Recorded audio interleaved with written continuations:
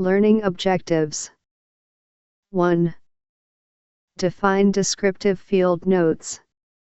2. Cite the variety of ways that field researchers might take notes while in the field. 3. Describe what should be noted when taking field notes. Field notes are your opportunity to write poorly and get away with it. I say that in jest, but there is some truth to it. This is one type of writing where you should not be going for literary value, to make your writing interesting, and even to make it readable for anyone other than yourself.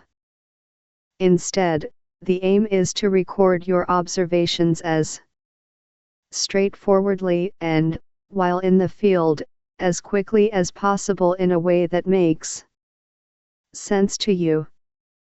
Field notes are the first and a necessary step toward developing quality analysis. They are also the record that affirms what you observed. In other words, field notes are not to be taken lightly or overlooked as unimportant. Some say that there are two different kinds of field notes, descriptive and analytic. Though the lines between what counts as description and what counts as analysis can get pretty fuzzy, the distinction is nevertheless useful when thinking about how to write and how to interpret field notes. In this section, we'll focus on descriptive field notes. Descriptive field notes are notes that simply describe a field researcher's observations as straightforwardly as possible. These notes typically do not contain explanations of or comments about those observations. Instead, the observations are presented on their own, as clearly as possible. In the following section, we'll examine the uses and writing of analytic field notes more closely. 193. 10.1.4.1 Writing in the Field. Available under Creative Commons Non-Commercial Share-alike 4.0 International License, http://creativecommons.org/licenses/by-nc-sa/4.0. Field researchers use a variety of strategies to take notes while in the field. Some research is conducted in settings where sitting with a notebook, iPad, or computer is no problem, for example, if conducting observations in a classroom or at a meeting, but this is probably the exception rather than the norm. More often, field researchers must find creative ways to note their observations while engaged in the field. I've heard about field researchers jotting notes on their hands and arms, keeping very small notebooks in their pockets and occasionally jotting notes there, carrying small recorders to make quick observations, and even writing notes on toilet paper during visits to the restroom. With the advent of smartphones, taking notes in the field has become less arduous than it once was, as it is common to see someone texting or surfing the web from their phone in almost any setting. Your strategy for recording your observations while in the field will be determined mostly by the site you choose and the role you play in that site. Will you be in a setting where having a notebook or smartphone in your hands will look out of place?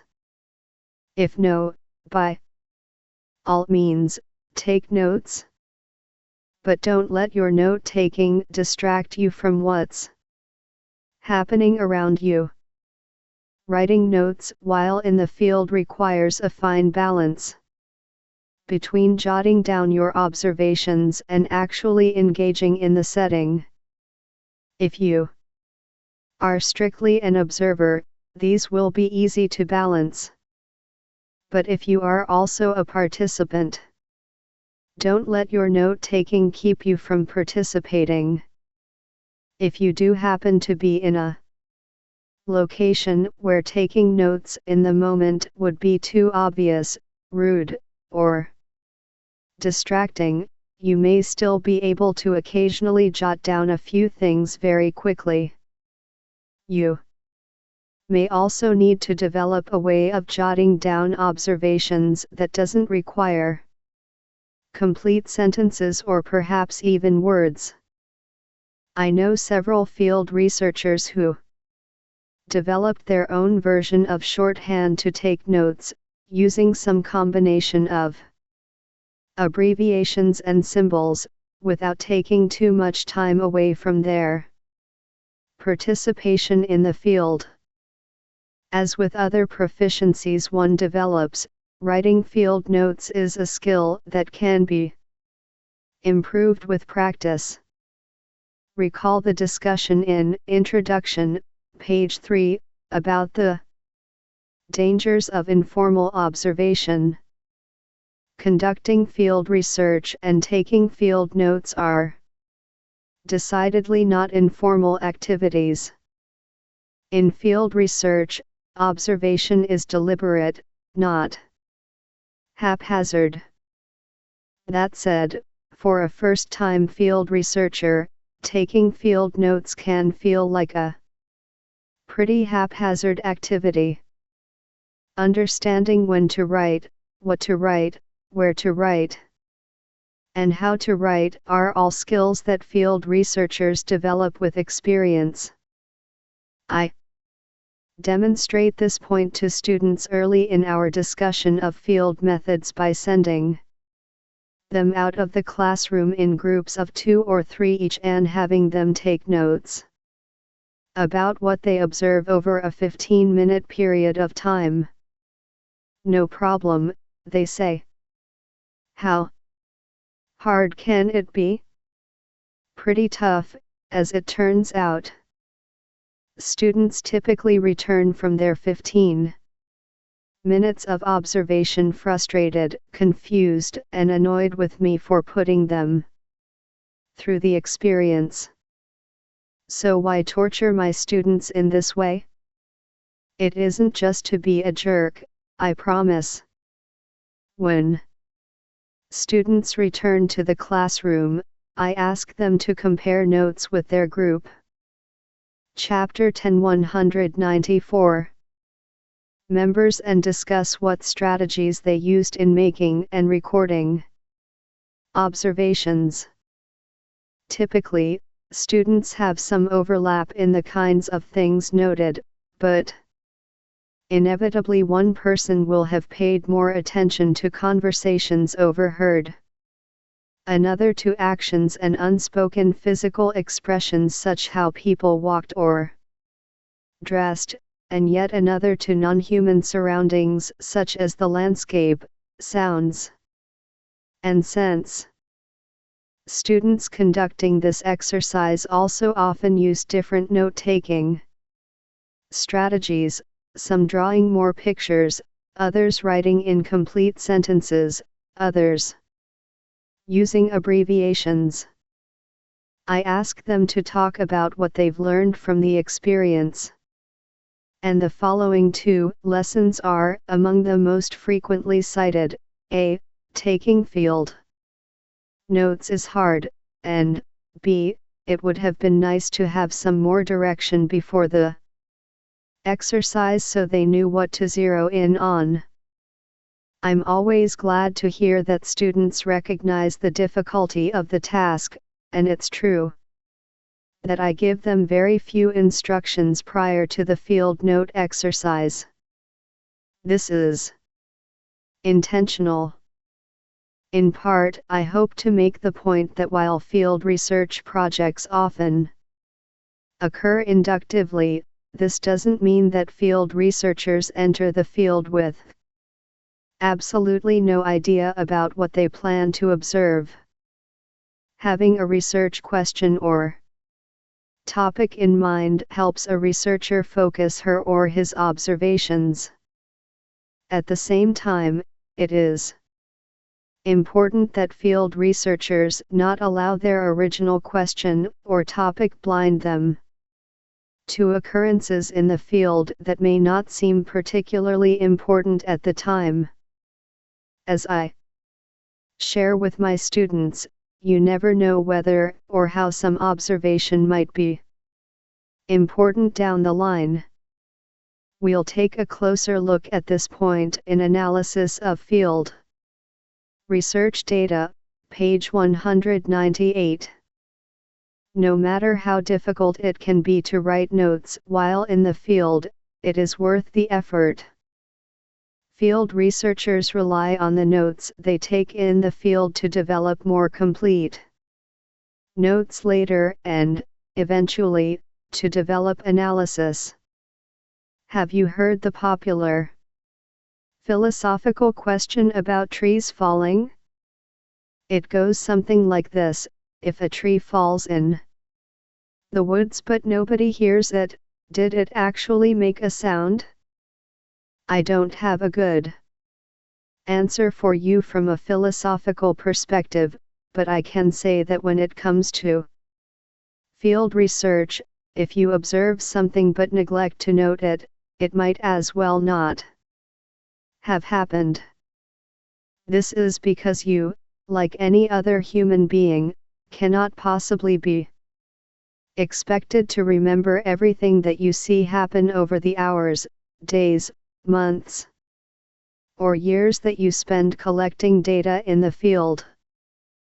For this reason, writing notes in the field, to the extent possible, is important, as is filling in those notes as soon as you are in a location where you can focus on more formal note-taking.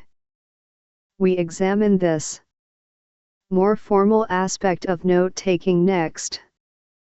10.1.4.2 Writing out of the field. Available under Creative Commons Non-Commercial Share Alike 4.0 International License, http://creativecommons.org/by-nc-sa/4.0. Immediately upon leaving any observation in the field, you should take the time to complete the brief notes you took while in the field. Even if you feel that the notes you've taken in the field are complete, you'll be surprised by how much more you'll recall once you sit down without distractions and read through what you've jotted down. You'll also have the opportunity to add your own reflections, or observations, about your observations, when you write up more complete notes. 195. When you type up notes upon returning from an observation, you should fill in the blanks and write as much as possible about what you've just observed. Even if it seems mundane, I think it's fair to say that one's field notes can never contain too much detail. Writing as much as possible, in as much detail as possible, should also help you avoid generalizing in your field notes. Be specific about what you observe. Rather than saying that everyone said or did something, make note of exactly who said or did X, or note that you're not sure exactly who did so but that it seemed as if most everyone did. Rather than saying that someone you observed was angry, describe what gave you that impression. For example, was that person yelling, red in the face, or shaking her fist? Don't forget to describe exactly where you were and detail your surroundings, in addition to describing the interactions and conversations you observed and participated in. Early in a field research project, you may focus slightly more on describing the lay of the land than you do later on. This might mean writing up very detailed descriptions of the locations you observe and the people with whom you interact. You might also draw a map or, if appropriate in your setting, take pictures of your field sites. If your observations will be conducted in the same place and with the same people, these descriptive details you write up early on will become less noticeable to you over time. It will be helpful to have some documentation of your first impressions and of the sort of details that later become so much a part of the everyday scene that you stop noticing them. The following excerpt from my own field notes comes from my first meeting with two of the key informants in my field research. In the breast cancer movement. January 14, 99, 11:00 a.m. Met Jane and Polly at the XX office today. I was scheduled to be there at 10:30, but traffic was so bad due to last night's snowstorm that I did not get there until 11:00 a.m. Jane and Polly did not seem bothered by my tardiness. Polly, we don't keep a time clock around here. I walked into the building and took the elevator up to the second floor. I was a little unsure about where to go from there, so I just walked into the first open door and said, "I'm looking for the XX office." A woman showed me into a large office, long and slightly irregular shape with windows on one wall, a desk and table, and many chairs. Also 2 computers set up on a counter that runs along the wall. Across from the windows, 2 women were looking at a computer screen that was on the counter. When I walked in, I introduced myself and Jane and Polly introduced themselves to me. Both women shook my hand, though Jane was the first to do so, and did so with slightly more self-assurance than Polly. Polly told me to hang my coat on one of the coat racks and gestured to the many chairs that were around the office. I placed my coat and purse in what I hoped would be the most out of the way location, a corner behind the table. Blackstone, 2003, 32.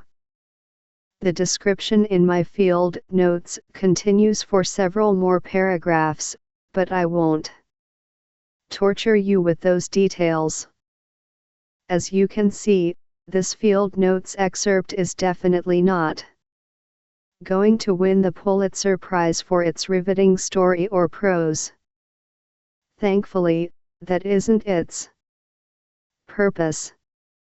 Instead, the goal was to describe a location where I knew I'd be spending a 32. Blackstone, A. 2003. Racing for the Cure and Taking Back the Night, Constructing Gender, Politics and Public Participation in Women's Activist/Volunteer Work, Unpublished Doctoral Dissertation. Department of Sociology, University of Minnesota. Minneapolis, MN. Chapter 10 196. Fair amount of time and to describe my first impressions of the 2 women I knew would be likely candidates for key informants.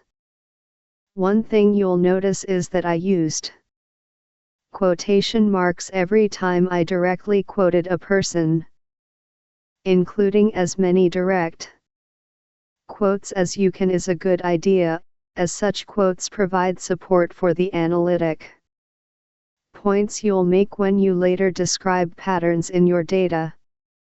This is another reason that taking notes in the field, to the extent possible, is a good idea. Direct quotes may be difficult to remember hours or even minutes after hearing them. For this reason, you may wish to write verbatim quotes while in the field and then take the time to describe the circumstances under which something was said later on when you write up your full notes after leaving the scene. Another thing you might find were you to read through the many pages of field notes I took during my participant observation is that I use all capital letters and brackets in some places. This is the strategy I developed for expressing my own personal feelings and impressions in my field notes, while the distinction between what one actually observed and what one thinks about what he or she observed is not always easy to make. Most field researchers do attempt to distinguish between these two categories of information. The bracketed portions of your field notes may never be used, but in some cases they will become the very early stages in your analysis of data. My notes from 3 years of participant observation include bracketed notes of both types. Sometimes, I used bracketed notes to express emotion or purge difficult thoughts or feelings. This was especially helpful when I felt upset about or annoyed by something that had occurred in the field. Because field research requires developing personal relationships with subjects, and because interpersonal relationships all experience various highs and lows, it is important to express your feelings about those relationships in your notes. Writing these more personal reflections may become important for analysis later, or they may simply be cathartic at the moment. They might also reveal biases you have about the participants that you should confront and be honest about. Every field researcher's approach to writing up field notes will vary according to whatever strategy works best for that individual. Where I used brackets to document personal feelings and reflections on bits of data, other field researchers may use the comments function in a word processing program or use a different font type, size, or color to distinguish observations from reflections. Others might create 2 columns for their full field notes, one containing notes only about what was observed directly, and the other containing reactions and impressions.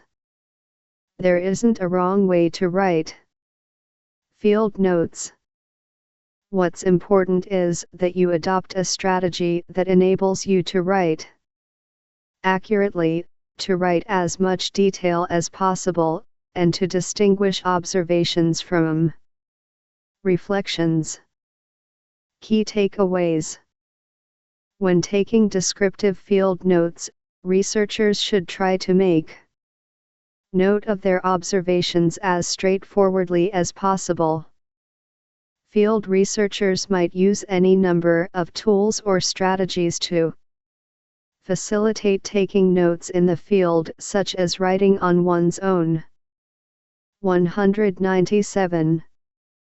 Hands, dictating observations into a handheld recorder, or taking notes in the form of text messages on one's phone. In field research, observation is deliberate, not haphazard. Note-taking does not end when a researcher exits an observation. Handwritten notes are typed up immediately upon leaving the field, so that researchers can fill in the blanks in their brief notes taken while in the field. Exercise 1. Try out the note-taking exercise that my students complete in class. Find another person or two with whom you can conduct observations and take notes for about 15 minutes, perhaps. Someplace in your campus library, student union, or dorm. Sit near your peers who are also taking notes but do not talk with them during this portion of the exercise. Be sure to use all of your senses. As you take notes, your eyes, your ears, your nose, your mouth, and your sense of touch. When your 15 minutes are up, compare notes with your peers. Where are there similarities? Where are there differences? Why do those similarities and differences exist? What strategy did you each employ to take notes? How might you approach field note-taking differently were you asked to do it again? 10.1.5 Analysis of Field Research Data. Available under Creative Commons Non-Commercial Share Alike 4.0 International License, http://creativecommons.org/by-nc-sa/4.0 Learning Objectives 1. Define analytic field notes and explain how they differ from descriptive field notes. 2. Explain why making note of mundane details is a good idea. 3. Describe the process by which field researchers analyze their data. 4. Define grounded theory. Field notes are data, but moving from having pages of data to presenting findings from a field study in a way that will make sense to others requires that those data be analyzed. Analysis of field research data is the focus in this final section of the chapter. Chapter 10 198. 10.1.5.1 From Description to Analysis.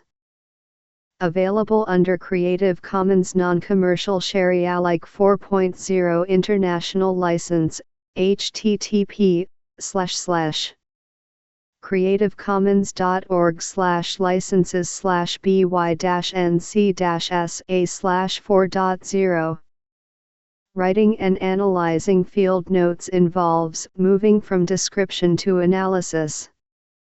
In Field Notes, page 193, we considered field notes that are mostly descriptive in nature. Here we'll consider analytic field notes.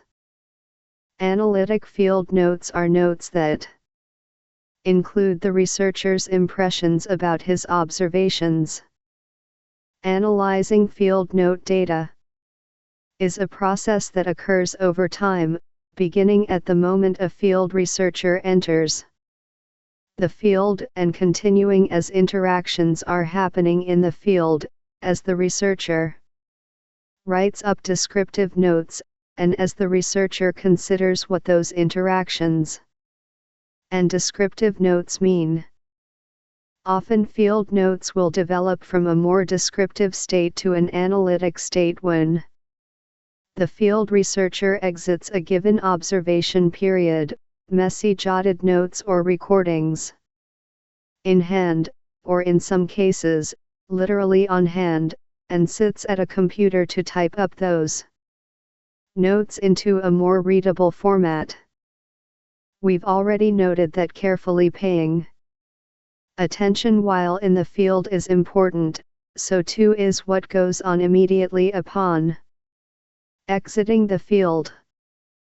Field researchers typically spend several hours typing up field notes after each observation has occurred. This is often where the analysis of field research data begins.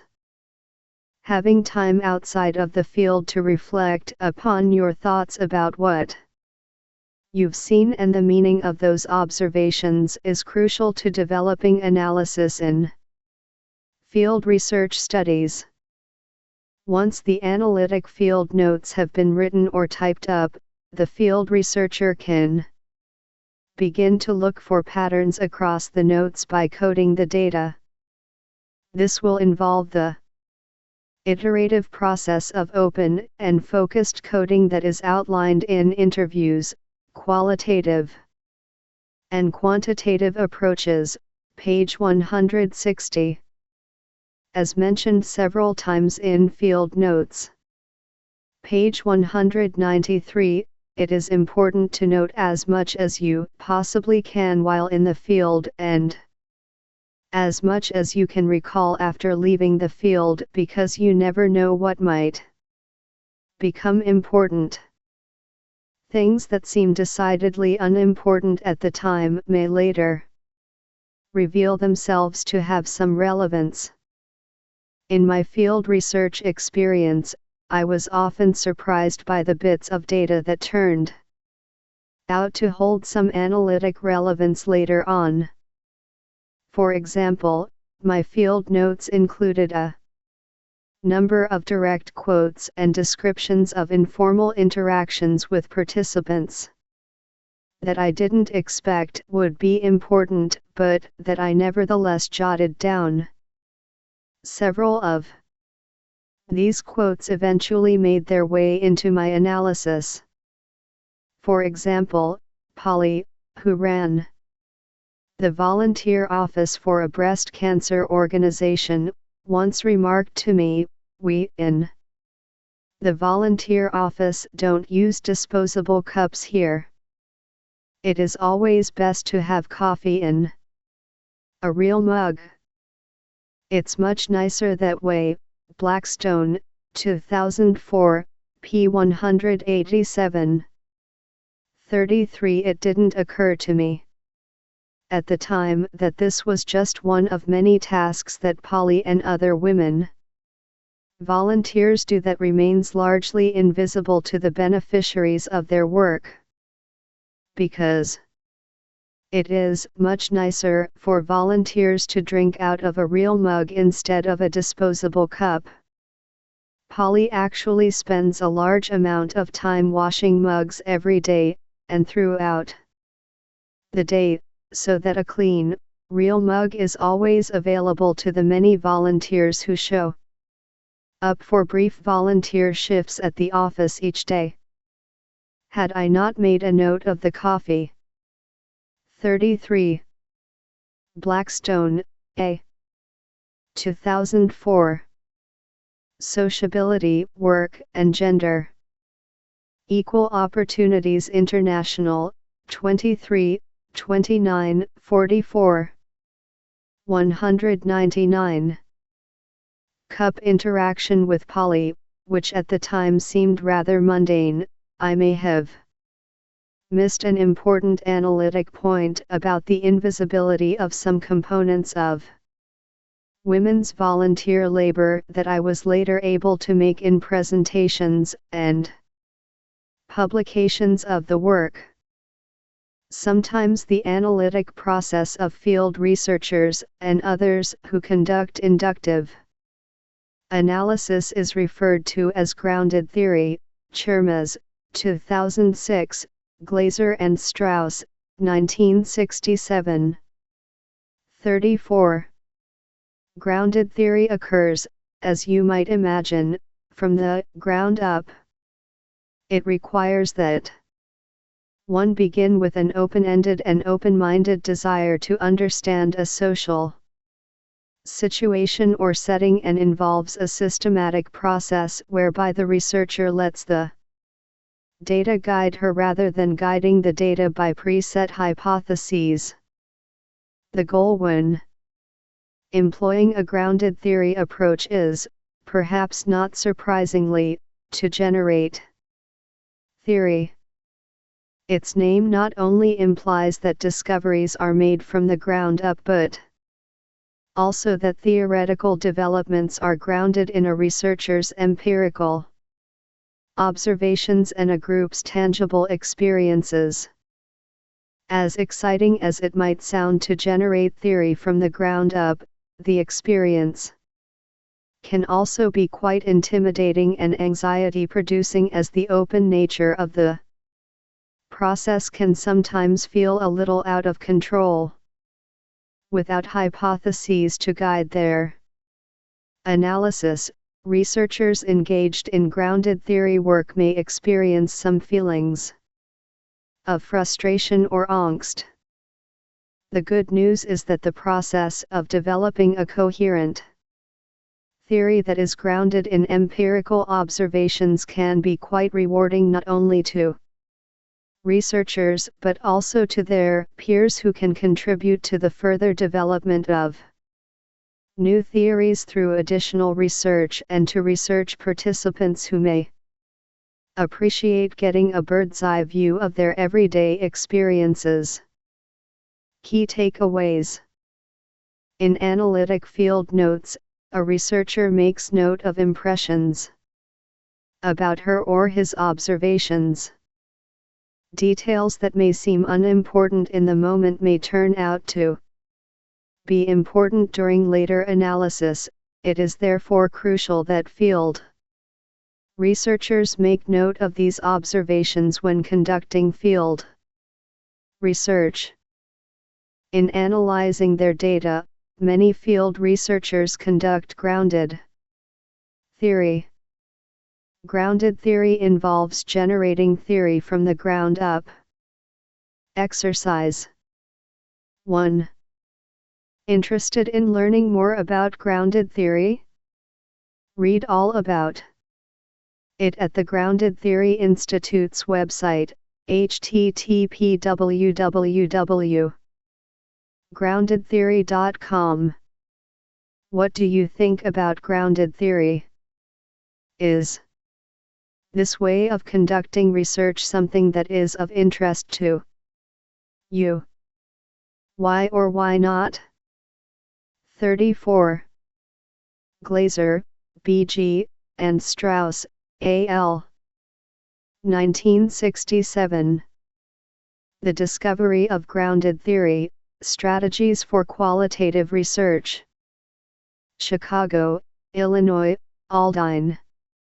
Chermes, K. 2006. Constructing Grounded Theory, A Practical Guide Through Qualitative Analysis. Thousand Oaks, C.A., Sage.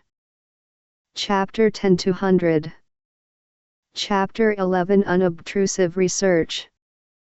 Qualitative and Quantitative Approaches. 11.1 Why Unobtrusive Research?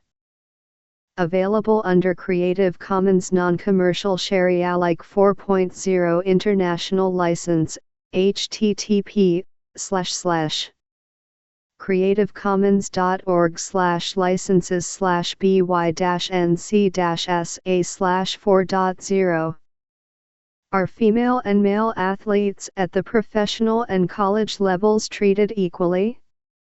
You might think, 40 years since the passing of Title IX, the civil rights law that prohibits sex discrimination in education including athletics, and with the growing visibility of women athletes in sports such as golf, basketball, hockey, and tennis, that the answer would be an easy yes.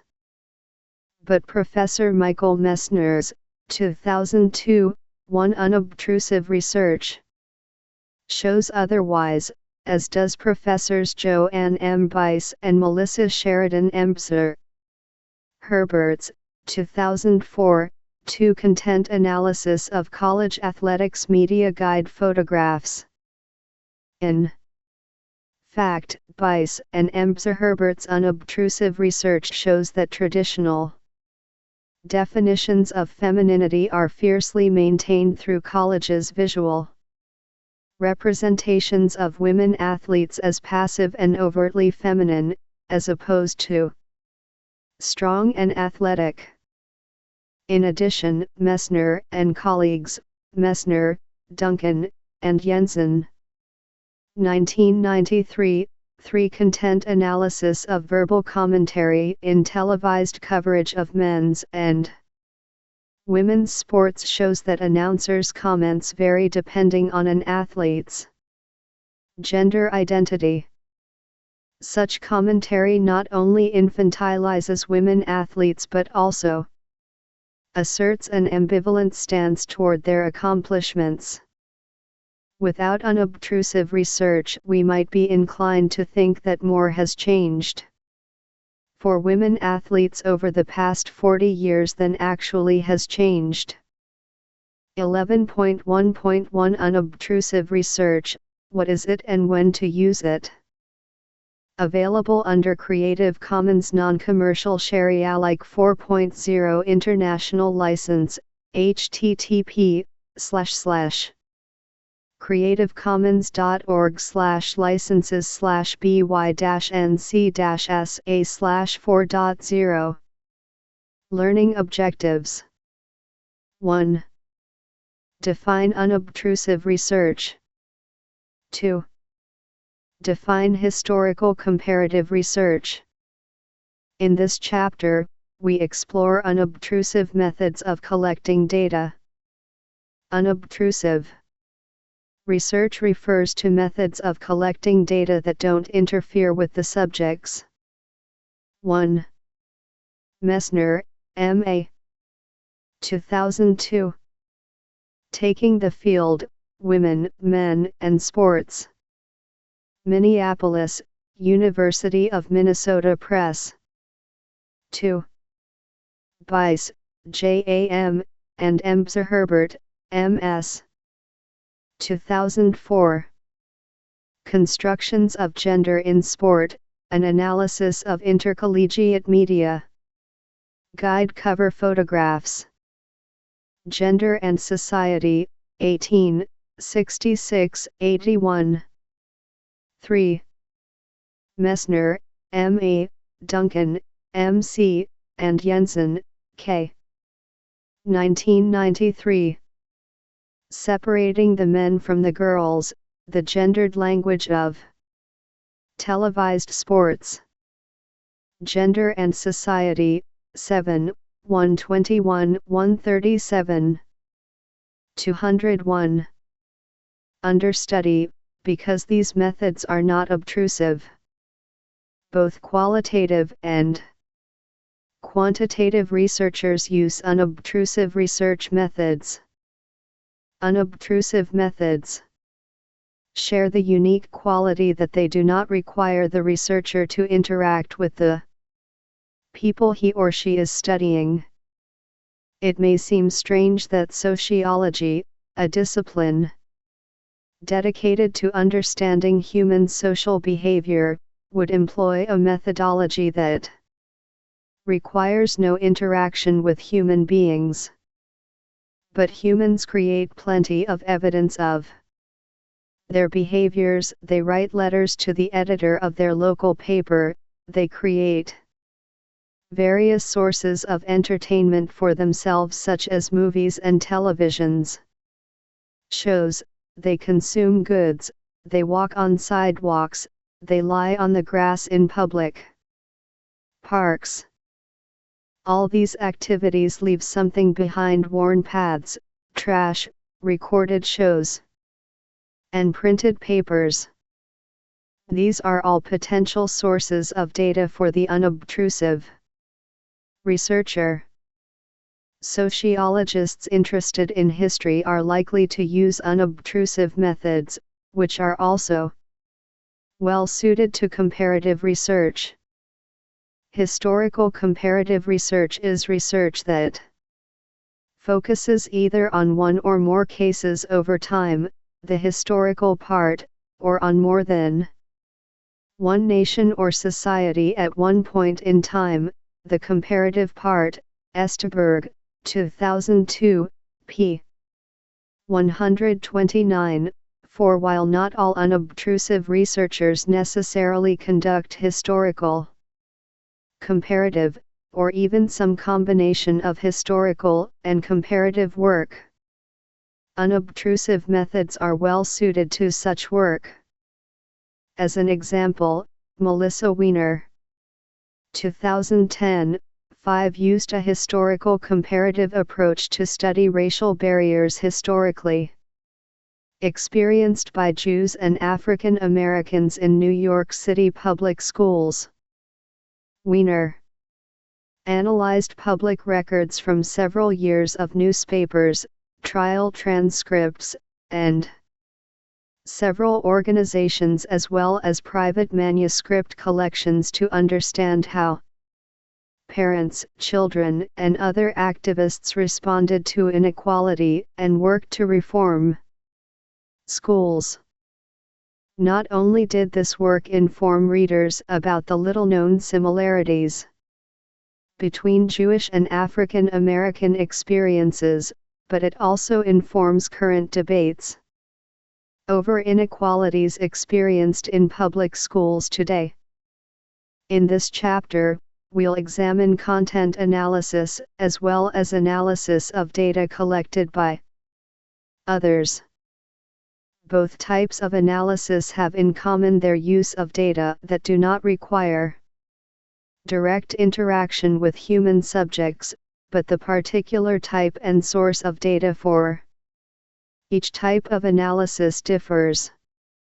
We'll explore these similarities and differences in the following sections, after we look at some of the pros and cons of unobtrusive research methods. Key takeaways. Unobtrusive methods allow researchers to collect data without interfering with the subjects under study. Historical comparative methods, which are unobtrusive, focus on changes in multiple cases over time or on more than one nation or society at a single point in time. 4. Esteberg, K.G. 2002. Qualitative Methods in Social Research. Boston, McGraw-Hill. 5. Weiner, M. 2010. Power, Protest, and the Public Schools, Jewish and African American Struggles in New York City. Piscataway. N.J., Rutgers University Press. Chapter 11-202. Exercises. 1. What are some additional sources of unobtrusive data, aside from those already mentioned, that sociologists might take interest in examining?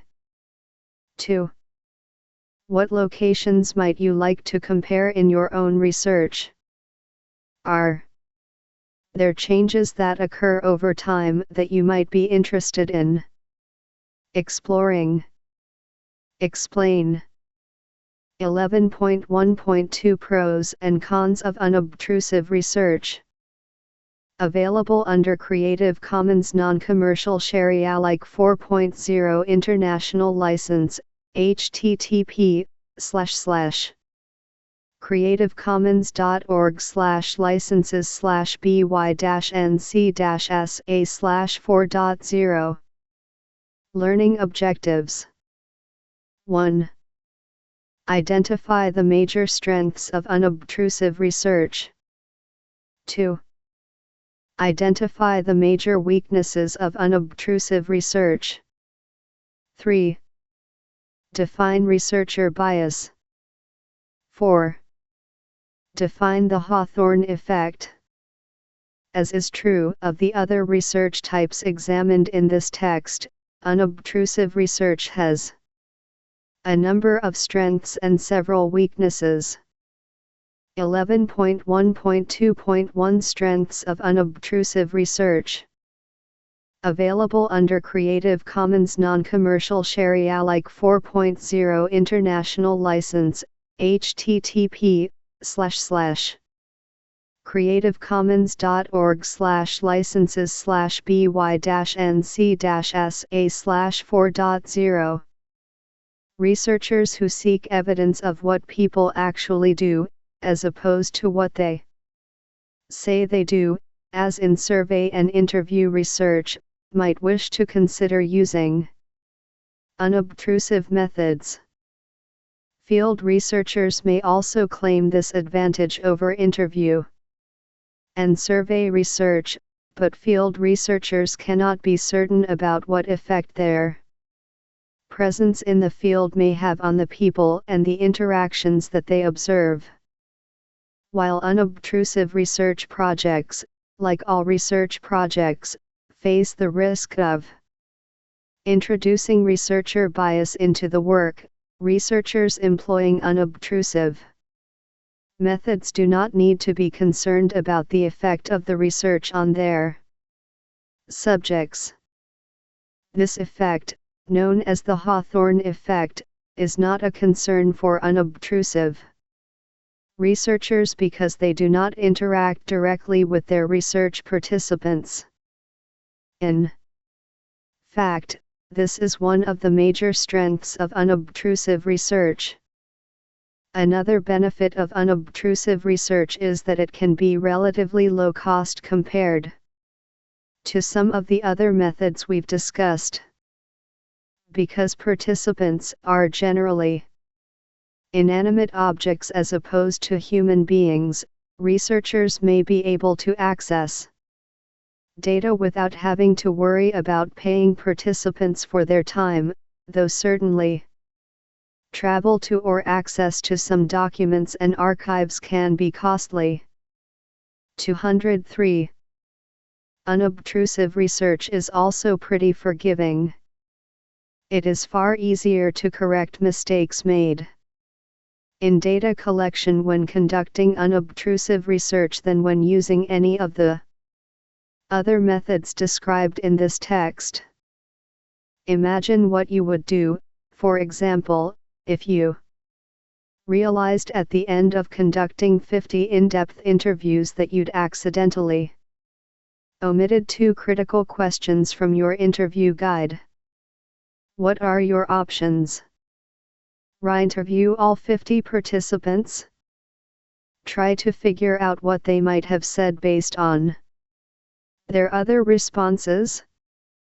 Reframe your research question? Scratch the project entirely? Obviously, none of these options is ideal.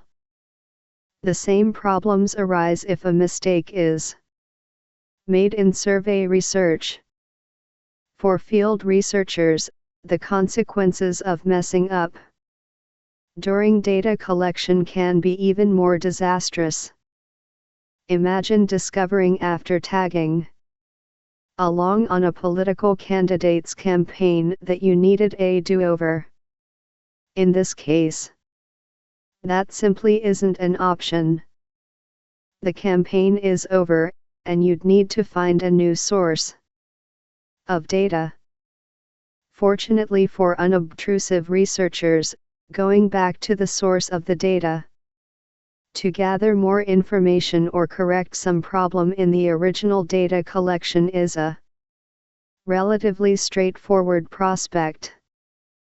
Finally, as described in unobtrusive research, what is it and when to use it? Page 201. Unobtrusive research is well suited to studies that focus on processes that occur over time, while longitudinal surveys and long-term field observations are also suitable ways of gathering such information. They cannot examine processes that occurred decades before data collection began, nor are they the most cost-effective ways to examine long-ranging processes. Unobtrusive methods, on the other hand, enable researchers to investigate events and processes that have long since passed. They also do not rely on retrospective accounts, which may be subject to errors in memory, as some longitudinal surveys do. In sum, the strengths of unobtrusive research include the following. 1. There is no possibility for the Hawthorne effect. 2. The method is cost-effective. 3. It is easier in unobtrusive research than with other methods to correct mistakes. 4. Unobtrusive methods are conducive to examining processes that occur over time or in the past. 11.1.2.2 Weaknesses of unobtrusive research. Available under Creative Commons Non-Commercial Share Alike 4.0 International License, http://creativecommons.org/by-nc-sa/4.0. While there are many benefits to unobtrusive research, this method also comes with a unique set of drawbacks. Because unobtrusive researchers analyze data that may have been created or gathered for purposes entirely different from the researcher's aim, problems of validity sometimes arise in such projects. It may also be the case that data sources measuring whatever a researcher wishes to examine simply do not exist. This means that unobtrusive researchers may be forced to tweak their original research interests or questions to better suit the data that are available to them. Finally, it can be difficult in unobtrusive research projects to account for context. In a field research project, for example, the researcher is able to see what events lead up to some occurrence and observe how people respond to that occurrence. What this Chapter 11-204 means for unobtrusive research is that while it can be difficult to ascertain why something occurred, we can gain a good understanding of what has occurred. In sum, the weaknesses of unobtrusive research include the following. 1. There may be potential problems with validity. 2. The topics or questions that can be investigated are limited by data availability. 3. It can be difficult to see or account for social context. Key takeaways. Unobtrusive research is cost-effective and allows for easier correction of mistakes than other methods of data collection do. The Hawthorne effect, which occurs when research subjects alter their behaviors because they know they are being studied, is not a risk in unobtrusive research as it is in other methods of data collection. Weaknesses of unobtrusive research include potential problems with validity, limitations in data availability, and difficulty in accounting for social context. Exercises. 1. Want to see the Hawthorne effect in action? Check out this totally non-scientific yet wholly entertaining application of the principle. From Korea, http://www.youtube.com. Embedded and v equal b_example. What evidence of the Hawthorne effect do you see in the video? 2. What do you view as the most important strength and the most important weakness of unobtrusive research? Why? 11.1.3 Unobtrusive data collected by you.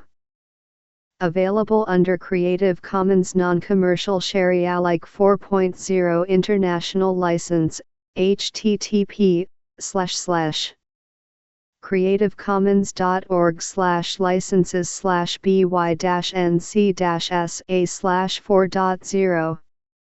Learning objectives. 1. Define content analysis. 2. Describe the kinds of texts that content analysts analyze. 3. Name at least 2 examples of content analysis research. 4. Define primary and secondary sources, describe their differences, and provide an example of each. 5. Define physical traces and compare them to material artifacts. 205. 6. Outline the differences between manifest content and latent content. 7. Discuss the differences between qualitative and quantitative content analysis. 8. Describe code sheets and their purpose. This section focuses on how to gather data unobtrusively and what to do with those data once they have been collected. There are 2 main ways of gathering data. Unobtrusively, conducting a content analysis of existing texts and analyzing physical traces of human behavior. We'll explore both approaches. 11.1.3.1 Content Analysis. Available under Creative Commons Non-Commercial Share Alike 4.0 International License, http://creativecommons.org/licenses/by-nc-sa/4.0. One way of conducting unobtrusive research is to analyze texts. Texts come in all kinds of formats. At its core, content analysis addresses the questions of who says what, to whom, why, how, and with what effect. Babby, 2010, pages 328-329. 6. Content analysis is a type of unobtrusive research that involves the study of human communications. Another way to think of content analysis is as a way of studying texts and their meaning. Here we use a more liberal definition of text than you might find in your dictionary. The text that content analysts investigate includes such things as actual written copy, for example, newspapers or letters, and content that we might see or hear, for example, speeches or other performances. Content analysts might also investigate more visual representations of human communication, such as television shows, advertisements, or movies. The following table provides a few specific examples of the kinds of data that content analysts have examined in prior studies. Which of these sources of data might be of interest to you? Data research question. Author, S. Year. Spam mails. What is the form, content, and quantity of unsolicited emails? Berzins. 2009, 7. James Bond films. How are female characters portrayed in James Bond films? And what broader lessons can be drawn from these portrayals? Neuendorf, Gore, D'Alessandro, Janstova, and Snyder. Sui, 2010, 8. Table 11.1 Content Analysis Examples. 6. Babby, E. 2010. The Practice of Social Research, 12th ed. Belmont, C.A., Wadsworth. 7. Berzins, M. 2009. Spams, Scams, and Shams, Content Analysis of Unsolicited Email. International Journal of Technology, Knowledge and Society, 5, 143-154. Chapter 11 206. Console. Video. Games.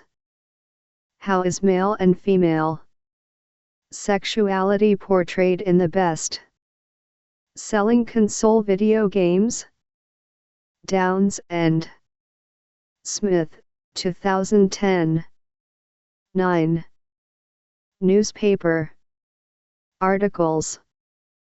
How do newspapers cover closed-circuit television, surveillance in Canada, and what are the implications of coverage for public opinion and policy making?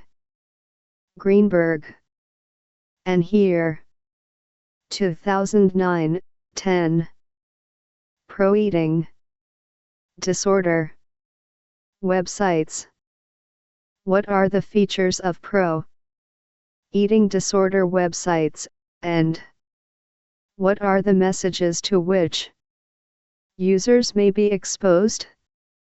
Borzakowski, Skank, Wilson, and Pebbles, 2010, 11. Table 11.1 Content Analysis Examples. One thing you might notice about Table 11.1 is that the data sources represent primary sources. That is, they are original. Secondary sources, on the other hand, are those that have already been analyzed. Shulamit Reinhartz offers a helpful way of distinguishing between these two types of sources in her methods text. She explains that while primary sources represent the raw materials of history, secondary sources are the cooked analyses of those materials. 1992, p. 155, 12. The distinction between primary and secondary sources is important for many aspects of social science, but it is especially important to understand when conducting content analysis. While there are certainly instances of content analysis in which secondary sources are analyzed, I think it is safe to say that it is more common for content analysts to analyze primary sources. In those instances where secondary sources are analyzed, the researcher's focus is usually on the process by which the original analyst or presenter of data reached his conclusions, or on the choices that were made in terms of how and in what ways to present the data. For example, Ferry and Hall, 1990, 13 conducted a content analysis of introductory sociology textbooks, but their aim was not to learn about the content of sociology as a discipline. Instead, the researchers sought to learn how students are. 8. Neuendorf, K.A., Gore, T.D., D'Alessandro, A., Janstova, P., and Snyder-Sui, S.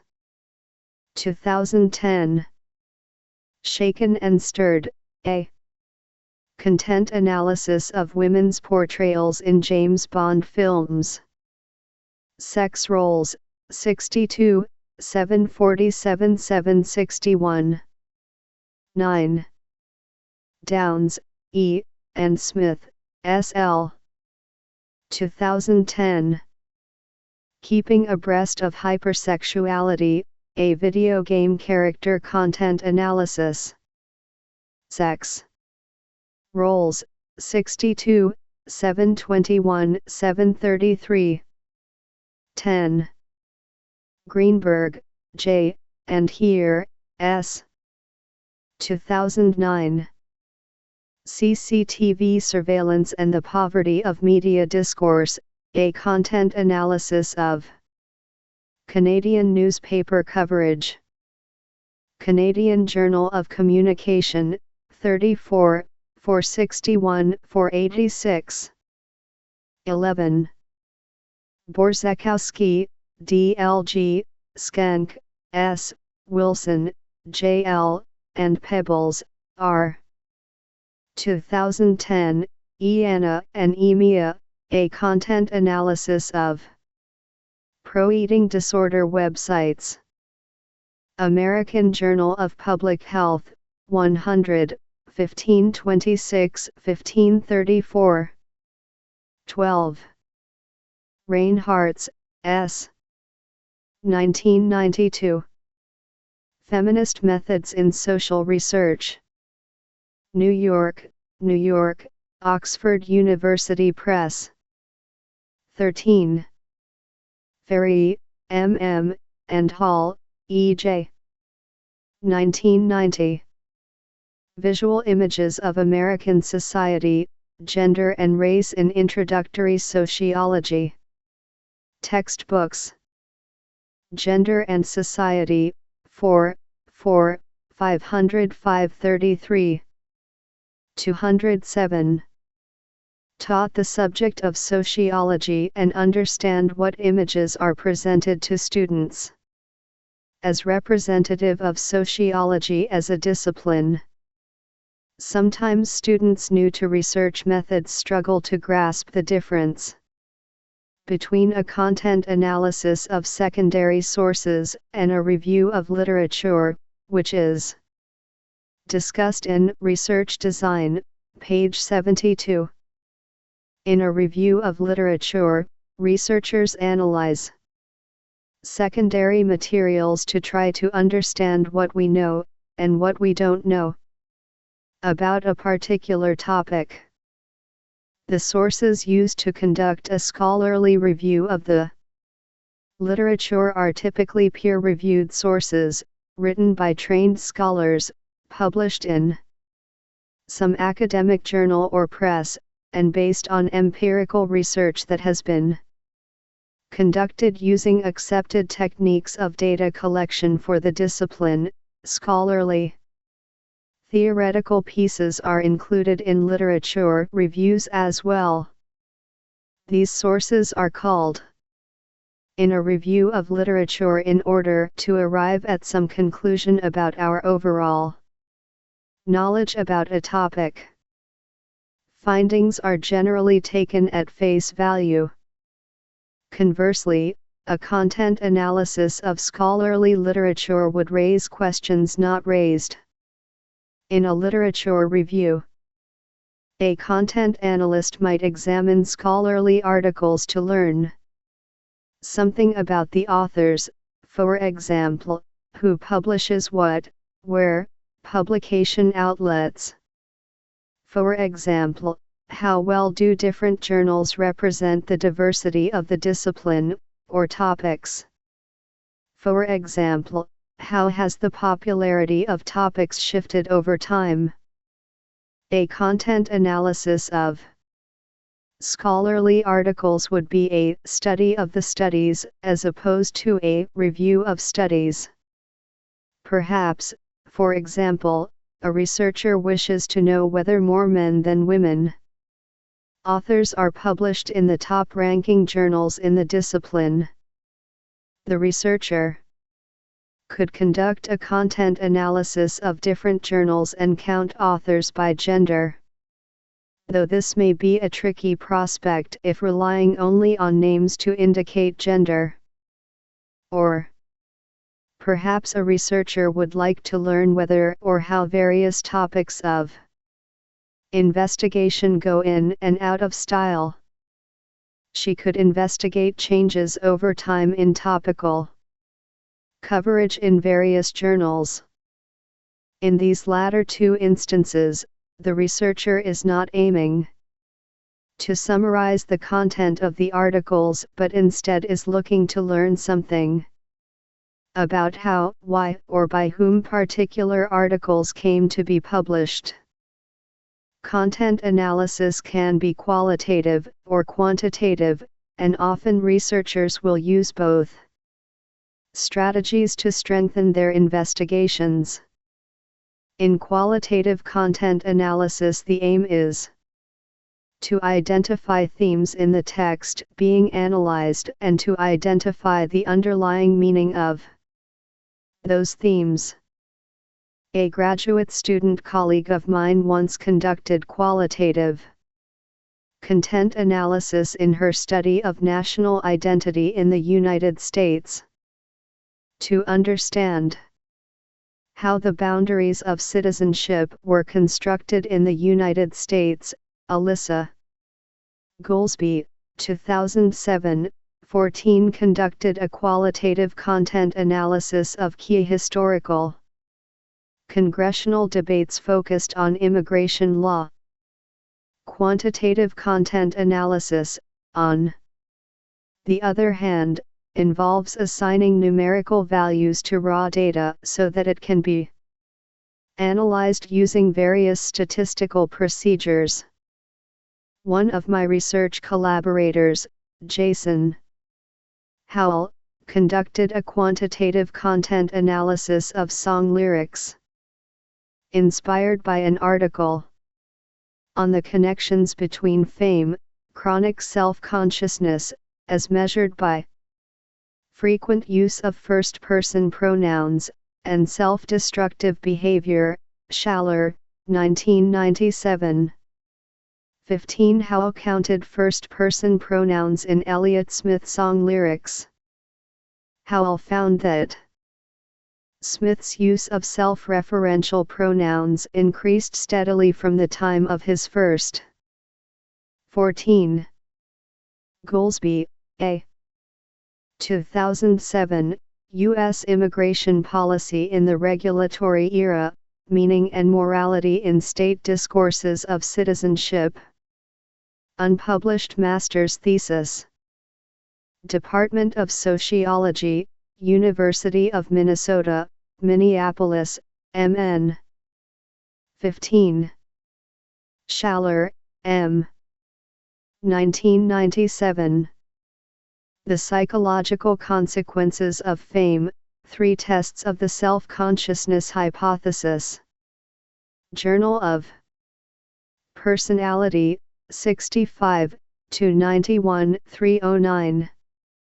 Chapter 11-208. Album release in 1994 until his suicide in 2003, 2008. 16 We'll elaborate on how qualitative and quantitative researchers collect, code, and analyze unobtrusive data in the final portion of this section. 11.1.3.2 Indirect Measures. Available under Creative Commons Non-Commercial Share Alike 4.0 International License, http://creativecommons.org/by-nc-sa/4.0. Texts are not the only sort of data that researchers can collect unobtrusively. Unobtrusive researchers might also be interested in analyzing the evidence that humans leave behind that tells us something about who they are or what they do. This kind of evidence includes the physical traces left by humans and the material artifacts that tell us something about their beliefs, values, or norms. Physical traces include such things as worn paths across campus, the materials in a landfill or in someone's trash can. A data source William Rathje and colleagues Rathje, 1992, Rathje and Murthy, 1992-17 have used indentations in furniture, or empty shelves in the grocery store. Examples of material artifacts include video games and video game equipment, sculptures, mementos left on gravestones, housing structures, or even kitchen utensils. What kinds of physical traces or material artifacts might be of interest to you? I recently visited the National Museum of American History in Washington, D.C.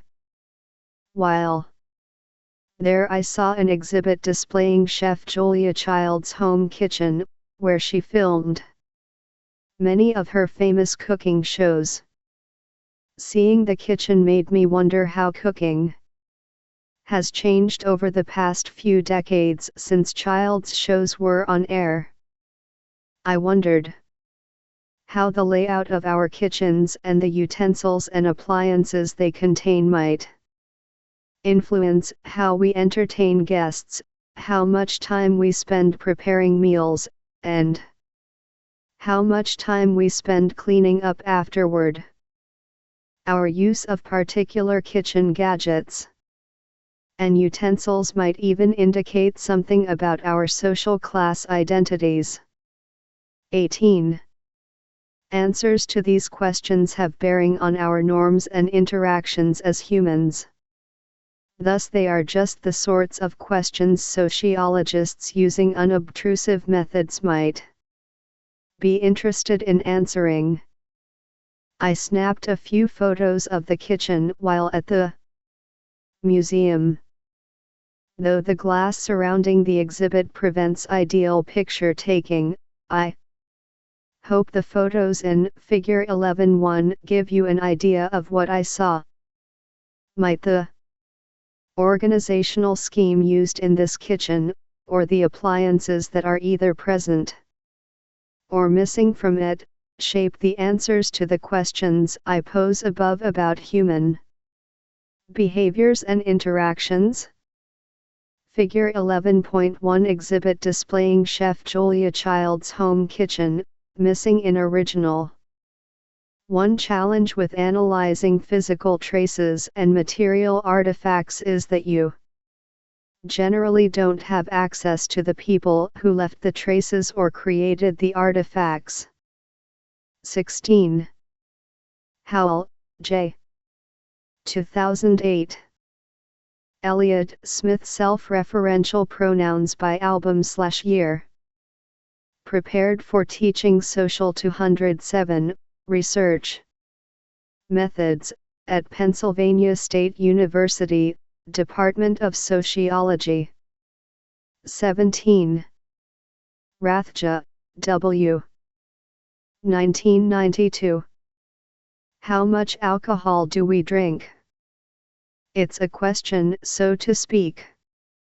Garbage, 4, 1819, Rathja, W., and Murthy, C.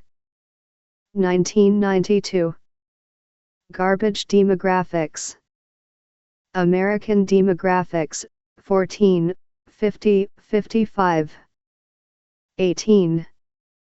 Watch the following clip, featuring satirist Joe Queenan, from the PBS documentary People Like Us on Social Class in the United States, http://www.youtube.com. The clip aptly demonstrates the sociological relevance of kitchen gadgets. 209. That you are analyzing.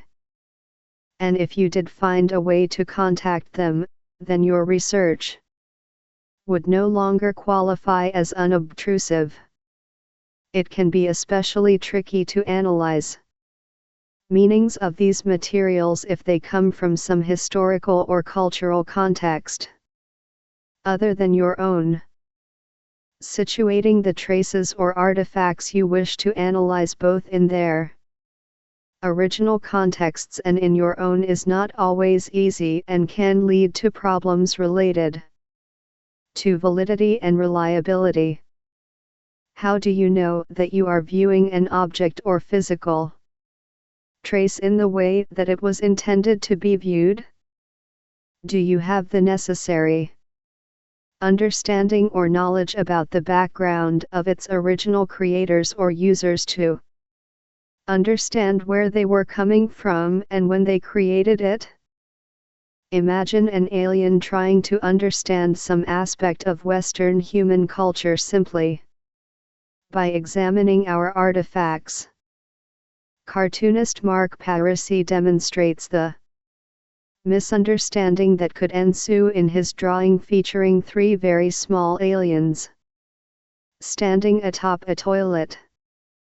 One alien says, "Since water is the lifeblood on this planet, this must be a temple of some sort. Let's stick around and see how they show their respect." 1989. 19. Without a contextual understanding of Western human culture, the aliens have misidentified the purpose of the toilet, and they will be in for quite a surprise when someone shows up to use it. The point is that while physical traces and material artifacts make excellent sources of data, analyzing their meaning takes more than simply trying to understand them from your own contextual position. You must also be aware of who caused the physical trace or created the artifact, when they created it, why they created, and for whom they created it. Answering these questions will require accessing materials in addition to the traces or artifacts themselves. It may require accessing historical documents or, if a contemporary trace or artifact, perhaps another method of data collection such as interviews with its creators. 11.1.3.3 Analysis of unobtrusive data collected by you.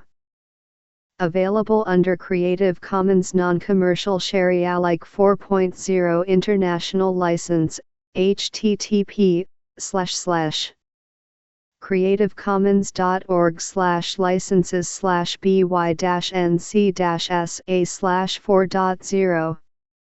Once you have identified the set of texts, physical traces, or artifacts that you would like to analyze, the next step is to figure out how you'll analyze them. This step requires that you determine your procedures for coding, understand the difference between manifest and latent content, and understand how to identify patterns across your coded data. We'll begin by discussing procedures for coding. You might recall being introduced to coding procedures in interviews, qualitative and quantitative approaches, page 160, where we discussed the coding of qualitative interview data. While the coding procedures used for written documents obtained unobtrusively may resemble those used to code interview data, many sources of unobtrusive data differ dramatically from written documents or transcripts. What if your data are sculptures or worn paths, or perhaps kitchen utensils, as in the previously discussed example?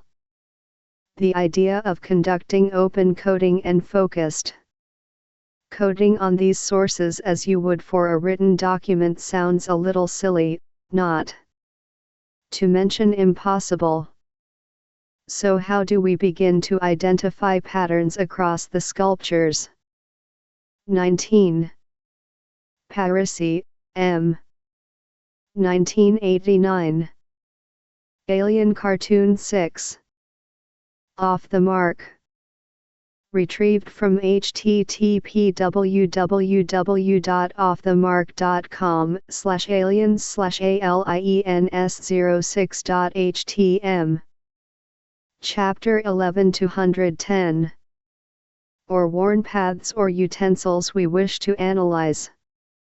One option is to take field notes as we observe our data and then code patterns in those notes. Let's say, for example, that we'd like to analyze kitchen utensils. Taking field notes might be a useful approach. Were we conducting observations of people actually using utensils in a documentary or on a television program? Remember, if we are observing people in person, then our method is no longer unobtrusive. If rather than observing people in documentaries or television shows, our data include a collection of actual utensils, note-taking may not be the most effective way to record our observations. Instead, we could create a code sheet to record details about the utensils in our sample. A code sheet, sometimes referred to as a tally sheet in quantitative coding, is the instrument an unobtrusive researcher uses to record observations. In the example of kitchen utensils, perhaps we are interested in how utensils have changed over time. If we had access to sales records for utensils over the past 50 years, we could analyze the top-selling utensil for each year. To do so, we'd want to make some notes about each of the 50 utensils included in our sample.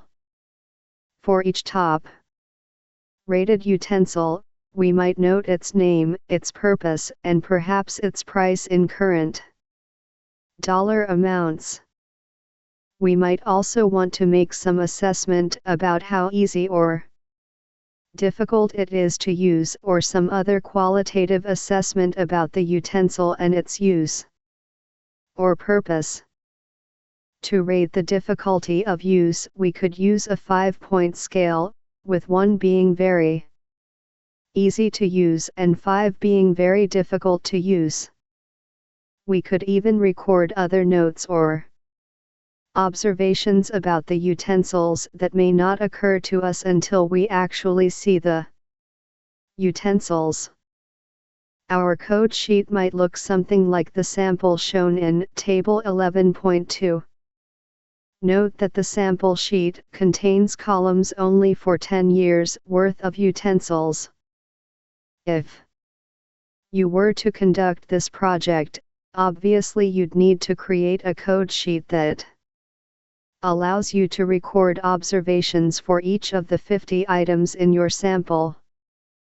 1961, 1962, 1963, 1964, 1965, 1966, 1967, 1968, 1969, 1970. Utensil. Name. Utensil. Purpose. Price. In 2011. Dollar. Ease of use, 1 to 5. Scale. Table 11.2 Sample code sheet for study of kitchen utensil popularity over time. 211. Other notes. Table 11.2 Sample code sheet for study of kitchen utensil popularity over time. As you can see, our code sheet will contain both qualitative and quantitative data. Our ease of use rating is a quantitative assessment. We can therefore conduct some statistical analysis of the patterns here, perhaps noting the mean value on ease of use for each decade we've observed. We could do the same thing with the data collected in the row labeled price, which is also quantitative. The final row of our sample code sheet, containing notes about our impressions of the utensils we observe, will contain qualitative data. We may conduct open and focused coding on these notes to identify patterns across those notes. In both cases, whether the data being coded are quantitative or qualitative, the aim is to identify patterns across the coded data. The purpose row in our sample code sheet provides an opportunity for assessing both manifest and latent content. Manifest content is the content we observe that is most apparent, it is the surface content. This is in contrast to latent content, which is less obvious.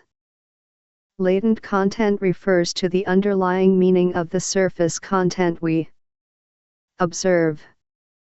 In the example of utensil purpose, we might say a utensil's manifest content is the stated purpose of the utensil. The latent content would be our assessment of what it means that a utensil with a particular purpose is top-rated. Perhaps after coding the manifest content in this category, we see some patterns that tell us something about the meanings of utensil purpose. Perhaps we conclude, based on the meanings of top-rated utensils across 5 decades, that the shift from an emphasis on utensils designed to facilitate entertaining in the 1960s to those designed to maximize efficiency and minimize time spent in the kitchen in the 1980s reflects a shift in how, and how much, people spend time in their homes. Kathleen Denny's 2011, 20 recent study of scouting manuals offers another excellent example of the differences between manifest and latent content. Denny compared Boy Scout and Girl Scout handbooks to understand gender socializing among Scouts. By counting activity types described in the manuals, Denny learned from this manifest content that boys are offered more individual-based and more scientific activities while girls are offered more group-based and more artistic activities.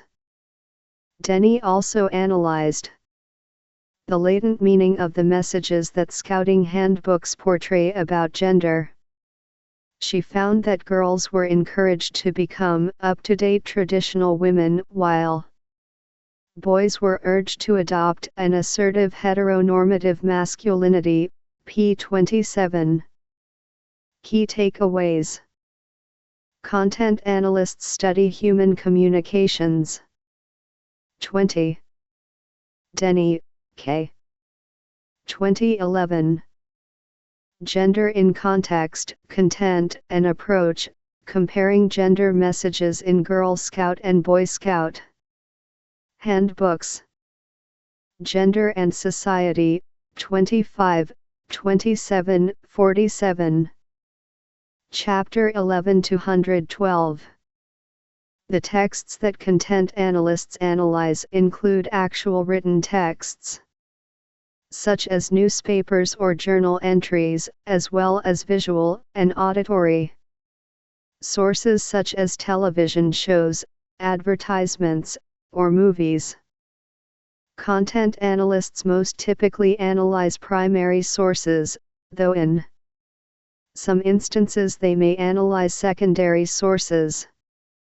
Indirect measures that content analysts examine include physical traces and material artifacts. Manifest content is apparent, latent content is underlying. Content analysts use code sheets to collect data. Exercises. 1. Identify a research question you could answer using unobtrusive research. Now state a testable hypothesis having to do with your research question. Identify at least 2 potential sources of data you might analyze to answer your research question and test your hypothesis. 2. Create a code sheet for each of the 2 potential sources of data that you identified in the preceding exercise. 11.1.4 Analyzing others' data. Available under Creative Commons Non-Commercial Share Alike 4.0 International License, http://creativecommons.org/by-nc-sa/4.0 Learning Objectives 1. Name at least 2 sources of publicly available quantitative data. 2. Name at least 2 sources of publicly available qualitative data. 1 advantage, or disadvantage, depending on which parts of the research process you mostly enjoy, of unobtrusive research is that you may be able to skip the data collection phase altogether. Whether you wish to analyze qualitative data or quantitative data sources, there are a number of free data sets available to social researchers. This section introduces you to several of those sources. Many sources of quantitative data are publicly available. The General Social Survey (GSS), which was discussed in Survey Research, a Quantitative Technique, page 132, is one of the most commonly used sources of publicly available data among quantitative researchers.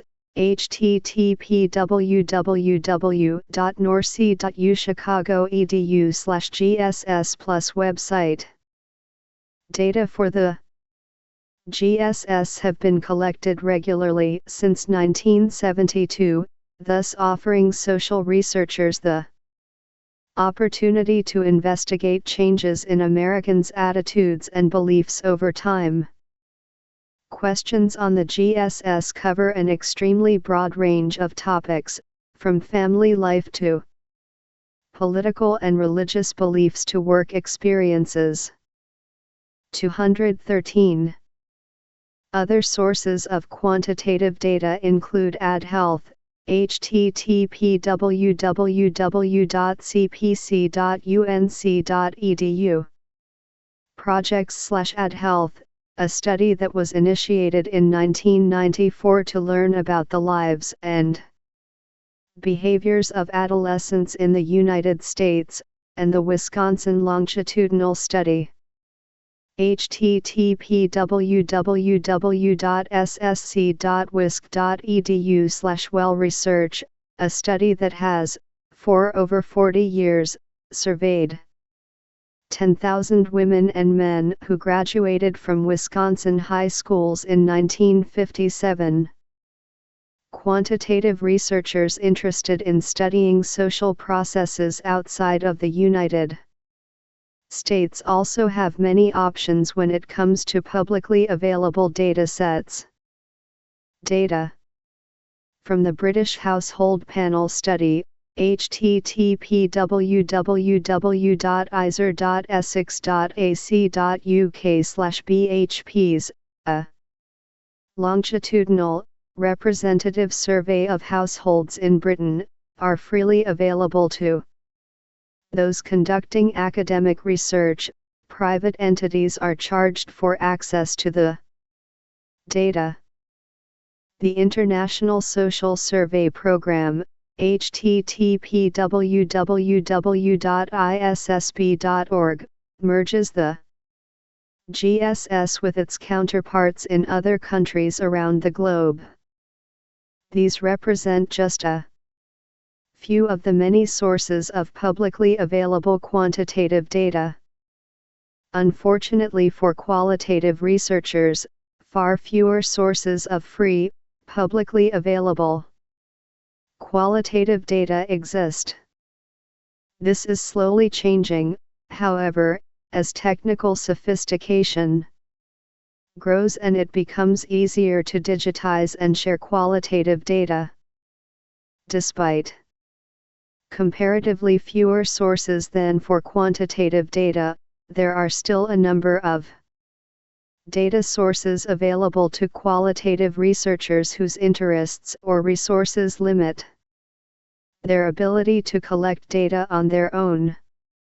The Murray Research Archive, Harvard, housed at the Institute for Quantitative Social Science at Harvard University, offers case histories and qualitative interview data. http://dvn.iq.harvard.edu/dvn/dv/mra. The Global Feminisms Project at the University of Michigan offers interview transcripts and videotaped oral histories focused on feminist activism, women's movements, and academic women's studies in China, India, Poland, and the United States. 21 At the University of Connecticut, the Oral History Office provides links to a number of other oral history sites. http://www.oralhistory.uconn.edu/links.html. Not all the links offer publicly available data, but many do.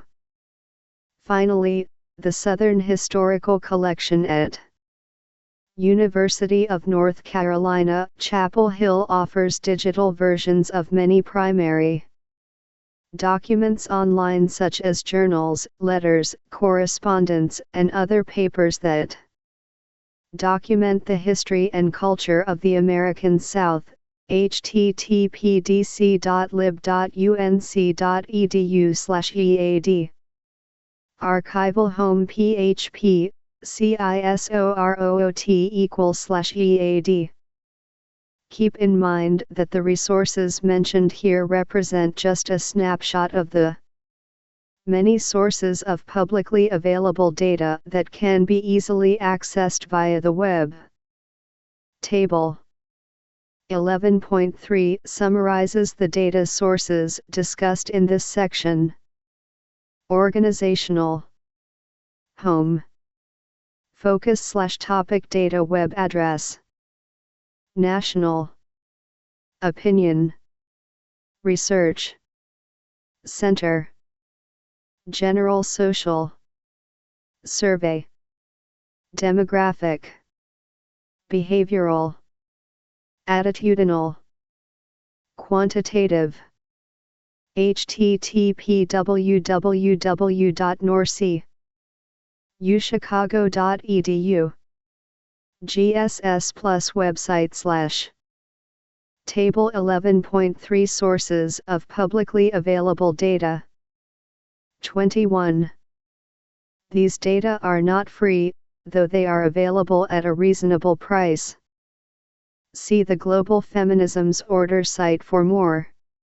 On pricing, http://umichigan.edu/globfem/dvd html.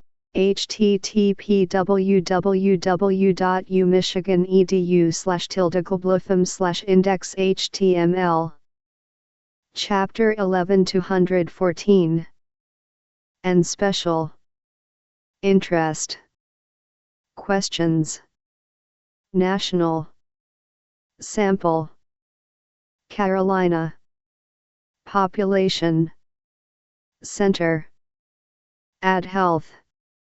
Longitudinal social economic psychological and physical well-being of cohort in grade 7-12 in 1994. Quantitative http://www.cpc.unc.edu. Projects/ Ad Health Center for Demography of Health and Aging, Wisconsin. Longitudinal study, life course study of cohorts who graduated from high school in 1957. Quantitative http://www.ssc.wisc.edu Bulls Research / Institute for Social and Economic Research British Household Panel Survey Longitudinal Study of British Lives and Well-being Quantitative http://www.iser.essex.ac.uk/bhps International Social Survey Program International Data similar to GSS Quantitative http://www.issb.org/ The Institute for Quantitative Social Science Large archive of written data, audio, and video Quantitative and Qualitative http://dvn.iq harvard.edu dvn/dv/mra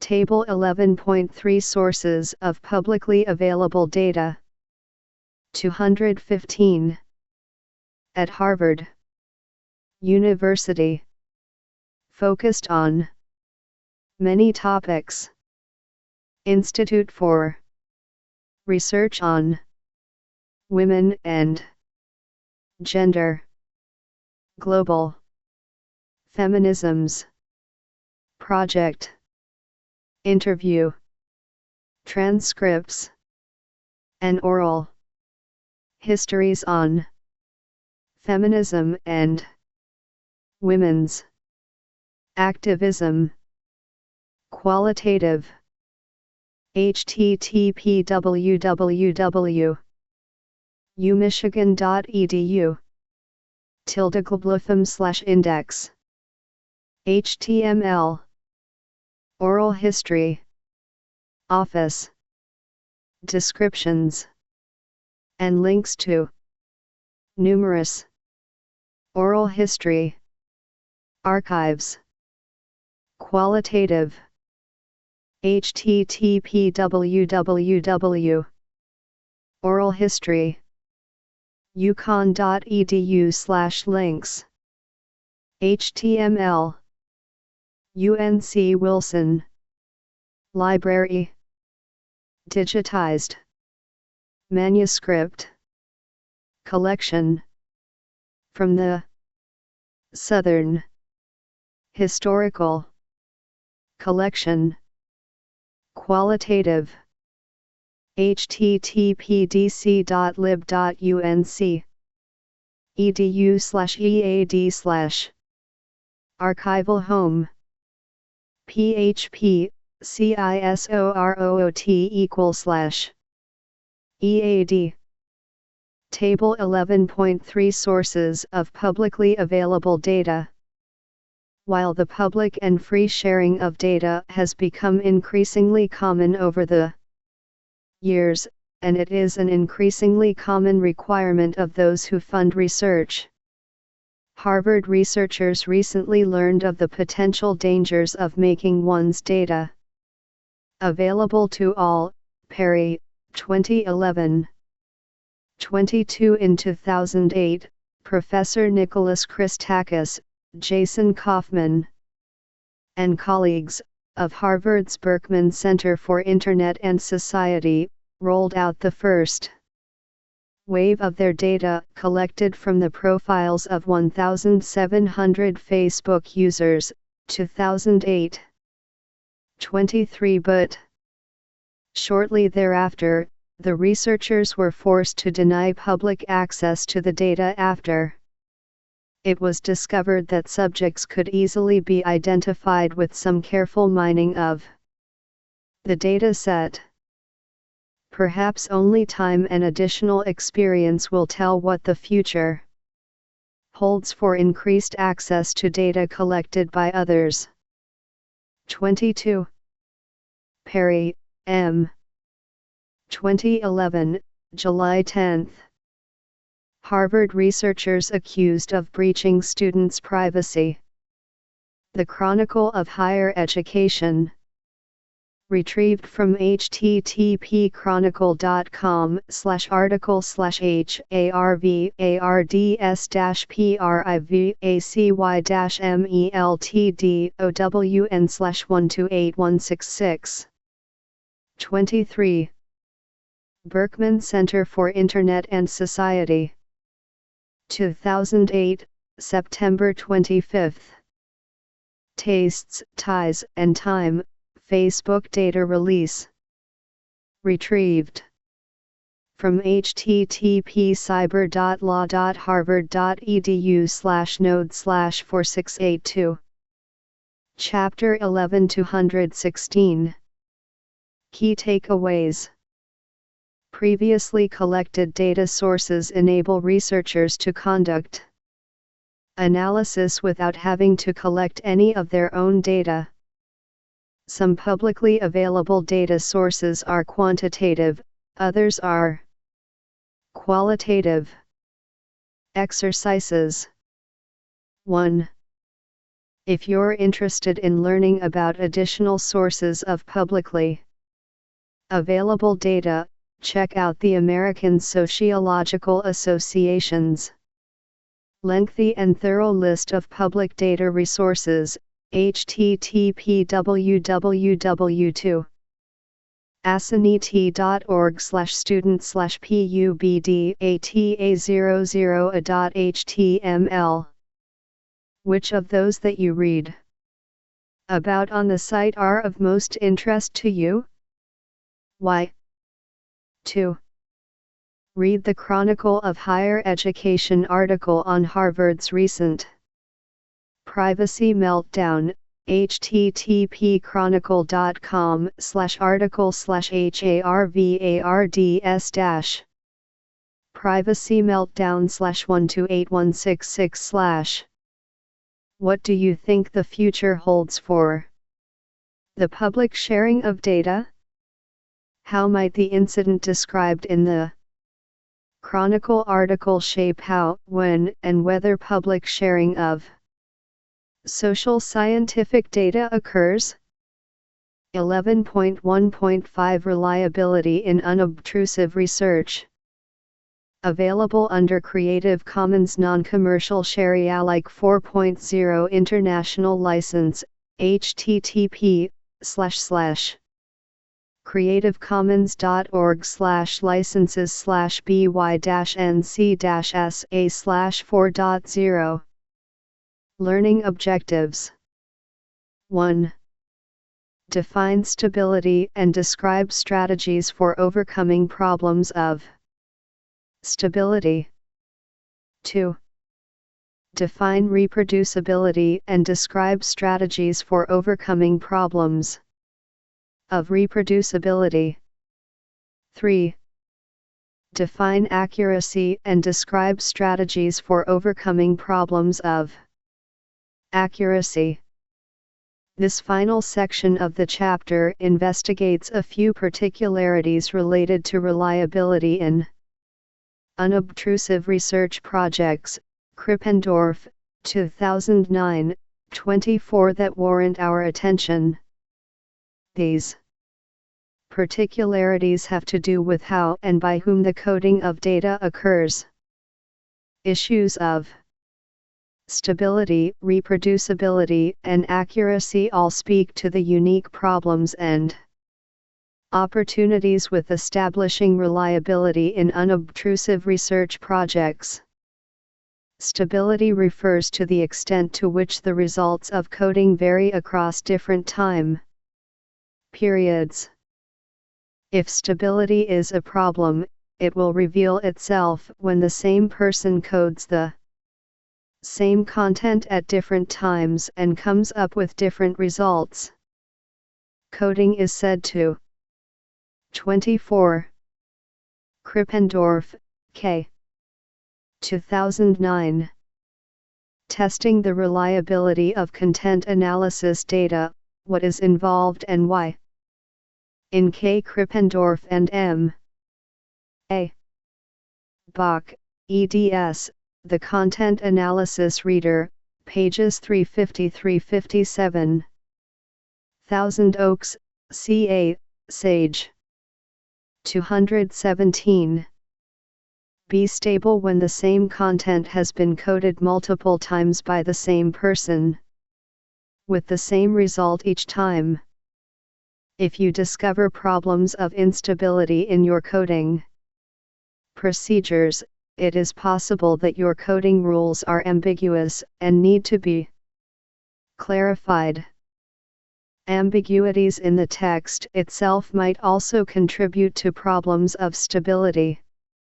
While you cannot alter your original textual data sources, simply being aware of possible ambiguities in the data as you code may help reduce the likelihood of problems with stability. It is also possible that problems with stability may result from a simple coding error, such as inadvertently jotting a 1 instead of a 10 on your code sheet. Reproducibility, sometimes referred to as intercoder reliability, Lombard, Snyder, Dutch, and Campanella Bracken, 2010, 25 is the extent to which one's coding procedures will result in the same results when the same text is coded by different people. Cognitive differences among the individual's coding data may result in problems with reproducibility, as could ambiguous coding instructions. Random coding errors might also cause problems. One way of overcoming problems of reproducibility is to have coders code together. While working as a graduate research assistant, I participated in a content analysis project in which 4 individuals shared the responsibility for coding data. To reduce the potential for reproducibility problems with our coding, we conducted our coding at the same time in the same room, while sitting around a large round table. We coded at the same time in the same room so that we could consult one another when we ran into problems or had questions about what we were coding. Resolving those ambiguities together meant that we grew to have a shared understanding of how to code various bits of data. Finally, accuracy refers to the extent to which one's coding procedures correspond to some pre-existing standard. This presumes that a standard coding strategy has already been established for whatever text you're analyzing. It may not be the case that official standards have been set, but perusing the prior literature for the collective wisdom on coding on your particular area is time well spent. Scholarship focused on similar data or coding procedures will no doubt help you to clarify and improve your own coding procedures. Key takeaways. Stability can become an issue in unobtrusive research project when the results of coding by the same person vary across different time periods. Reproducibility has to do with multiple coders' results being the same for the same text. Accuracy refers to the extent to which one's coding procedures correspond to some pre-existing standard. 25. Lombard, M., Snyder Dutch, J., and Campanella Bracken, C. 2004. Practical resources for assessing and reporting intercoder reliability in content analysis research projects. Retrieved from http://astro.temple.edu/lombard/reliability. Chapter 11-218. Exercise 1. With a peer, create a code sheet that you can use to record instances of violence on the television program of your choice. Now, on your own, watch 2 or 3 episodes of that program, coding for instances of violence as you go along. Your peer should do the same. Finally, compare your code sheet to that of your peer. How similar were you in your coding? Where do your coding results differ, and why? Which issues of reliability may be relevant? 219. Chapter 12 Other Methods of Data Collection and Analysis. 12.1 Why additional methods? Available under Creative Commons Non-Commercial Share-alike 4.0 International License, http://creativecommons.org/licenses/by-nc-sa/4.0. While the data collection methods described thus far in the text may be among the most commonly used in sociology, they certainly are not the only methods that social scientists use. Here we'll describe some of the other methods used in social science, including focus groups, experiments, and ethnomethodology and conversation analysis. 12.1.1 Focus groups. Available under Creative Commons Non-Commercial Share-alike 4.0 International License, http://creativecommons.org/licenses/by-nc-sa/4.0. Learning objectives. 1. Define focus groups and outline how they differ from one-on-one interviews. 2. Discuss how different groups have used focus groups for different purposes. 3. Identify the strengths and weaknesses of focus group methodology. 4. Describe how to determine the best size for focus groups. 5. Identify the major considerations in focus group composition. 6. Discuss how to moderate focus groups.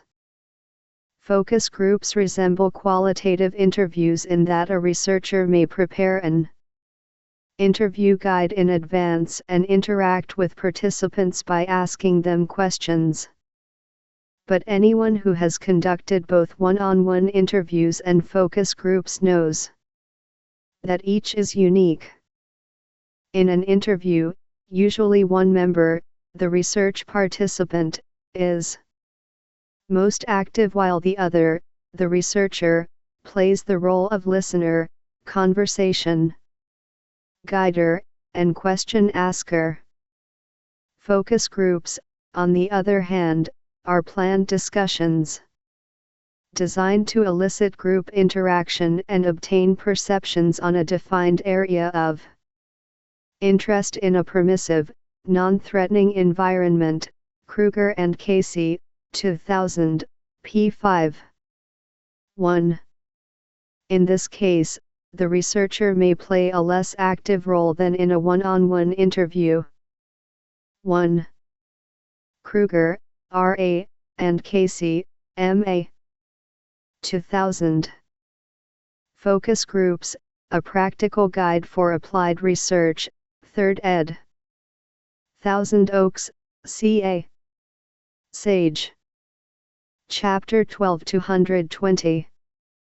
The researcher's aim is to get participants talking to each other and to observe interactions among participants. Focus groups are typically more dynamic than interviews. The researcher takes the role of moderator, posing questions or topics for discussion, but then lets the group members discuss the question or topic among themselves.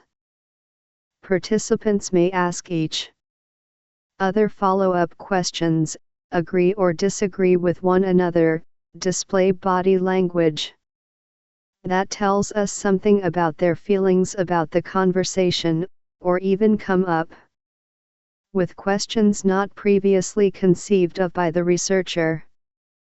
It is just these sorts of interactions and displays that are of interest to the researcher. A researcher conducting focus groups collects data on more than people's direct responses to her or his questions. The group interaction is a key focal point. Due to the nature and unpredictability of group interaction, and the fact that focus group researchers generally want to draw out group interaction, focus groups tend to be qualitative rather than quantitative. There are numerous examples of sociological research using focus group methodology. In their 2008 study, for example, Amy Slater and Marika Tiggeman, 2010, conducted 6 focus groups with 49 adolescent girls between the ages of 13 and 15 to learn more about girls' attitudes toward their own and other girls. Participation in sports. In order to get focus group participants to speak with one another rather than with the group facilitator, the study's interview guide contained just 2 questions. Can you tell me some of the reasons that girls stop playing sports or other physical activities, and why do you think girls don't play as much sport/physical activity as boys? In another focus group study, Verpai Elene and Angie Williams, 2009, 3 held 9 focus group sessions with adults of different ages to gauge their perceptions of how older characters are represented in television commercials. Among other considerations, the researchers were interested in discovering how focus group participants position themselves and others in terms of age stereotypes and identities during the group discussion. In both examples, the researchers' core interest in group interaction could not have been assessed had interviews been conducted on a one-on-one basis, thus the focus group method was the ideal choice. In each instance, the preceding examples come from the work of academics who have used focus groups as their method of data collection. But focus groups have proven quite useful for those outside of academia as well. In fact, this method is especially popular among applied researchers. Market researchers use focus groups to gather information about the products or services they aim to sell. Government officials and political campaign workers use them to learn how members of the public feel about a particular issue or candidate. One of the earliest documented uses of focus groups comes from World War II, when researchers used them to assess the effectiveness of troop training materials and of various propaganda efforts. Merton and Kendall, 1946. Morgan, 1997. 4 market researchers quickly adopted this method of collecting data to learn about human beliefs and behaviors.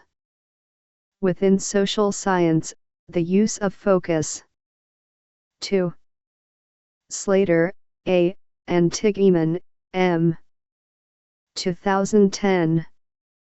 Uncool to do sport, a focus group study of adolescent girls' reasons for withdrawing from physical activity. Psychology of Sport and Exercise, 11, 619 626. 3. Elena, V., and Williams, A. 2009. Positioning Age, focus group discussions about older people in TV advertising. International Journal of the Sociology of Language, 200, 171, 187. 4. Morgan, D. L. 1997. Focus Groups as Qualitative Research, 2nd ed. Thousand Oaks, C.A., Sage, reference for Merton and Kendall, 1946, missing in original.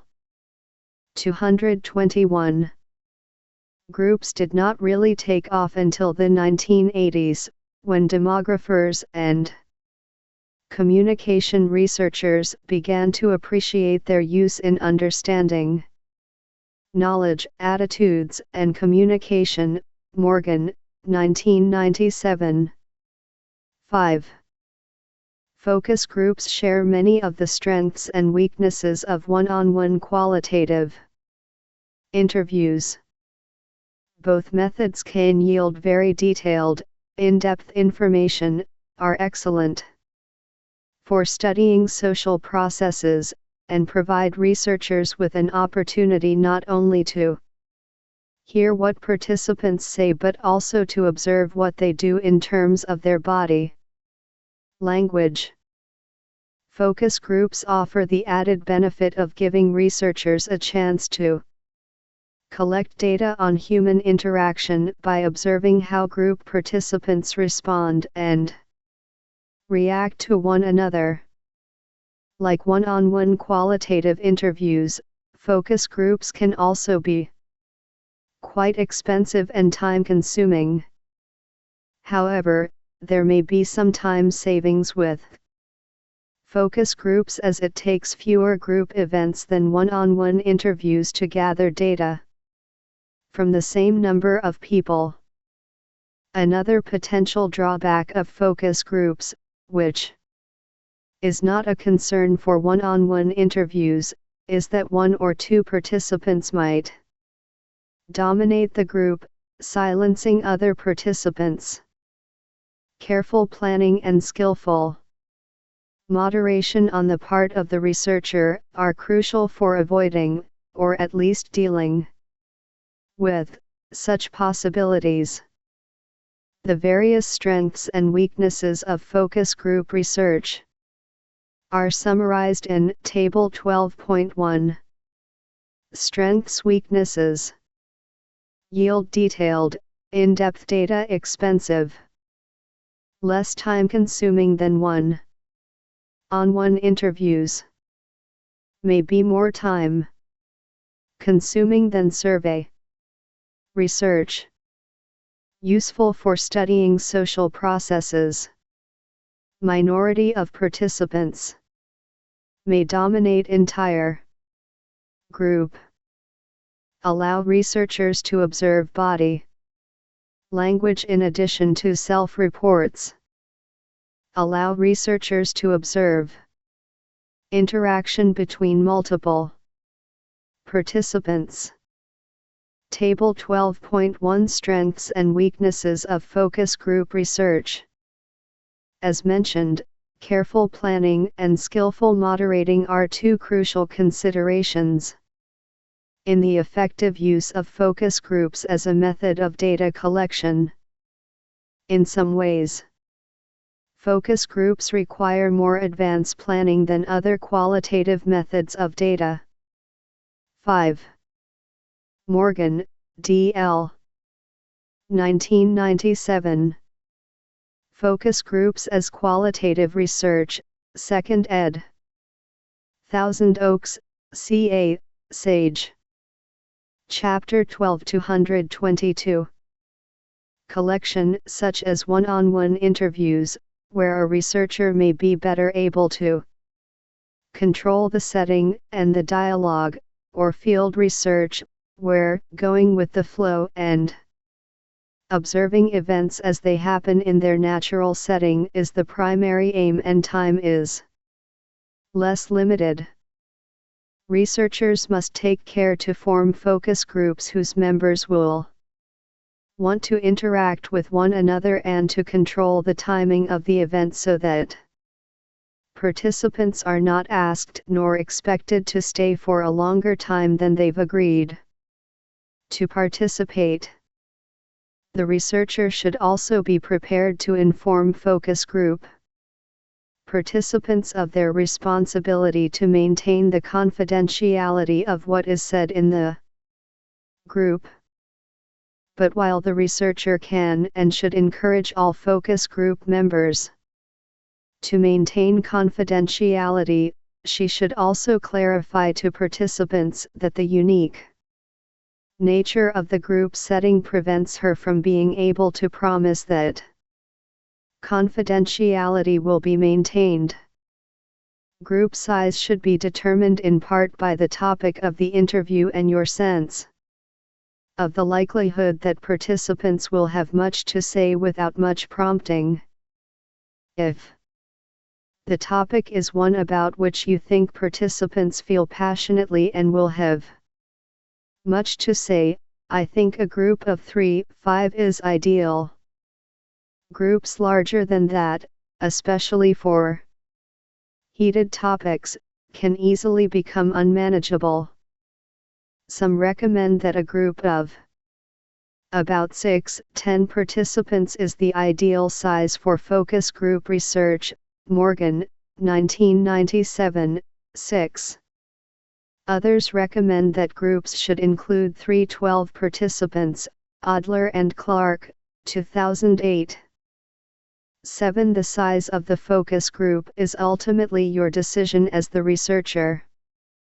When forming groups and deciding how large or small to make them, take into consideration what you know about the topic and participants' potential interest in, passion for, and feelings about the topic. Also consider your comfort level and experience in conducting focus groups.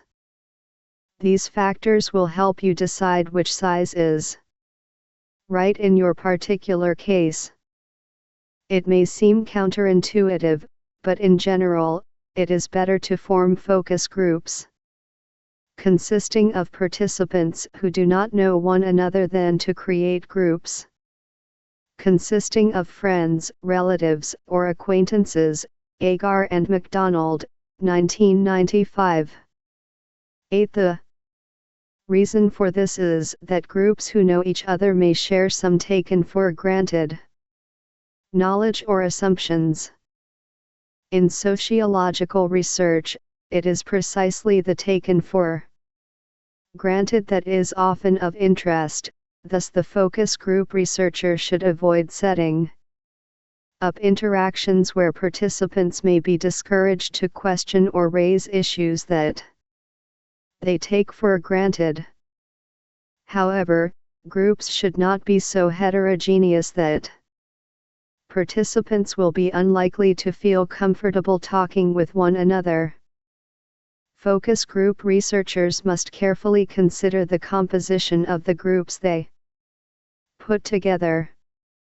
In his text on conducting focus groups, Morgan suggests that homogeneity in background and not homogeneity in attitudes, p. 36, should be the goal, since participants must feel comfortable speaking up but must also have enough differences to facilitate a productive discussion. 1997. 9. Whatever composition a researcher designs for her or his focus groups, the important point to keep in mind is that focus group dynamics are shaped by multiple social contexts. Hollander, 2004. 10. participants' silences as well as their speech may be shaped by gender, race, class. 6. Morgan, D.L. 1997. Focus Groups as Qualitative Research, 2nd ed. Thousand Oaks, C.A., Sage. 7. Adler, E.S., and Clark, R. 2008. How It's Done, An Invitation to Social Research, 3rd ed. Belmont, C.A., Thomson Wadsworth. 8. Agar, M., and MacDonald, J. 1995. Focus Groups and Ethnography. Human Organization, 54, 78, 86. 9. Morgan, D.L. 1997. Focus Groups as Qualitative Research, 2nd ed. Thousand Oaks, C.A., Sage. 10. Hollander, J.A. 2004. The Social Context of Focus Groups. Journal of Contemporary Ethnography, 33, 602637. 223. Sexuality, age, or other background characteristics, or social dynamics, all of which might be suppressed or exacerbated depending on the composition of the group. Hollander suggests that researchers must pay careful attention to group composition, must be attentive to group dynamics during the focus group discussion, and should triangulate multiple methods of data collection in order to untangle participants' responses and their relationship to the social contexts of the focus group, p. 632. In addition to the importance of advance planning, focus groups also require skillful moderation. While a researcher certainly doesn't want to be viewed as a stick in the mud or as overly domineering, it is important to set ground rules for focus groups at the outset of the discussion. Remind participants that you've invited them to participate because you want to hear from all of them. Therefore, the group should aim to let just one person speak at a time and avoid letting just a couple of participants dominate the conversation. One way to do this is to begin the discussion by asking participants to briefly introduce themselves or to provide a brief response to an opening question. This will help set the tone of having all group members participate. Also ask participants to avoid having side conversations. Sharing thoughts about or reactions to what is said in the group is important and should not be limited to only a few group members. As the focus group gets rolling, the moderator will play a less active role than he does in a one-on-one interview. There may be times when the conversation stagnates or when you, as moderator, wish to guide the conversation in another direction. In these instances, it is important to demonstrate that you've been paying attention to what participants have said. Being prepared to interject statements or questions such as "I'd really like to hear more about what Sally and Joe think about what Dominic and Ashley have been saying," or "several of you have mentioned ________. What do others think about this?" will be important for keeping the conversation going. It can also help redirect the conversation, shift the focus to participants who have been less active in the group, and serve as a cue to those who may be dominating the conversation that it is time to allow others to speak. In sum, focus groups are a useful method for researchers who wish to gather in-depth information about social processes. Focus groups are similar to one-on-one qualitative interviews in many ways, but they give researchers the opportunity to observe group dynamics that cannot be observed in one-on-one interviews. Historically, focus group research was more commonly used by applied researchers than by academics, though in recent decades social scientists from all domains have discovered the usefulness of focus groups for gaining understanding of social processes and have begun using this method of data collection in their studies. Key takeaways: focus groups are designed to elicit group interaction. Focus groups are used in a variety of professions, from market research to academia to government and political research. Like one-on-one qualitative interviews, focus groups can yield very detailed information, are excellent for studying social processes. Chapter 12-224. And provide researchers with an opportunity to observe participants' body language. They also allow researchers to observe human interaction.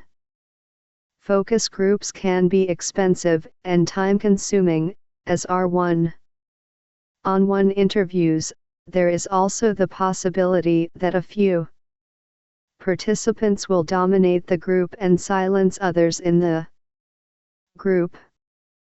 In terms of focus group composition, homogeneity of background among participants is recommended, while diverse attitudes within the group are ideal. Exercises. 1. Musician John Mayer held a focus group to get fan feedback on his career. Watch and critique his focus group facilitation style in this clip.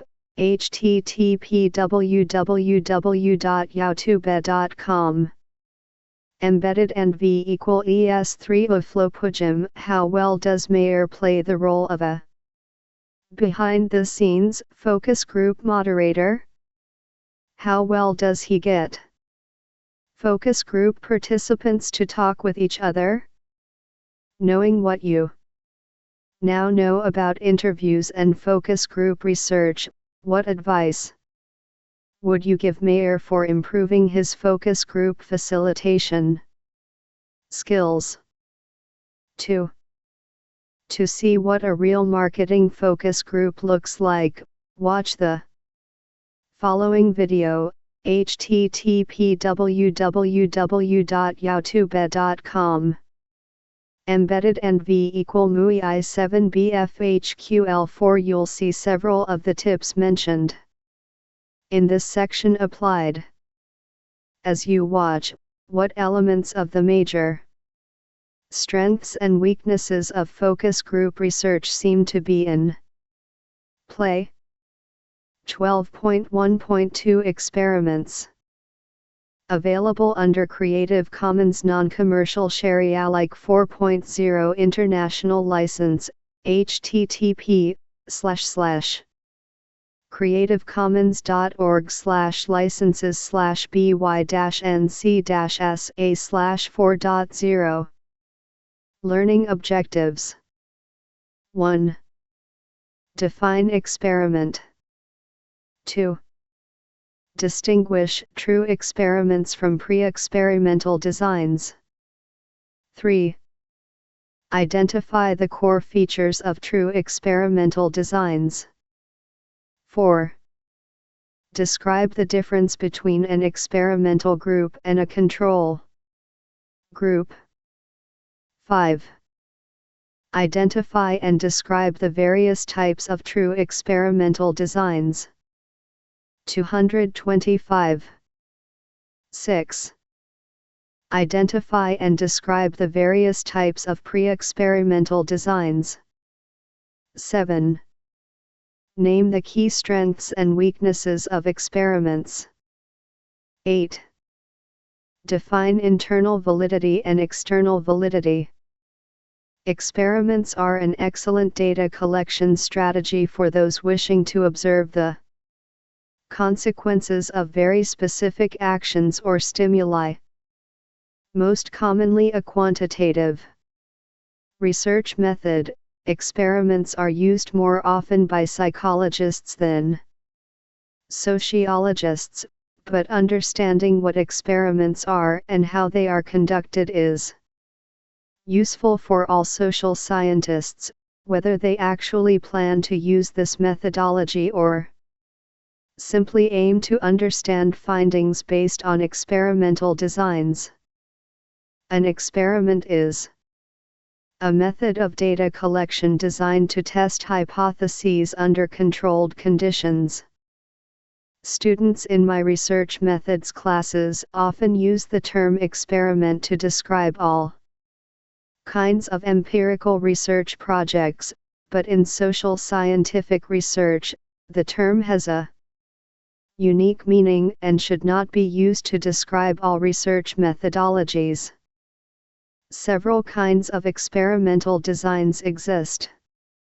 In general, designs considered to be true experiments contain three key features: independent and dependent variables, pre-testing and post-testing, and experimental and control groups.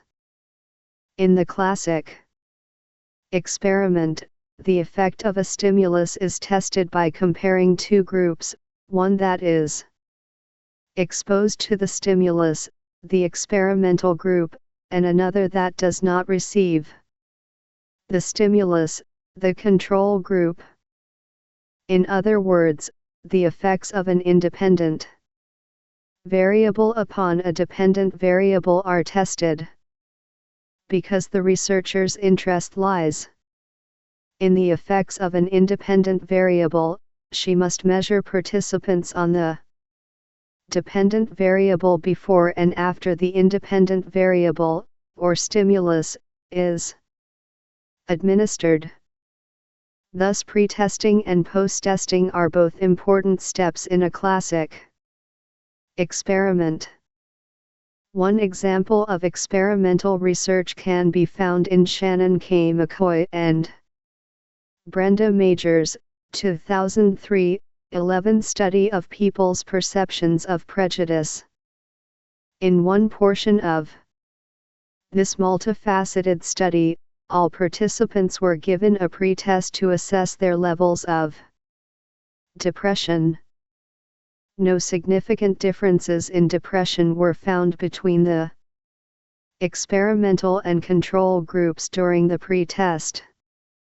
Participants in the experimental group were then asked to read an article suggesting that prejudice against their own racial group is severe and pervasive, while participants in the control group were asked to read an article suggesting that prejudice against a racial group other than their own is severe and pervasive. Upon measuring depression scores during the post-test period, the researchers discovered that those who had received the experimental stimulus, the article citing prejudice against their same racial group, reported greater depression than those in the control group. This is just one of many examples of social scientific experimental research. In addition to the classic experimental design, there are two other ways of designing experiments that are considered to fall within the purview of true experiments. Babby, 2010, Campbell and Stanley, 1963. 12. They are the Solomon four-group design. 11. McCoy, S.K., and Major, B. 2003. Group identification moderates emotional response to perceived prejudice. Personality and Social Psychology Bulletin, 29, 1005-1017. 12. Babby, E. 2010. The Practice of Social Research, 12th ed. Belmont, C.A., Wadsworth, Campbell, D., and Stanley, J. 1963. Experimental and Quasi-Experimental Designs for Research. Chicago, Illinois, Rand McNally. Chapter 12 226. And the post-test-only control group design. In the former, 4 groups exist. 2. Groups are treated as they would be in a classic experiment. Another group receives the stimulus and is then given the post-test. The remaining group does not receive the stimulus but is given the post-test. Table 12.2 illustrates the features of each of the 4 groups in the Solomon 4-group design. Pre-test stimulus, post-test no stimulus. Group 1 XXX. Group 2 XXX. Group 3 XX. Group 4 XX. Table 12.2 Solomon 4-group design.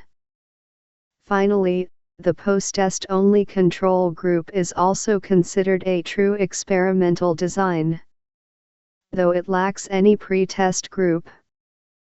In this design, participants are assigned to either an experimental or a control group. Individuals are then measured on some dependent variable following the administration of an experimental stimulus to the experimental group. In theory, as long as the control and experimental groups have been determined randomly, no pre-test is needed. Time, other resources such as funding, and even one's topic may limit a researcher's ability to conduct a true experiment.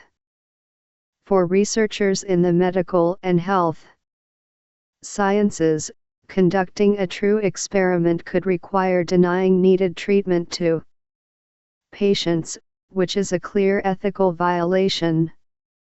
Even those whose research may not involve the administration of needed medications or treatments may be limited in their ability to conduct a classic experiment. In social scientific experiments, for example, it might not be equitable or ethical to provide a large financial or other reward only to members of the experimental group. When random assignment of participants into experimental and control groups is not feasible, researchers may turn to a pre-experimental design. Campbell and Stanley, 1963. 13. However, this type of design comes with some unique disadvantages, which we'll describe as we review the pre-experimental designs available. If we wish to measure the impact of some natural disaster, for example, Hurricane Katrina, we might conduct a pre-experiment by identifying an experimental group from a community that experienced the hurricane and a control group from a similar community that had not been hit by the hurricane. This study design, called a static group comparison, has the advantage of including a comparison control group that did not experience the stimulus, in this case, the hurricane, but the disadvantage of containing experimental and control groups that were determined by a factor or 13. Campbell, D., and Stanley, J. 1963. Experimental and Quasi-Experimental Designs for Research. Chicago, Illinois, Rand McNally. 227. Factors other than random assignment. As you might have guessed from our example, static group comparisons are useful in cases where a researcher cannot control or predict whether, when, or how the stimulus is administered, as in the case of natural disasters. In cases where the administration of the stimulus is quite costly or otherwise not possible, a one-shot case study design might be used. In this instance, no pre-test is administered, nor is a control group present. In our example of the study of the impact of Hurricane Katrina, a researcher using this design would test the impact of Katrina only among a community that was hit by the hurricane and not seek out a comparison group from a community that did not experience the hurricane. Researchers using this design must be extremely cautious about making claims regarding the effect of the stimulus, though the design could be useful for exploratory studies aimed at testing one's measures or the feasibility of further study. Finally, if a researcher is unlikely to be able to identify a sample large enough to split into multiple groups, or if he or she simply doesn't have access to a control group, the researcher might use a one-group pre/post-test design. In this instance, pre- and post-tests are both taken but, as stated, there is no control group to which to compare. The experimental group. We might be able to study of the impact of Hurricane Katrina using this design if we'd been collecting data on the impacted communities prior to the hurricane. We could then collect similar data after the hurricane. Applying this design involves a bit of serendipity and chance.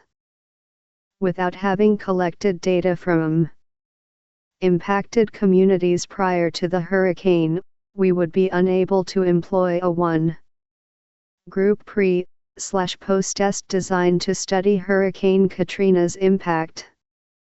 Table 12.3 summarizes each of the preceding examples of pre-experimental designs. Pre-test stimulus. Experimental group. Control group.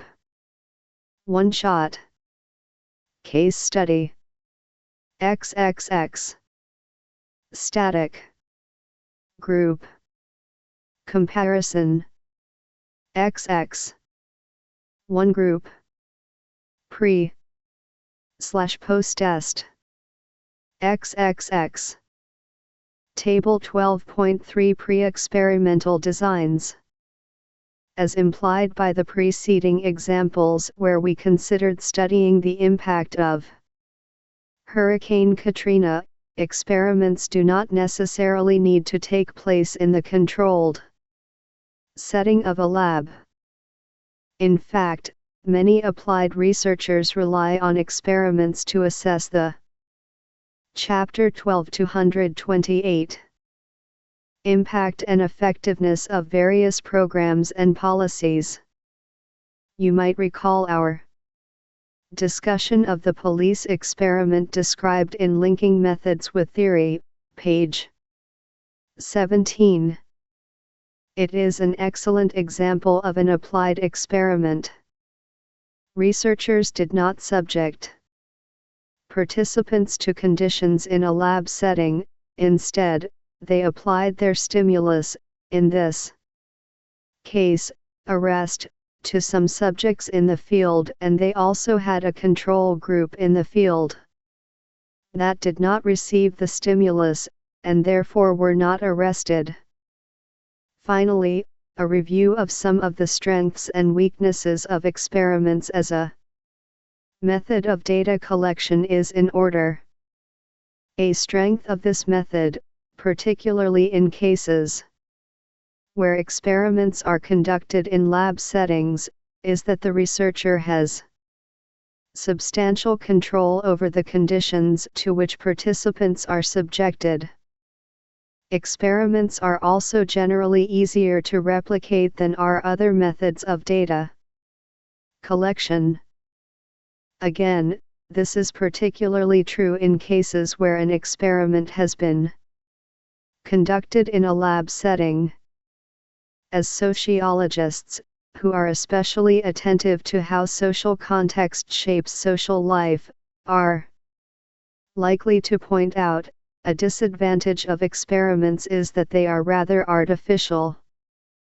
How often do real-world social interactions occur in the same way that they do in a lab?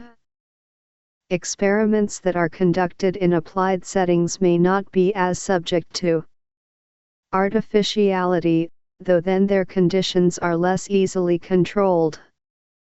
Experiments also present a few unique concerns regarding validity.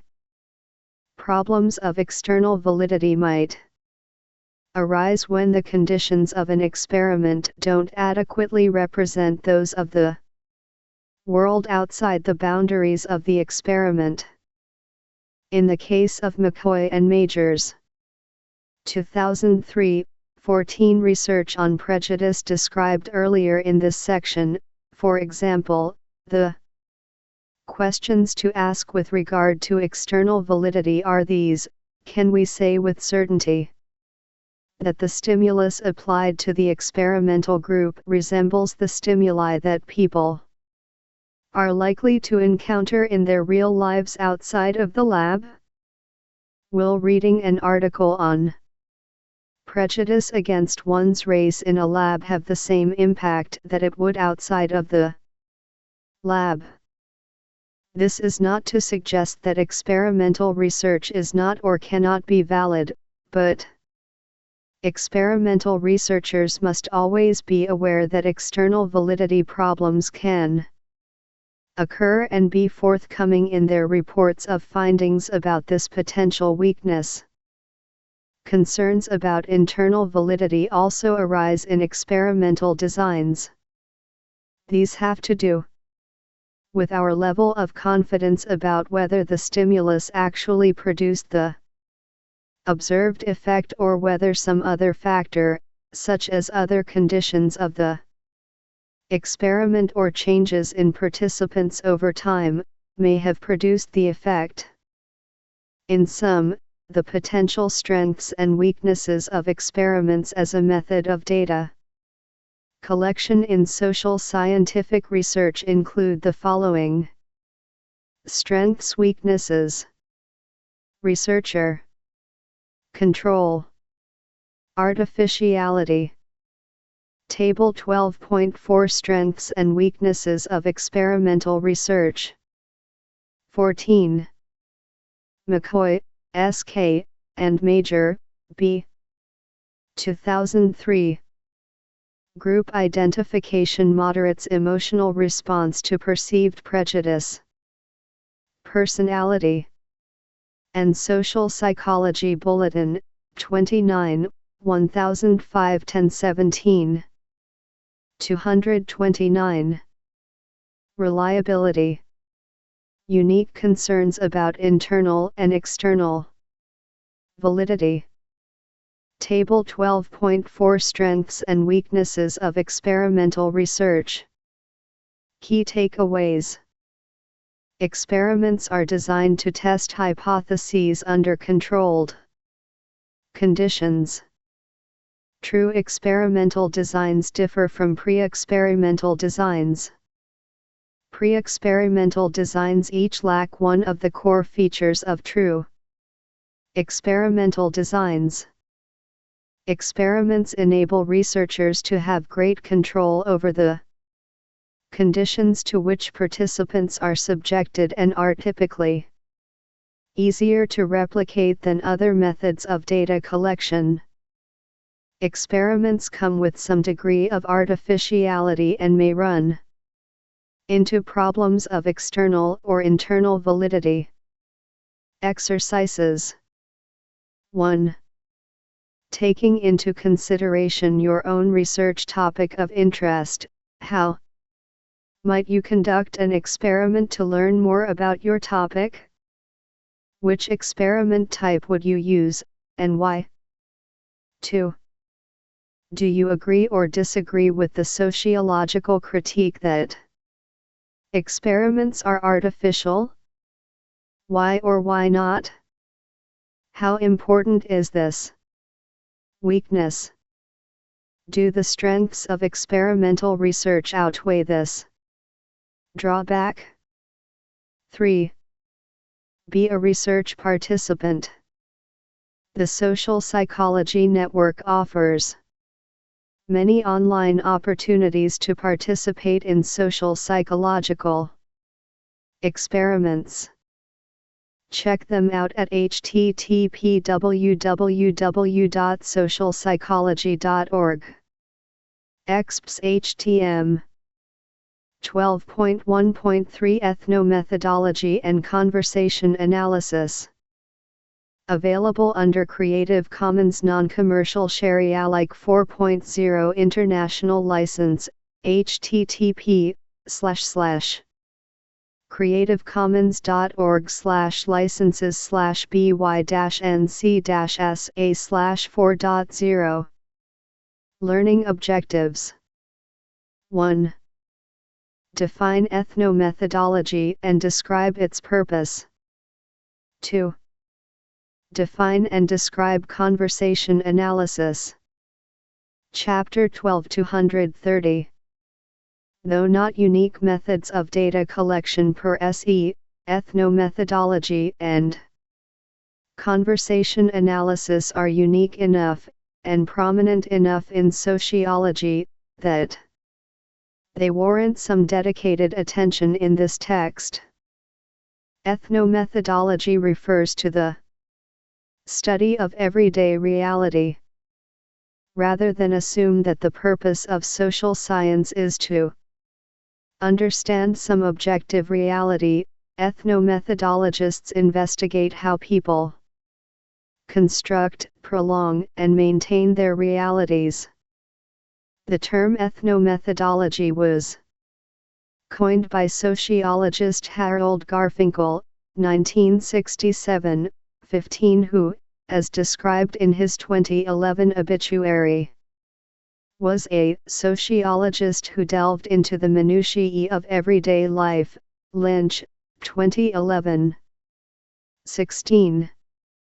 Ethnomethodology's emphasis on the everyday, and on ordinary people's methods for producing order in their social worlds, is perhaps its most distinctive characteristic. An example of ethnomethodological research is C. M. Scharf's 2008, 17 study of how young feminist women do social class. In her study, Scharf examines data from interviews with 40 German and British young women to understand how they think, talk, and feel about feminism. p. 334.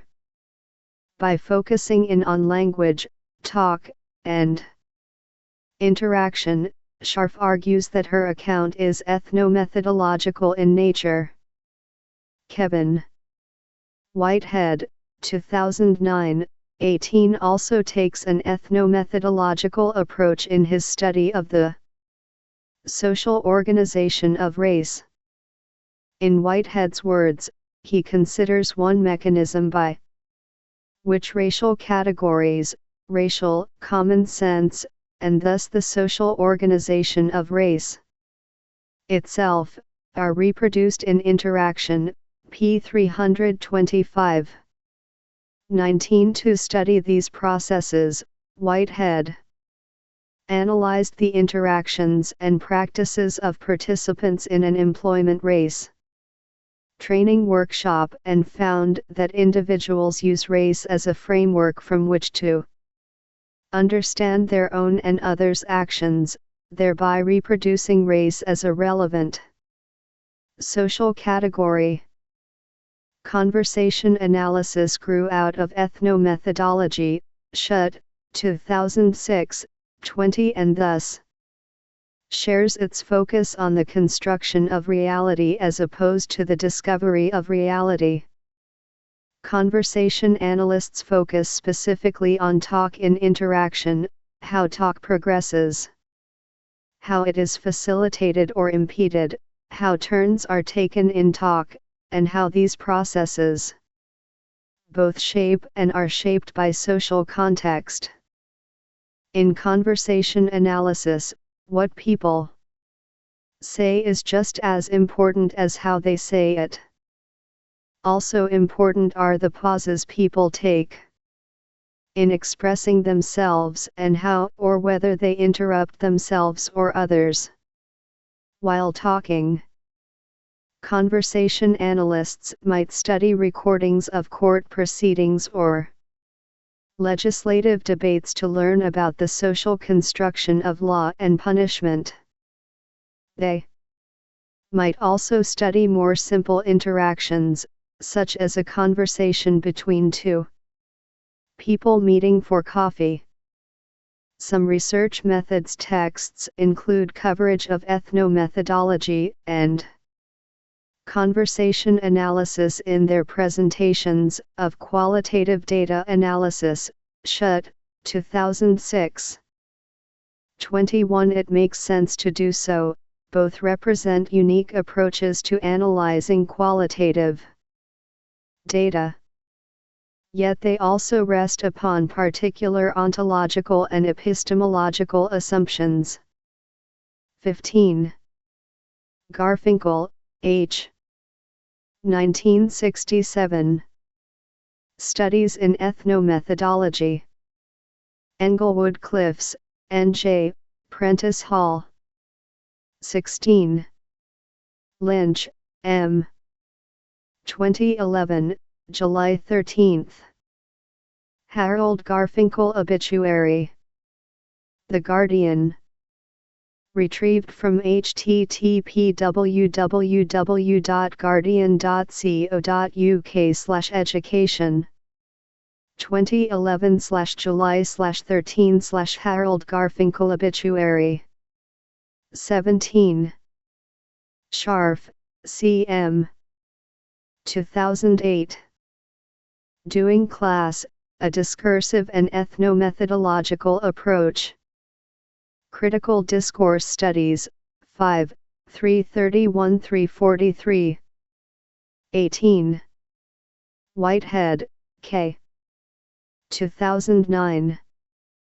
Categorizing the Categorizer, the Management of Racial Common Sense in Interaction.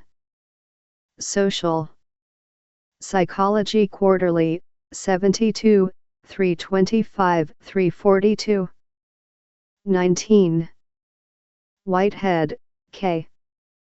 2009. Categorizing the Categorizer, the Management of Racial Common Sense in Interaction. Social Psychology Quarterly, 72, 325-342. 20. Schutt, R.K. 2006. Investigating the Social World, the Process and Practice of Research, 5th ed. Thousand Oaks, C.A., Sage. 21. Schutt, R.K. 2006. Investigating the Social World, the Process and Practice of Research, 5th ed. Thousand Oaks, C.A., Sage. 231. That set them apart, in some ways at least, from more traditional mechanisms of analysis such as coding. Key takeaways. Ethnomethodologists study everyday reality and how people produce those realities through their presentations of self and interactions with others. Conversation analysts focus specifically on the dynamics of talk. Exercise 1. Professor Dhiraj Murthy requires his introduction to sociology students to conduct an ethnomethodology exercise to help them understand the sociological, and very social, aspects of everyday activities. To understand how these activities are social, Murthy asks students to engage in some activity that interrupts the natural facts of life, Garfinkel's words. Read about their experiences here. http://learn.bowdoin.edu/sociology/SOC101.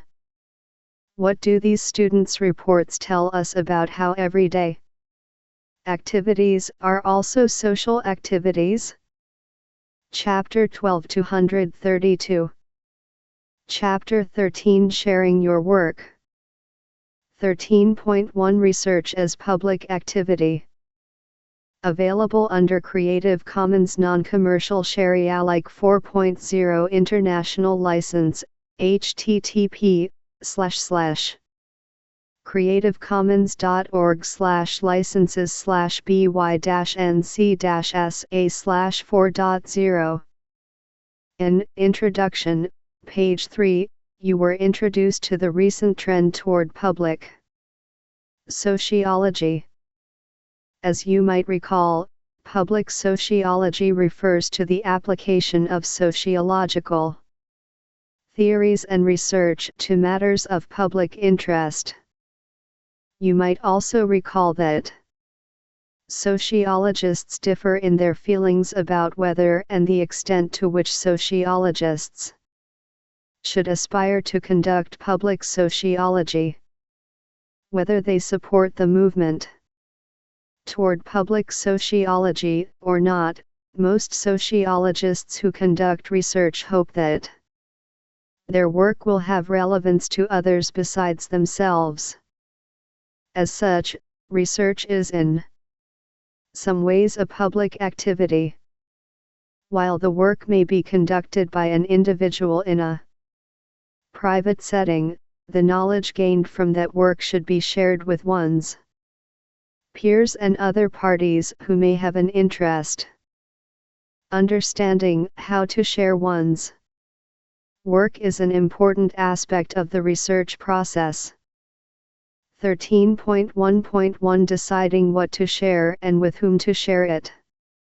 Available under Creative Commons Non-Commercial Share Alike 4.0 International License, http://creativecommons.org/licenses/by-nc-sa/4.0.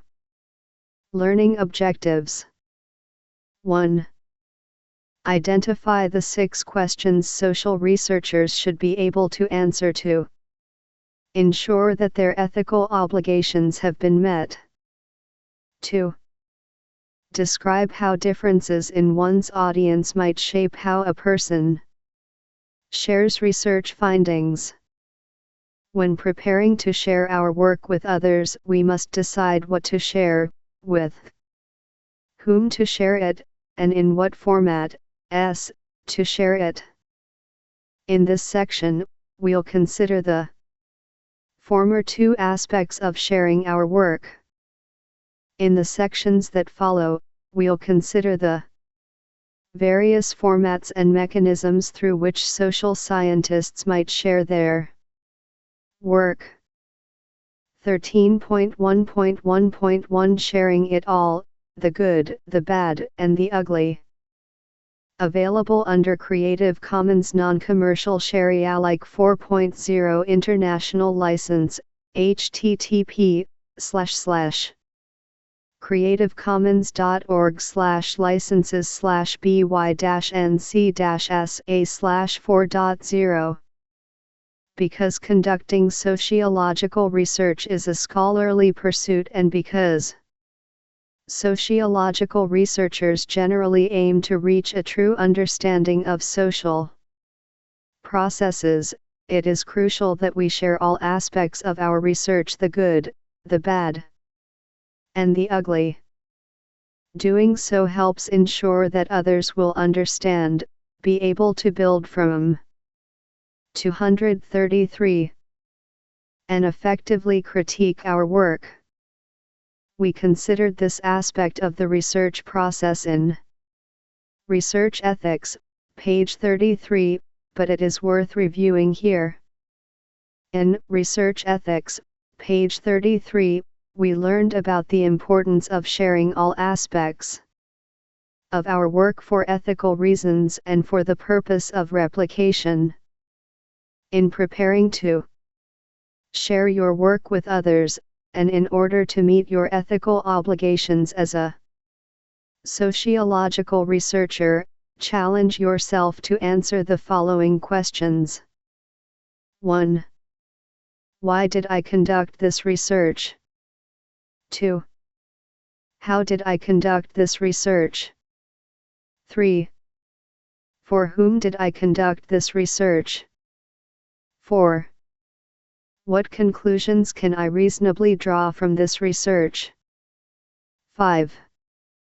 Knowing what I know now, what would I do differently? 6. How could this research be improved? Understanding why you conducted your research will help you be honest with yourself and your readers about your own personal interest, investments, or biases with respect to the work. In Beginning a Research Project, page 50, I suggested that starting where you are is a good way to begin a research project. While this is true, using the idea of starting where you are effectively requires that you be honest with yourself and your readers about where you are and why you have chosen to conduct research in a particular area. Being able to clearly communicate how you conducted your research is also important. This means being honest about your data collection methods, sample and sampling strategy, and analytic strategy. The third question in the list is designed to help you articulate who the major stakeholders are in your research. Of course, the researcher is a stakeholder. Additional stakeholders might include funders, research participants, or others who share something in common with your research subjects, for example, members of some community where you conducted research or members of the same social group, such as parents or athletes, upon whom you conducted your research. Professors for whom you conducted research as part of a class project might be stakeholders, as might employers for whom you conducted research. We'll revisit the concept of stakeholders in Research Methods in the Real World, page 255. The fourth question should help you think about the major strengths of your work. Finally, the last two questions are designed to make you think about potential weaknesses in your work and how future research might build from or improve upon your work. 13.1.1.2 Knowing your audience. Available under Creative Commons Non-Commercial Share Alike 4.0 International License, http://creativecommons.org/by-nc-sa/4.0. Once you are able to articulate what to share, you must decide with whom to share it. Certainly the most obvious candidates with whom you'll share your work are other social scientists. If you are conducting research for a class project, your main audience will probably be your professor. Perhaps you'll also share your work with other students in the class. Other potential audiences include stakeholders, reporters. Chapter 13-234. And other media representatives, policymakers, and members of the public more generally.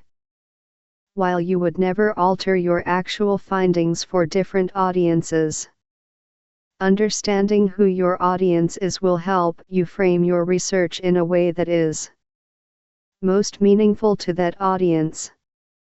For example, I have shared findings from my study of older worker harassment with a variety of audiences, including students in my classes, colleagues in my own discipline, Blackstone, 2010, 1 and outside of it.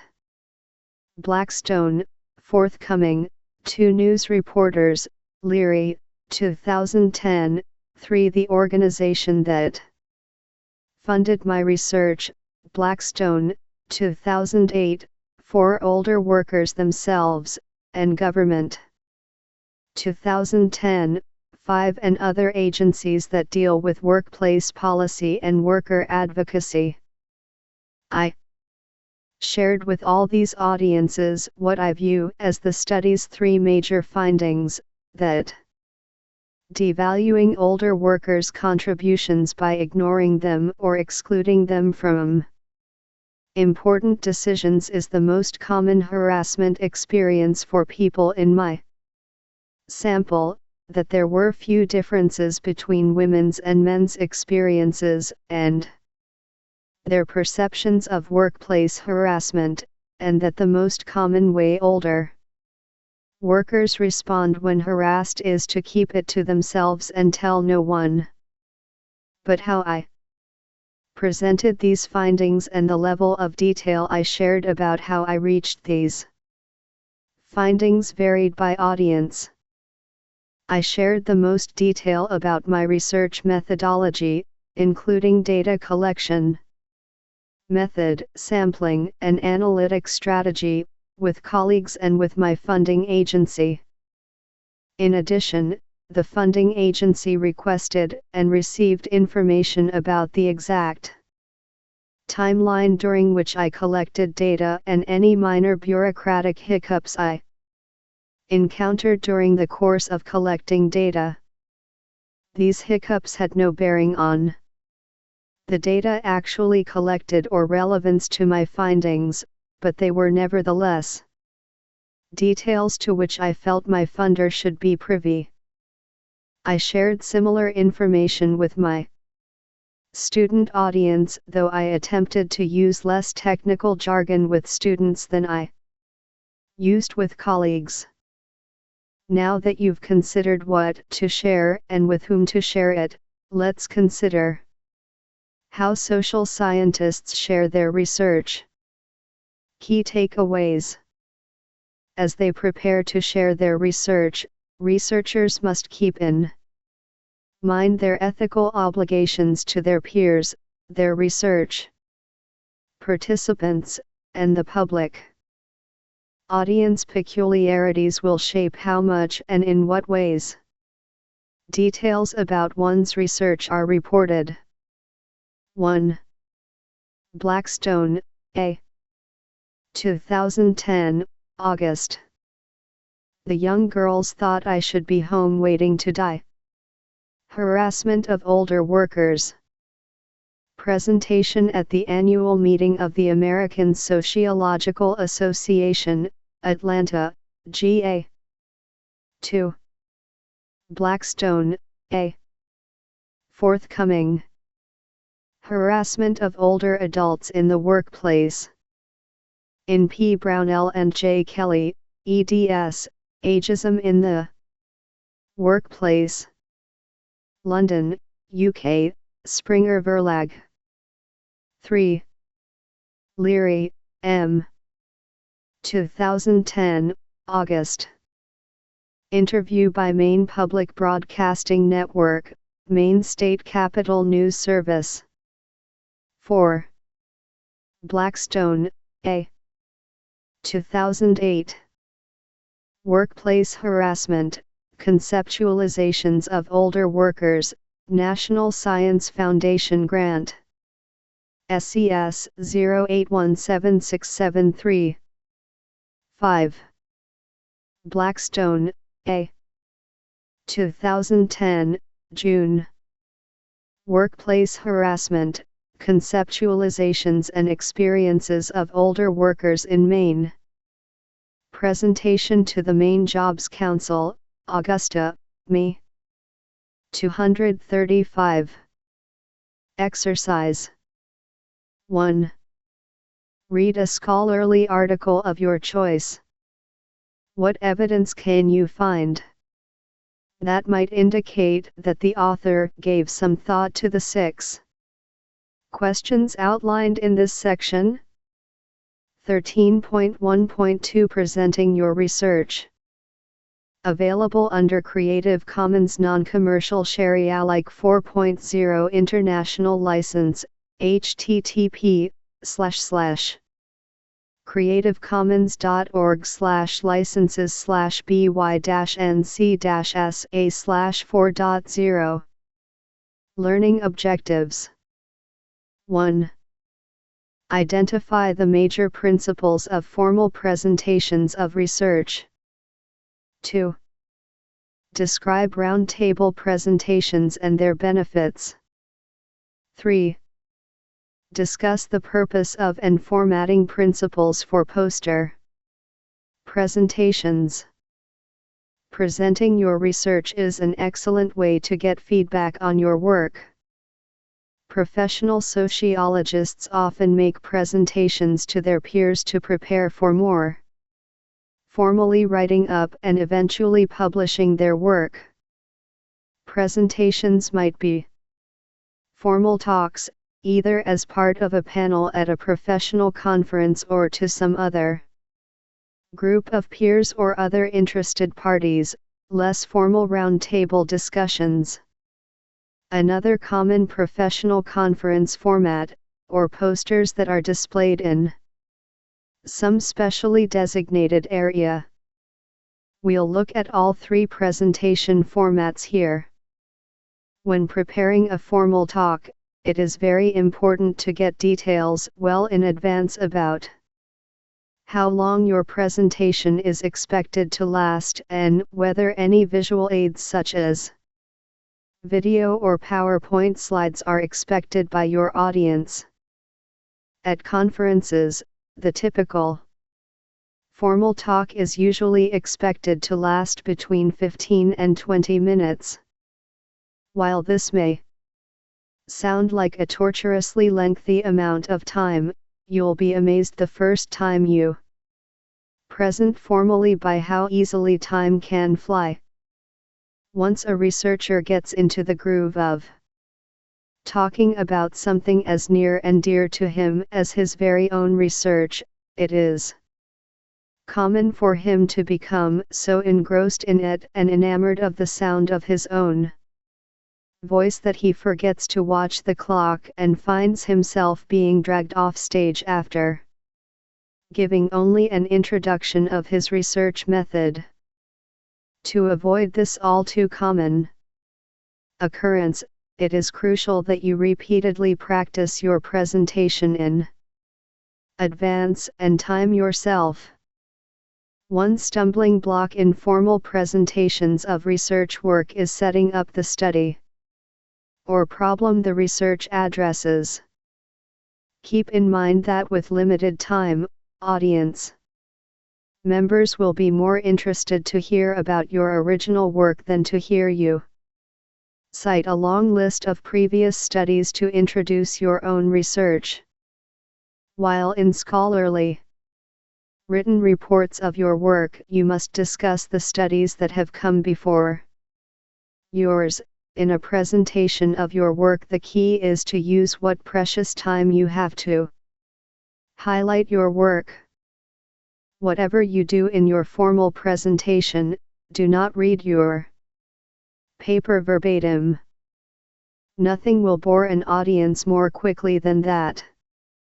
Highlight only. Chapter 13-236. The key points of your study. These generally include your research question, your methodological approach, your major findings, and a few final takeaways. In less formal roundtable presentations of your work, the aim is usually to help stimulate a conversation about a topic. The time you are given to present may be slightly shorter than in a formal presentation, and you'll also be expected to participate in the conversation that follows all presenters' talks. Roundtables can be especially useful when your research is in the earlier stages of development. Perhaps you've conducted a pilot study and you'd like to talk through some of your findings and get some ideas about where to take the study next. A roundtable is an excellent place to get some suggestions and also get a preview of the objections reviewers may raise with respect to your conclusions or your approach to the work. Roundtables are also great places to network and meet other scholars who share a common interest with you. Finally, in a poster presentation you visually represent your work. Just as you wouldn't read a paper verbatim in a formal presentation, avoid at all costs printing and pasting your paper onto a poster board. Instead, think about how to tell the story of your work in graphs, charts, tables, and other images. Bulleted points are also fine, as long as the poster isn't so wordy that it would be difficult for someone walking by very slowly to grasp your major argument and findings. Posters, like roundtables, can be quite helpful at the early stages of a research project because they are designed to encourage the audience to engage you in conversation about your research. Don't feel that you must share every detail of your work in a poster.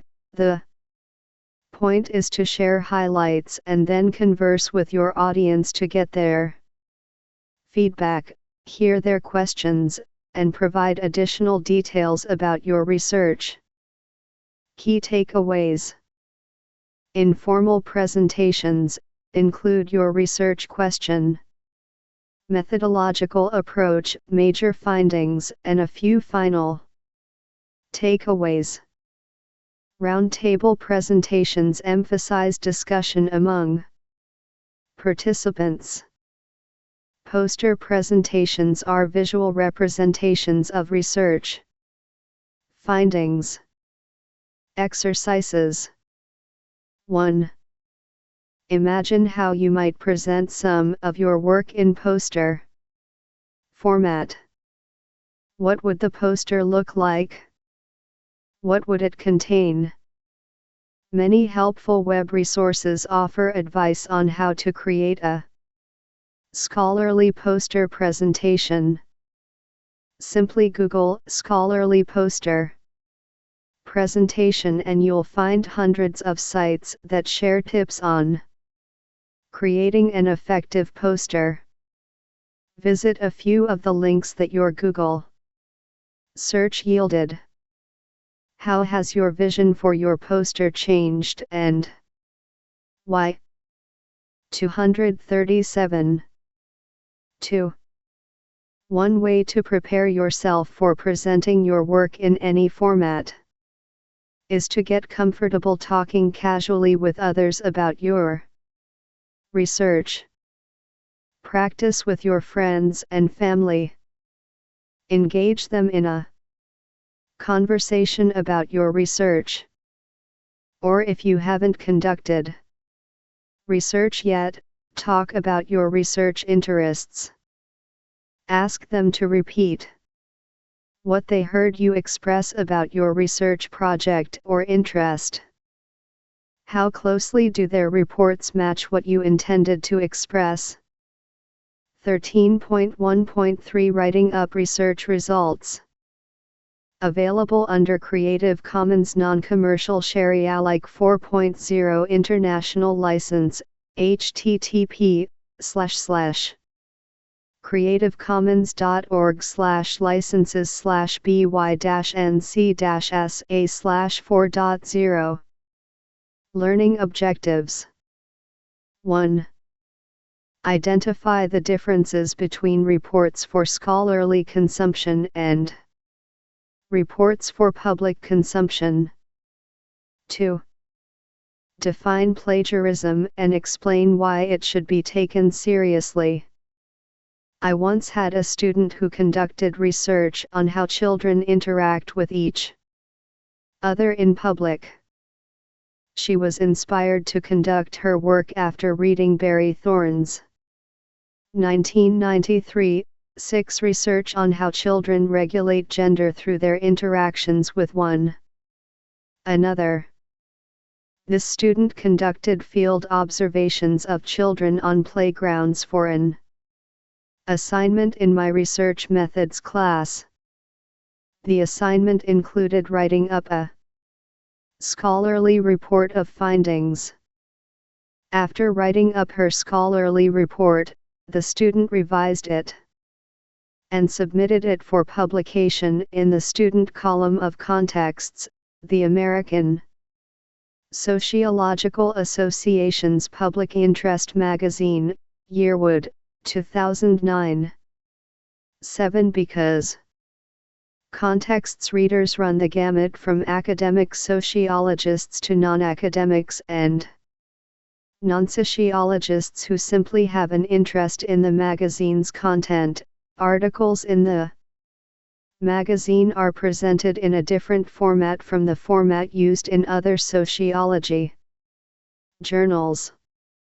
Thus, my student had the opportunity to write up her findings in 2 different ways, first for scholarly consumption and then for public consumption. As she learned, and as we'll discuss in this section, reports for fellow scholars typically differ from reports for a more general public audience. Reports of findings that will be read by other scholars generally follow the format outlined in the discussion of reviewing the literature in Research Design, page 72. As you may recall from that chapter, most scholarly reports of research include an abstract, an introduction, a literature review, a discussion of research methodology, a presentation of findings, and some concluding remarks and discussion about implications of the work. Reports written for scholarly consumption also contain a list of references, and many include tables or charts that visually represent some component of the findings. Reading prior literature in your area of interest is an excellent way to develop an understanding of the core components of scholarly research reports and to begin to learn how to write those components yourself. There. 6. Thorne, B. 1993. Gender Play, Girls and Boys in School. New Brunswick, N.J., Rutgers University Press. 7. Yearwood, E. 2009. Children and Gender. Contexts, 8. Chapter 13-238. Also are many excellent resources to help guide students as they prepare to write scholarly reports of research. Johnson, Rettig, Scott, and Garrison, 2009, Sociology. Writing Group, 2007, Becker, 2007, American Sociological Association, 2010. 8. Reports written for public consumption differ from those written for scholarly consumption. As noted elsewhere in this chapter, knowing your audience is crucial when preparing a report of your research. What are they likely to want to hear about? What portions of the research do you feel are crucial to share, regardless of the audience? Answering these questions will help you determine how to shape any written reports you plan to produce. In fact, some outlets answer these questions for you, as in the case of newspaper editorials where rules of style, presentation, and length will dictate the shape of your written report. Whoever your audience, don't forget what it is that you are reporting: social scientific evidence. Take seriously your role as a social scientist and your place among peers in your discipline. Present your findings as clearly and as honestly as you possibly can. Pay appropriate homage to the scholars who have come before you, even while you raise questions about their work, and aim to engage your readers in a discussion about your work and about avenues for further inquiry. Even if you won't ever meet your readers face to face, imagine what they might ask you upon reading your report. Imagine your response, and provide some of those details in your written report. Finally, take extraordinary care not to commit plagiarism. Presenting someone else's words or ideas as if they are your own is among the most egregious transgressions a scholar can commit. Indeed, plagiarism has ended many careers. Maffley, 2011, 9, and many students' opportunities to pursue degrees. Go, 2008. 10. Take this very, very seriously. If you feel a little afraid and paranoid after reading this warning, consider it a good thing and let it motivate you to take extra care to ensure that you are not plagiarizing the work of others. Key takeaways.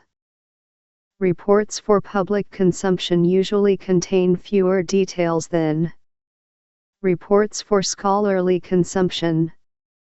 Keep your role and obligations as a social scientist in mind as you write up research reports. Plagiarism is among the most egregious transgressions a scholar can commit. 8. Johnson, W.A., Rettig, R.P., Scott, G.M., and Garrison, S.M. 2009. The Sociology Student Writer's Manual, 6th ed. Upper Saddle River, N.J., Prentice Hall, Sociology Writing Group. 2007. A Guide to Writing Sociology Papers. New York, New York, Worth. Becker, H.S. 2007. Writing for Social Scientists: How to Start and Finish Your Thesis, Book, or Article, 2nd ed. Chicago, Illinois. University of Chicago Press, American Sociological Association. 2010. ASA Style Guide, 4th ed. Washington, D.C., author.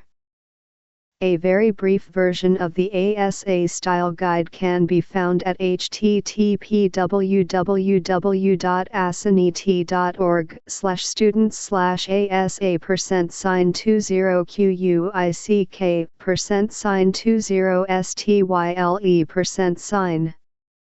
20 guide %204th %20 edition %20 update PDF. 9. As just a single example, take note of this story. Mafley, B. 2011, August 19. Pattern of plagiarism costs University of Utah scholar his job. The Salt Lake Tribune.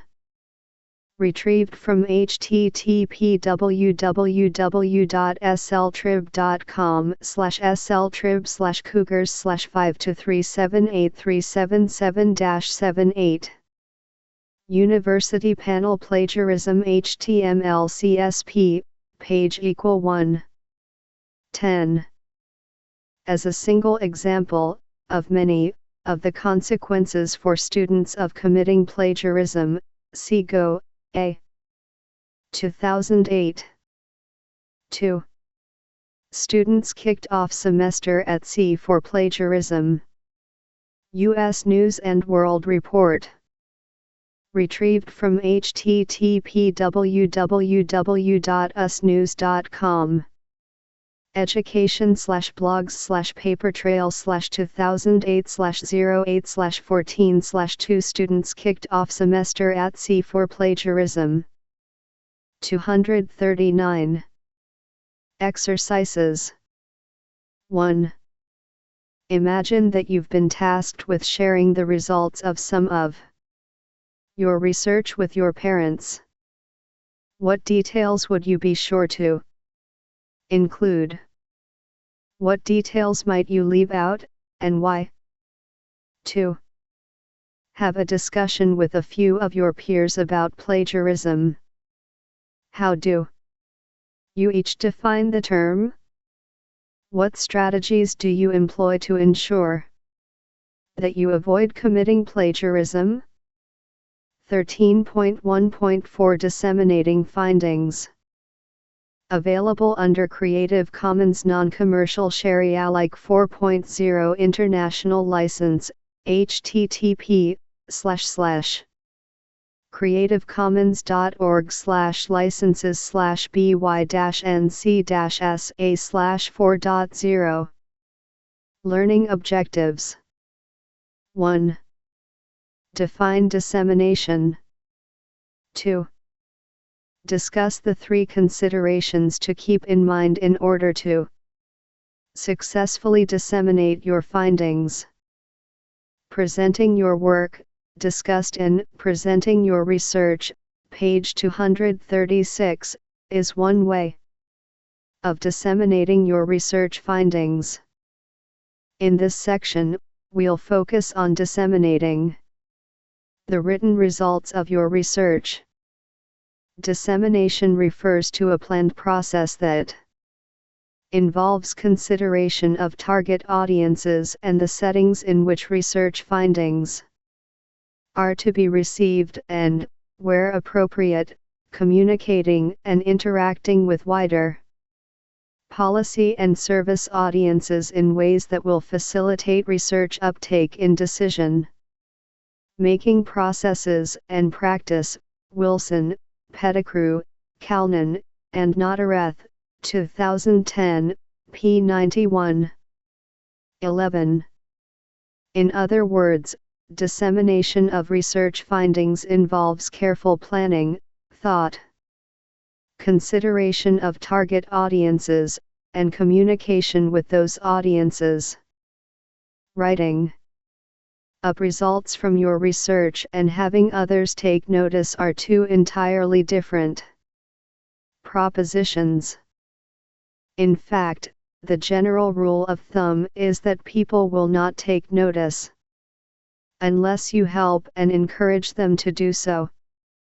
To paraphrase the classic line from the film Field of Dreams, just because you build it doesn't mean they will come.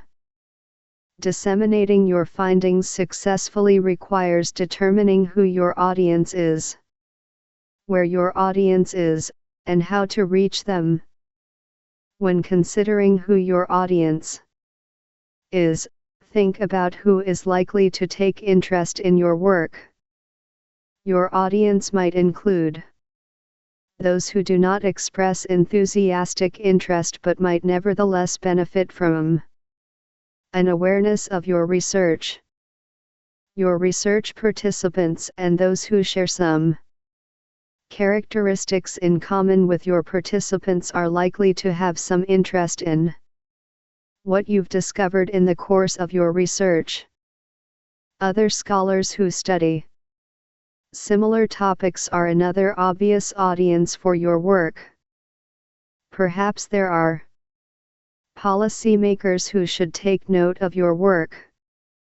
Organizations that do work in an area related to the topic of your research are another possibility. Finally, any and all. 11. Wilson, P.M., Pettigrew, M., Calnan, M.W., and Notareth, I. 2010. Disseminating research findings, what should researchers do? A systematic scoping review of conceptual frameworks.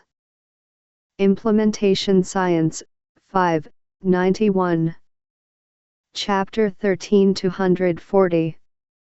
Inquisitive and engaged members of the public represent a possible audience for your work. Where your audience is should be fairly obvious once you've determined who you'd like your audience to be. You know where your research participants are because you've studied them. You can find interested scholars on your campus, for example. Perhaps you could offer to present your findings at some campus event, at professional conferences, and via publications such as professional organizations' newsletters, an often overlooked source for sharing findings in brief form, and scholarly journals. Policymakers include your state and federal representatives who, at least in theory, should be available to hear a constituent speak on matters of policy interest. Perhaps you're already aware of organizations that do work in an area related to your research topic, but if not, a simple web search should help you identify possible organizational audiences for your work. Disseminating your findings to the public more generally could take any number of forms: a letter to the editor of the local newspaper, a blog, or even a post or two on your Facebook wall. Finally, determining how to reach your audiences will vary according to which audience you wish to reach. Your strategy should be determined by the norms of the audience. For example, scholarly journals provide author submission instructions that clearly define requirements for anyone wishing to disseminate their work via a particular journal. The same is true for newspaper editorials. Check your newspaper's website for details about how to format and submit letters to the editor. If you wish to reach out to your political representatives, a call to their offices or, again, a simple web search should tell you how to do that. Whether you act on all these suggestions is ultimately your decision. But if you've conducted high-quality research and you have findings that are likely to be of interest to any constituents besides yourself, I would argue that it is your duty as a scholar and a sociologist to share those findings. In sum, disseminating findings involves the following 3 steps. 1. Determine who your audience is. 2. Identify where your audience is. 3. Discover how best to reach them. Key takeaways. disseminating findings takes planning and careful consideration of one's audiences. The dissemination process includes determining the who, where, and how of reaching one's audiences. Exercises. 1. What additional potential audiences for your research, aside from those already mentioned, can you identify? How might you reach those audiences? 241. 2. Do you agree or disagree with the assertion that researchers who conduct high-quality research have a duty to share their findings with others? Explain. Chapter 13 242. Chapter 14 Reading and Understanding Social Research. 14.1 Sociology in Everyday Life. Available under Creative Commons Non-Commercial Share Alike 4.0 International License, http://creativecommons.org/by-nc-sa/4.0. You might think that sociological research plays a very small role in our day-to-day lives, but once you know what to look for, you will soon discover that it is more a part of our everyday lives than you might have imagined. This is even truer now that you have taken a class in sociological research methods. Having some background in and understanding of the scientific method means that you are now better equipped to understand, question, and critique all kinds of scientific research, as many of the basic tenets of good research are similar across disciplines that employ the scientific method. Those tenets include having a well-designed and carefully planned study, having some theoretical grounding and understanding of research that has come before one's own work, and engaging in peer review, to name just a few. In this chapter, we'll consider how to responsibly read research findings and examine areas of everyday life where sociological research may be present, even if it is not immediately visible. As you read this chapter, and Research Methods in the Real World, page 255, you may recall several of the topics and points made in other chapters of this text. The aim in these final chapters is to remind you of the relevance of sociological research and why one might care to know something about it. These chapters are also designed to encourage you to think critically about how sociology does and can shape your everyday life, both in ways you might choose and in ways you might not be aware of. 14.1.1 Reading Reports of Sociological Research. Available under Creative Commons Non-Commercial Share Alike 4.0 International License, http://creativecommons.org/by-nc-sa/4.0. Learning Objectives. 1.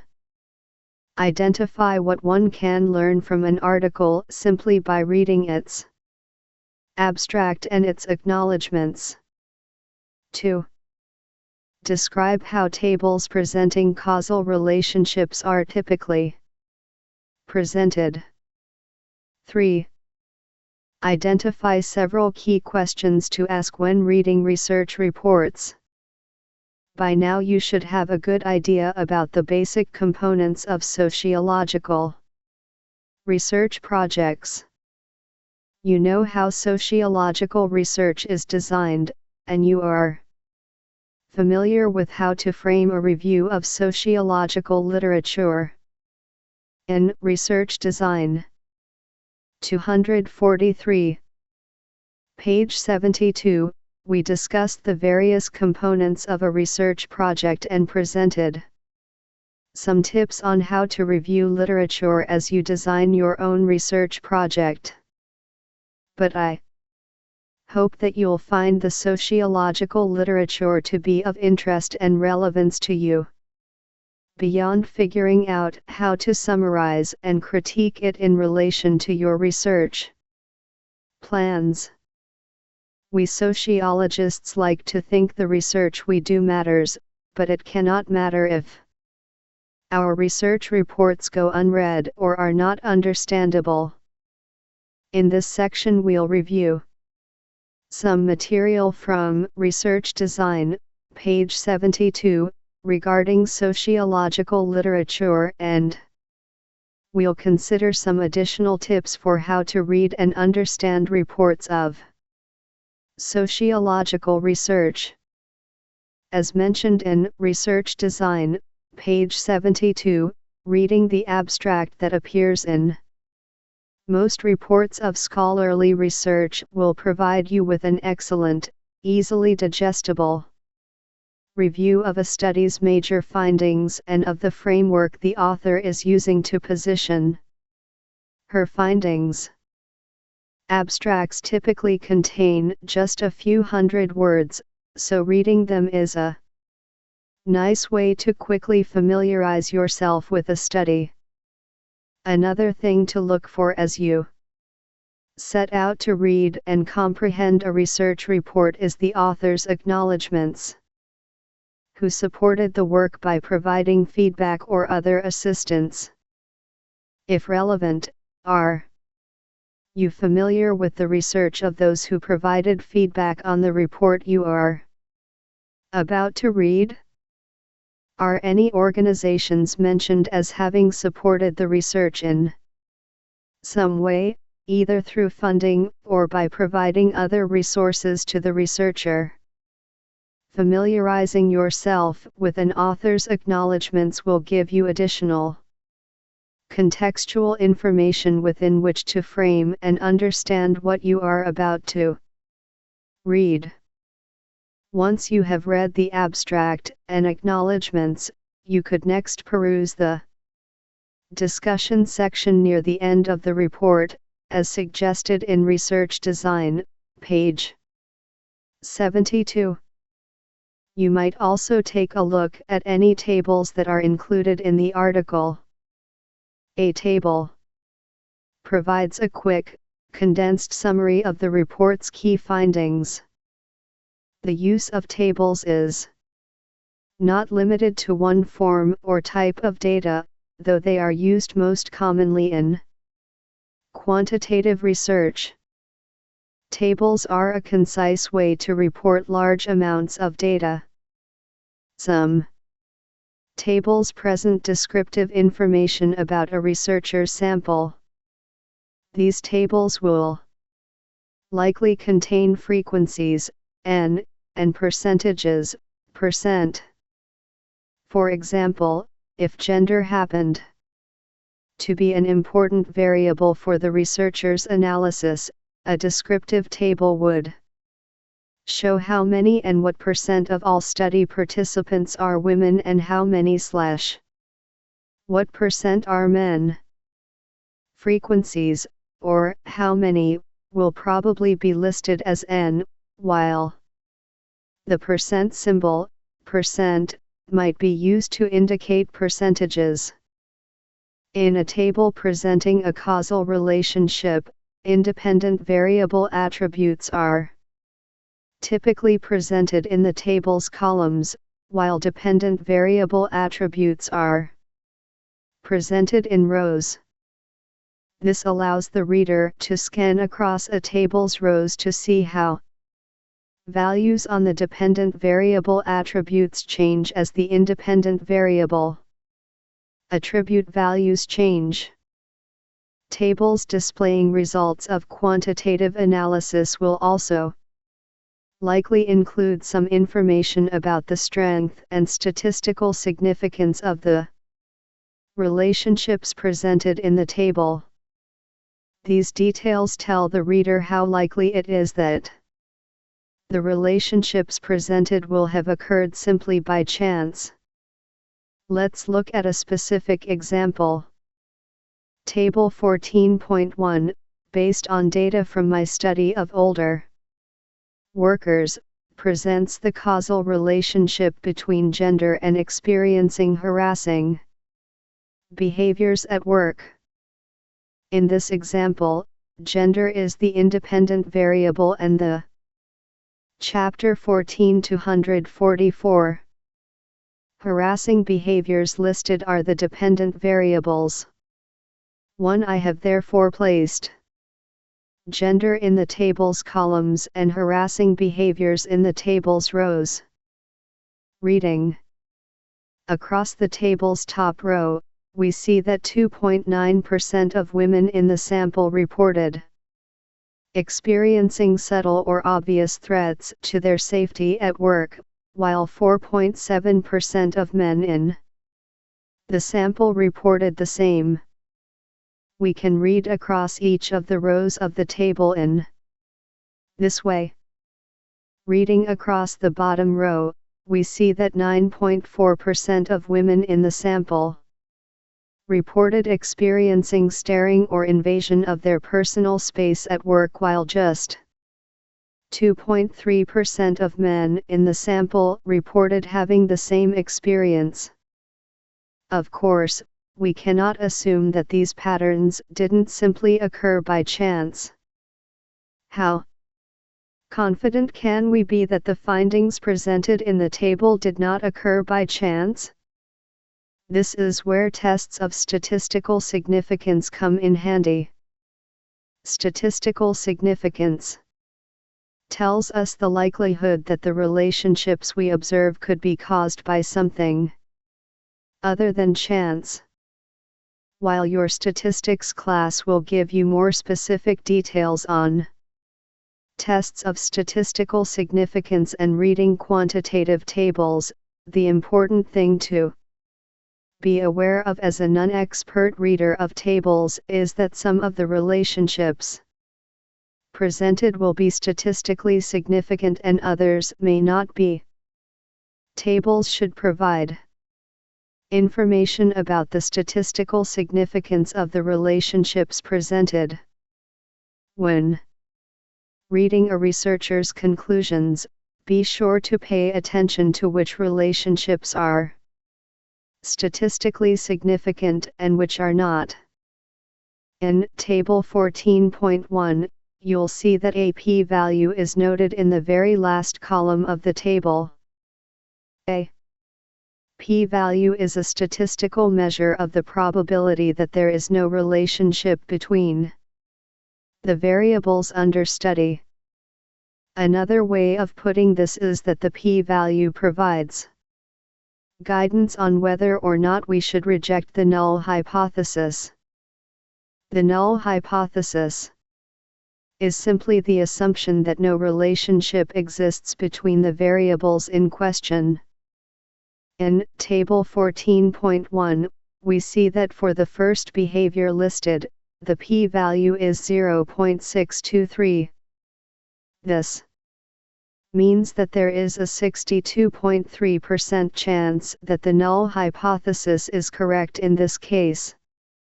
In other words, it seems likely that any relationship between observed gender and experiencing threats to safety at work in this sample is simply due to chance. In the final row of the table, however, we see that the p-value is 0.039. In other words, there is a 3.9% chance that the null hypothesis is correct. Thus we can be somewhat more confident than in the preceding example that there may be some relationship between a person's gender and his experiencing the behavior noted in this row. We might say that this finding is significant at the 0.05 level. This means that the probability that the relationship between gender and experiencing staring or invasion of personal space at work is due to sampling error alone is less than 5 in 100. Notice that I'm hedging my bets here by using words like somewhat and maybe. When testing hypotheses, social scientists generally couch their findings in terms of rejecting the null hypothesis rather than making bold statements about the relationships observed.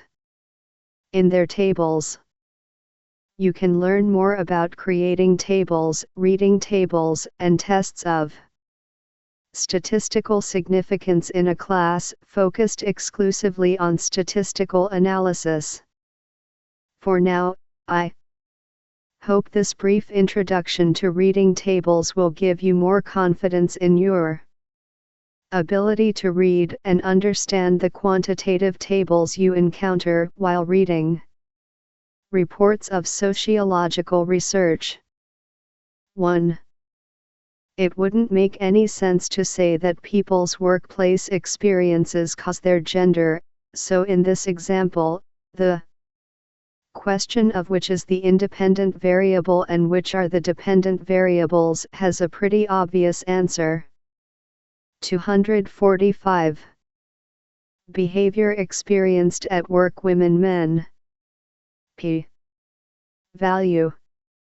Subtle or obvious threats to your safety. 2.9%, 4.7%, 0.6 to 3. Being hit, pushed, or grabbed 2.2%, 4.7%, 0.480. Comments or behaviors that demean your gender. 6.5%, 2.3%, 0.184. Comments or behaviors that demean your age. 13.8%, 9.3%, 0.407. Staring or invasion of your personal space. 9.4%, 2.3%, 0.039. Note, sample size was 138 for women and 43 for men. Table 14.1 percentage reporting harassing behaviors at work. Having read the tables in a research report, along with the abstract, acknowledgements, and discussion in the report, you are finally ready to read the report in its entirety. As you read a research report, there are several questions you can ask yourself about each section, from abstract to conclusion. Those questions are summarized in Table 14.2. Keep in mind that the questions covered here are designed to help you, the reader, to think critically about the research you come across and to get a general understanding of the strengths, weaknesses, and key takeaways from a given study. I hope that by considering how you might respond to the following questions while reading research reports, you'll feel confident that you could describe the report to others and discuss its meaning and impact with them. Report section questions worth asking. Abstract. What are the key findings? How were those findings reached? What framework does the researcher employ? Acknowledgements. Who are this study's major stakeholders? Who provided feedback? Who provided? Table 14.2 questions worth asking while reading research reports. Chapter 14 246. Support in the form of funding or other resources. Introduction. How does the author frame his or her research focus? What other possible ways of Framing the problem exist? Why might the author have chosen this particular way of framing the problem? Literature review. How selective does the researcher appear to have been in identifying relevant literature to discuss? Does the review of literature appear appropriately extensive? Does the researcher provide a critical review? Sample. Was probability sampling or non-probability sampling employed? What is the researcher's sample? What is the researcher's population? What claims will the researcher be able to make based on the sample? What are the sample's major strengths and major weaknesses? Data collection. How were the data collected? What do you know about the relative strengths and weaknesses of the method employed? What other methods of data collection might have been employed, and why was this particular method employed? What do you know about the data collection strategy and instruments? For example, questions asked, locations observed. What don't you know about the data collection strategy and instruments? Data analysis. How were the data analyzed? Is there enough information provided that you feel confident that the proper analytic procedures were employed accurately? Results. What are the study's major findings?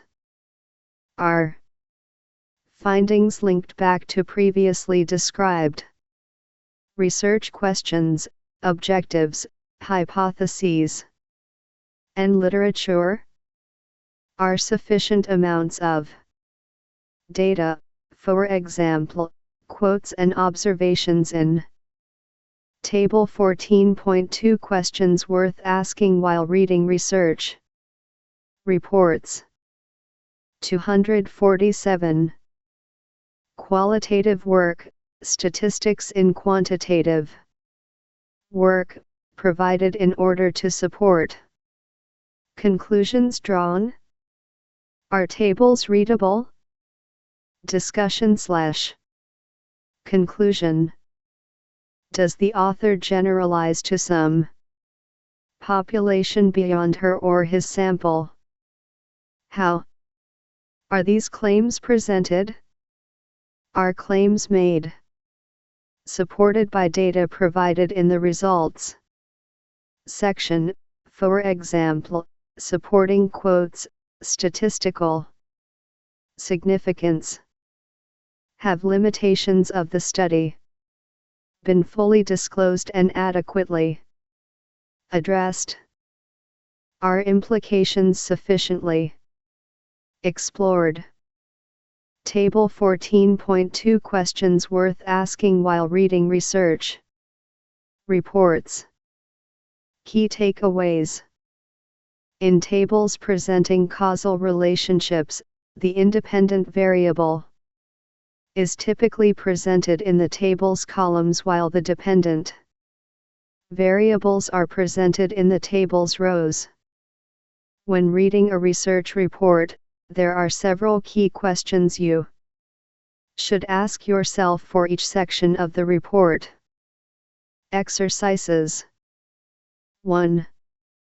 Find a table in a research report of your choosing. Challenge yourself to summarize the relationships represented by the table. Check your work by reading the findings section of the article. 2.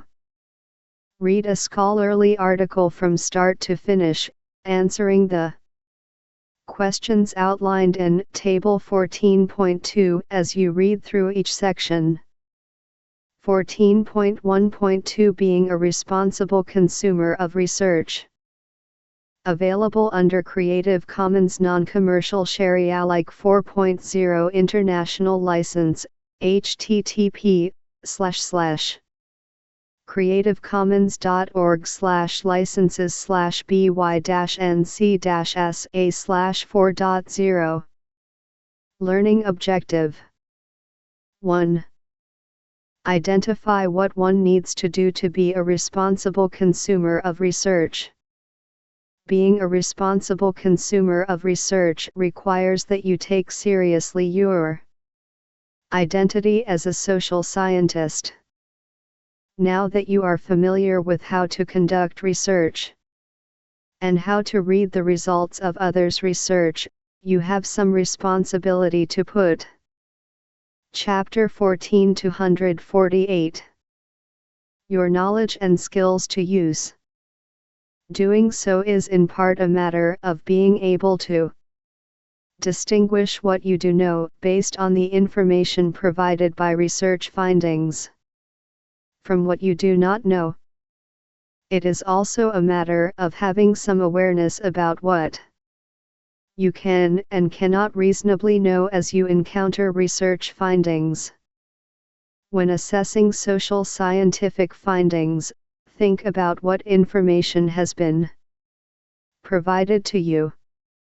In a scholarly journal article, you will presumably be given a great deal of information about the researcher's method of data collection, her or his sample, and information about how the researcher identified and recruited research participants.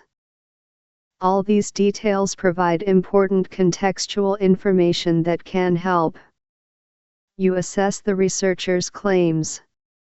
If, on the other hand, you come across some discussion of social scientific research in a popular magazine or newspaper, chances are that you will not find the same level of detailed information that you would find in a scholarly journal article. In this case, what you do and do not know is more limited than in the case of a scholarly journal article.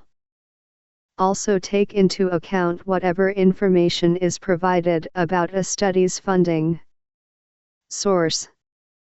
Most funders want, and in fact require, that recipients acknowledge them in publications. But more popular press may leave out a funding source.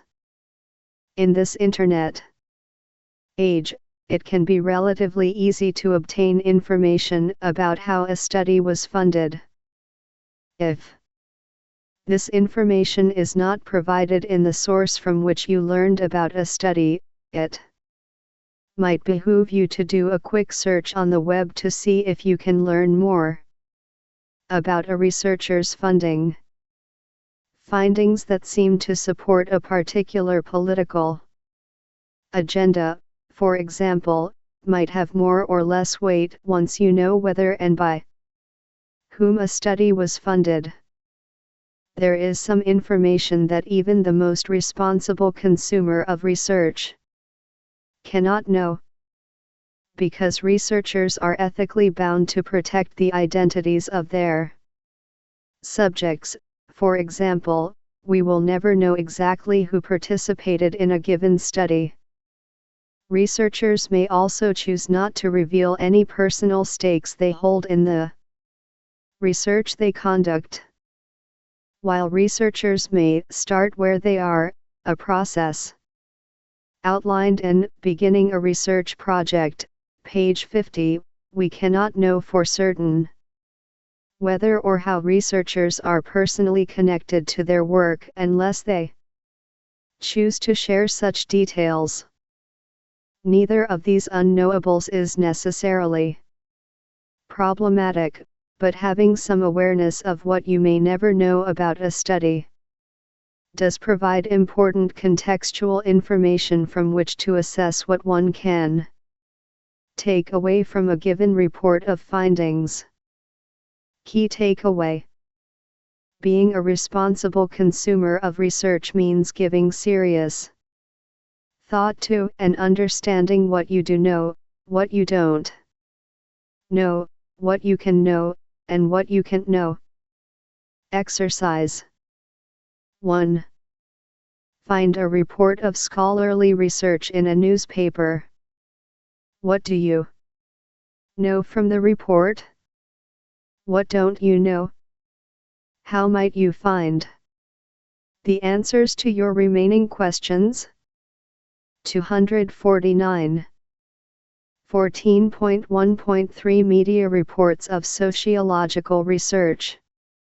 Available under Creative Commons Non-Commercial Share Alike 4.0 International License, http://creativecommons.org/licenses/by-nc-sa/4.0. Learning objectives. 1. Cite the major differences between scholarly and media reports of sociological research. 2. Identify the kinds of questions that may remain unanswered in media reports of sociological research. As you have probably already gathered, we are likely to encounter sociological research in the news and other media. For example, check out the American Sociological Association's media coverage links, http://www.asinit.org/press/media_. Coverage_highlights CFM. There you'll see that for just one study, on the consequences of parental divorce for child development, Kim, 2011, there were 170 news articles describing the study and its findings over the course of 1 month, June 2011. This particular study provides a good example of the difference between the information provided about a study in a scholarly journal article and the media's coverage of the same study. Let's look at some of the differences between the aforementioned study's coverage in the media and its treatment in a scholarly journal. First, watch the following coverage.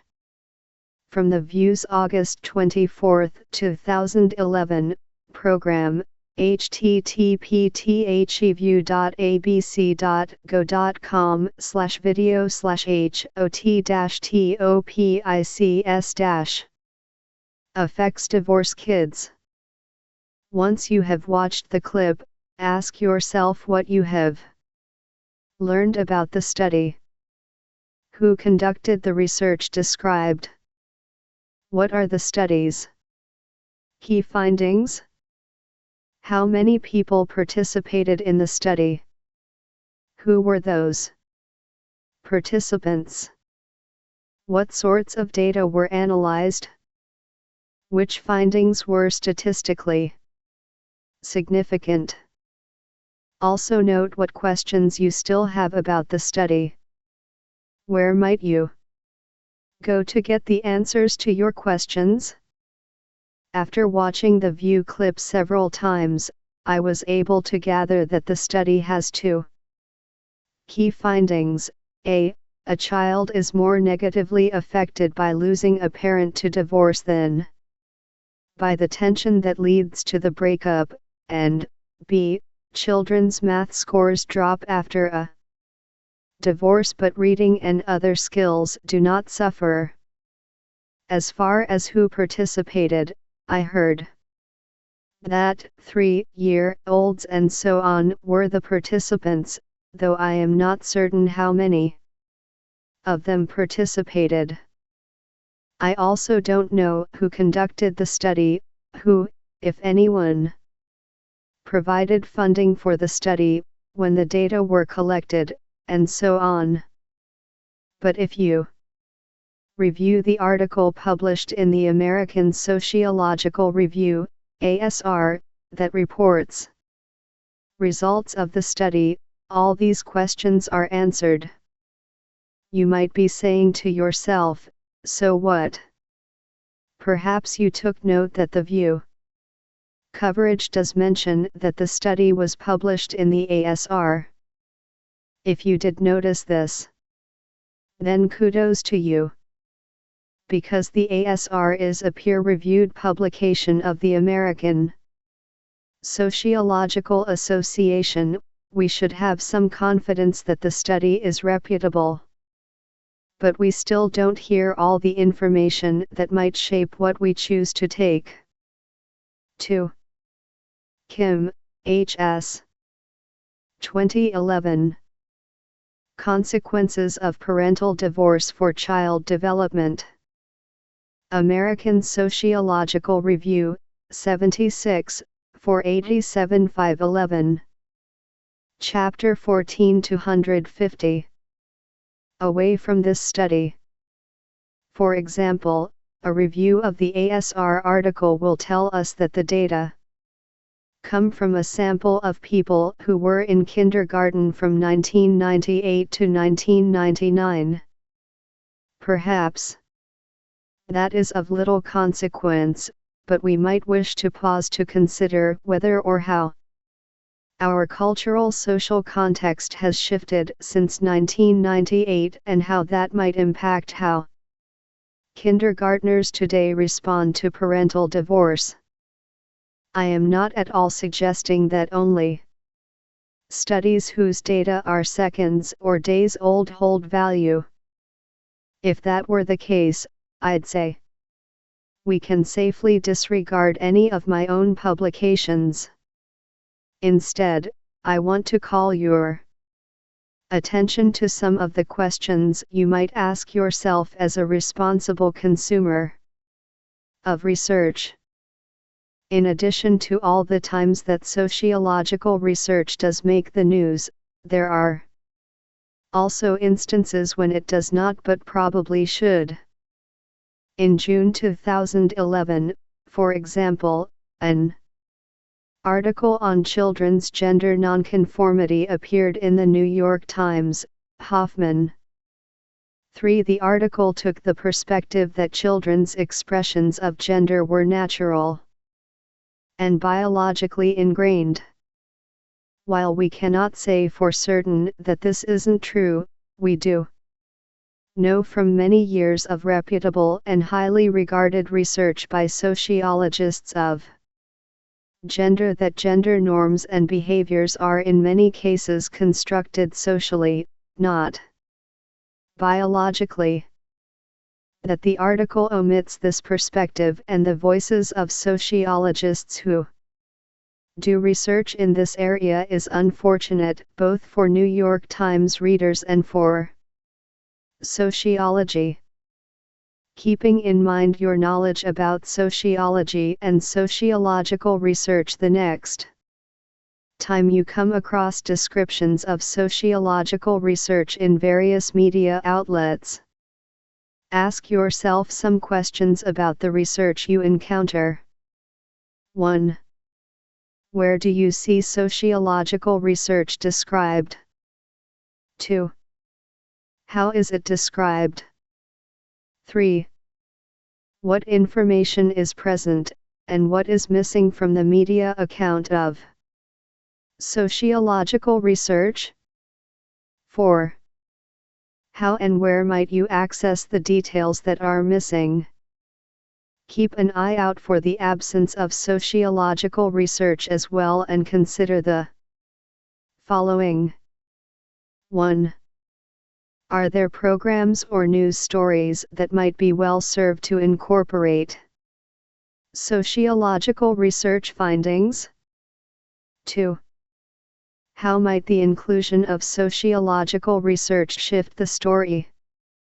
By asking yourself these questions as you go about your daily routine, you will have integrated sociological research into your everyday life. Key takeaways. Media reports of sociological research, while important, may leave Key questions about the research unanswered. When reading media reports of sociological research, it is useful to follow up your reading by checking the original scholarly source in which the research is reported. 3. Hoffman, J. 2011, June 10. Boys will be boys. Not in these families. New York Times. Retrieved from http://newyorktimes.com/2011/06/12. 251. Exercises. 1. Find a report of scholarly research in a non-scholarly source other than a newspaper. What would you say are the key takeaways reported by the non-scholarly source? Find and read a scholarly source's report of the same research. What would you say are the key takeaways reported by the scholarly source? How do the takeaways from each source differ? How are they similar? How has your own understanding of the work changed by reading the scholarly report? 2. Find a news story that you think could have been strengthened by the inclusion of sociological research.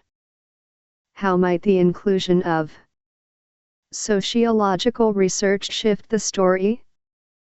14.1.4 Sociological Research, it's everywhere. Available under Creative Commons Non-Commercial Share Alike 4.0 International License, http://creativecommons.org/licenses/by-nc-sa/4.0. Learning Objectives. 1.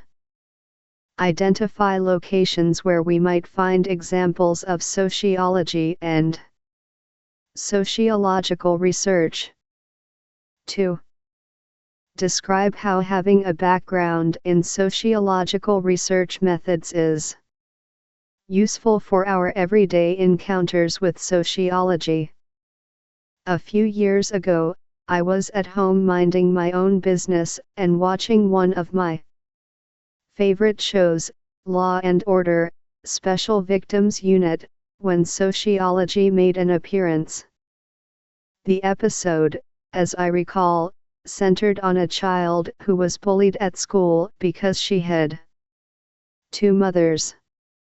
In the show, the lawyers discuss research on parenting that was published in the American Sociological Review. 4. It's amazing where and how often you might discover sociology rearing its head when you begin to pay attention, look for it, and listen for it.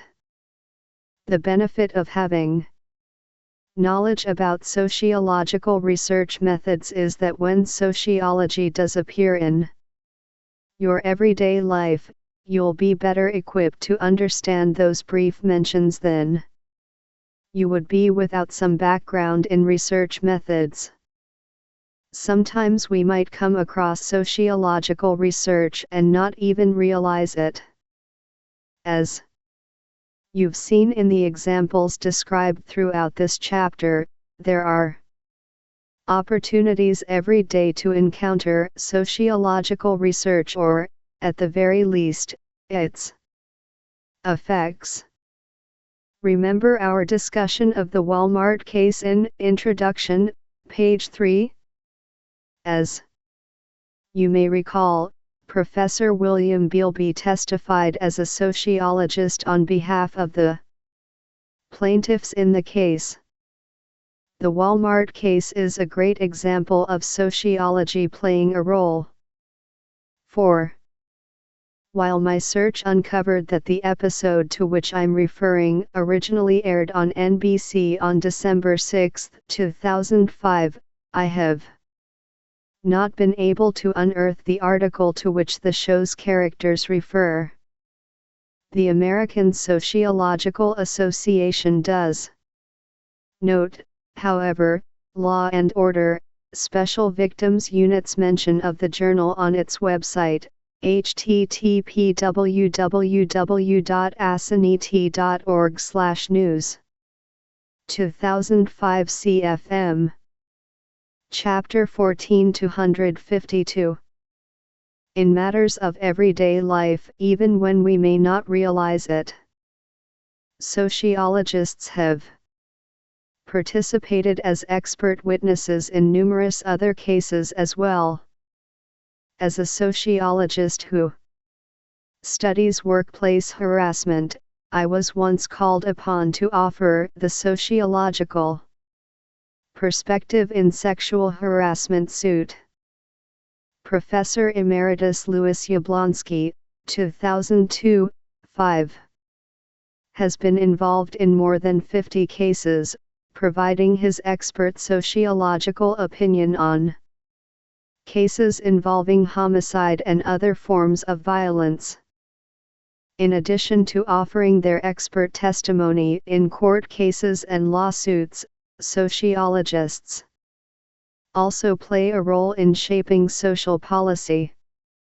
Professor Valerie Jenis, for example, has consulted with the state of California to help craft corrections policies there, particularly those focused on transgender inmates, sexual assault in correctional facilities, and hate crime statute implementation. http://www.asaneti.org/about awards/public/Jenis CFM. Professor Diane Vaughn, an organizational sociologist, participated in the investigation following the Space Shuttle Columbia's disintegration. During re-entry in 2003, Vaughn's sociological perspective added a social dimension to the investigation and helped identify the social and cultural factors at NASA that contributed to the Columbia's demise. http://www.asaneti.org/about/awards/public. Vaughn CFM. Finally, Dr. Darlene Iskra's research had a dramatic impact on national policy. http://www.asaneti.org/about/awards/public, when her work on gender discrimination in the military led to legislation that eliminated unequal requirements for men and women personnel serving in Saudi Arabia. What is a trailblazer? 2011. 6. These are just a few of the many examples of how the sociological perspective and sociological researchers have played a role in shaping our policies. 7. Another way that we might inadvertently come across sociology is when we encounter the ever-popular armchair sociologist. Perhaps you've met some of these folks or even played the role yourself a time or two. Armchair sociologists tend to wax poetic about how society is or how various groups of people are without having anything more than anecdotal evidence, or perhaps no evidence at all, to support their sweeping claims. Remember the example from Introduction, page 3, about a friend who once proclaimed that all men lie all the time. That's a perfect example of armchair sociology. Now that you are equipped with a better understanding of how we know what we know, and in particular how sociologists know what they know, you are well prepared to question the assumptions of the armchair sociologists you meet. And by Sharing with others what you know about how we know things, perhaps you'll even help others break the habit of making unfounded assumptions. Understanding sociological research methods is excellent preparation for questioning the everyday assumptions that others make. And let's face it, we've all probably made some unfounded assumptions about the way the world works or about what other people are like at one time or another. 5. You can read more about the cases that Professor Yablonsky has been involved in the following article he wrote for the American Sociological Association's newsletter in 2002, Yablonsky, L. 2002, January.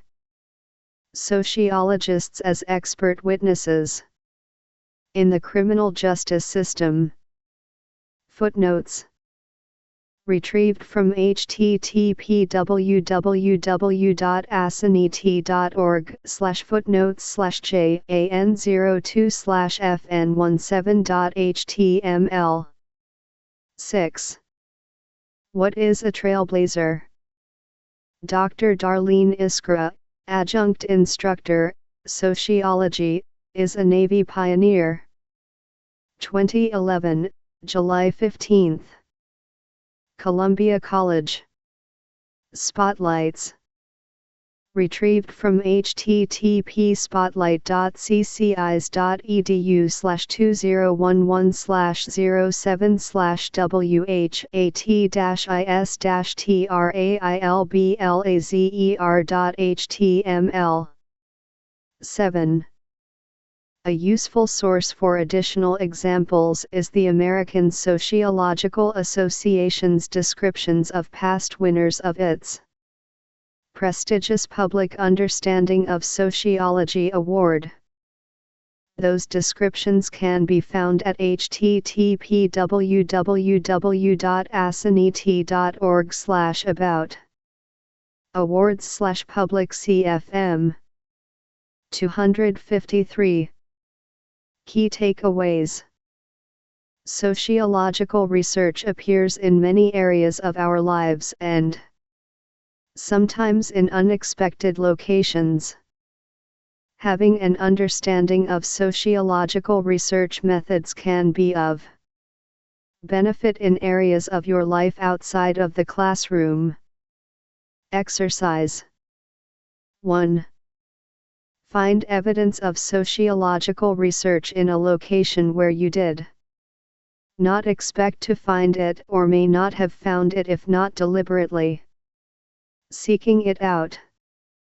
Ask 2 or 3 of your peers to do the same and then swap stories. Where did you find sociology? How did you find it? What relevance does sociology have to the example that you found? How did your knowledge about research methods help you identify or understand the instance of sociology that you found? Chapter 14 254. Chapter 15 Research Methods in the Real World. 15.1 Applying what you've learned.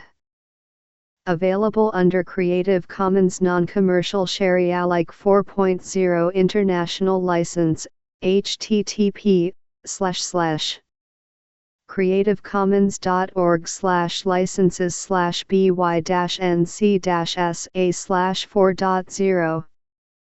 The examples of sociological research provided throughout this text come from a variety of positions on the basic public-applied continuum presented in Introduction. Page 3.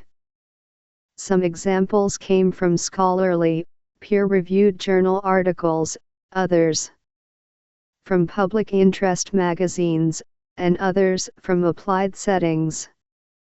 Nevertheless, students sometimes walk away from a research course wondering how any of what they've learned applies to their lives today and to their future plans. In this, the final chapter, we explore that question. We'll consider the variety of locations where research might crop up in your real-world life. For some, research might be a career. For others, perhaps research will provide a means to become engaged in social change efforts. For all of us, I hope that public sociology will present itself from time to time, perhaps in our reading, our web surfing, our television viewing, or our conversations with others. At the end of this chapter, we'll remind ourselves of some of the answers to the "why should I care" question that we addressed at the beginning of this text. I hope that by now you have your own ideas about how you might answer that question, but I'll nevertheless remind you of the answers that we've already covered and provide a few others that perhaps hadn't occurred to you. 15.1.1 Doing research for a living. Available under Creative Commons Non-Commercial Share Alike 4.0 International License, http://creativecommons.org/by-nc-sa/4.0. Learning objectives. 1. Identify the areas outside of academia where sociologists are most commonly employed. 2. Define evaluation research and provide an example of it. 3. Describe the work of a market researcher. 4. Describe what sociologists working in policy and other government research do. There are a variety of employers who hire social researchers. These include, but are not necessarily limited to, market research firms, corporations, public relations and communications firms, academic institutions, think tanks and other private research firms, public research firms and policy groups, and all levels of government. Some businesses hire social researchers to assist with personnel selection, many universities. 255. Hire social researchers for their research institutes, one and other firms such as Gallup. http://gallup.com/home.aspx, and Nielsen, http://www.nielsen.com/a/n.html. Hire social researchers to examine societal trends. The areas where sociologists holding undergraduate degrees in research are most likely to find employment as researchers are in evaluation research, market research, and government research. Each of these represents a particular use of research rather than a research method. Per Southeast. Evaluation, market, and government researchers may use any of the data collection or analysis strategies we described in survey research, a quantitative technique, page 132, and other methods of data collection and analysis, page 220, but their purpose and aims may differ.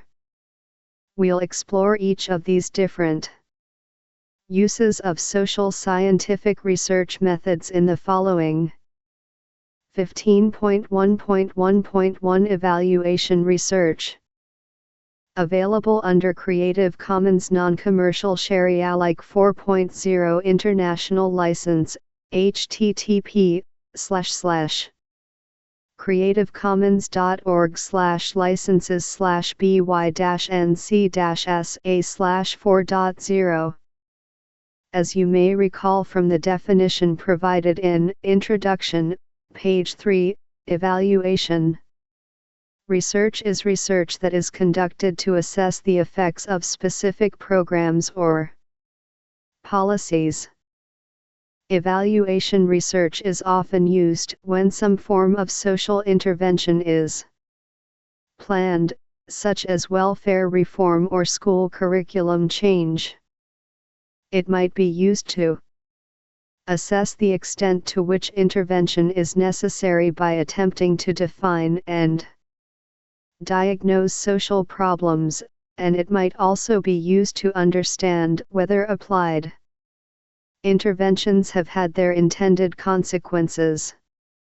Let's consider a couple of specific examples of evaluation research to better understand how and when it is employed. In Introduction, page 3, I mentioned my experience conducting evaluation research with a transitional housing program. Among other services, workers at the transitional housing locations counseled residents on finding and maintaining employment. 1.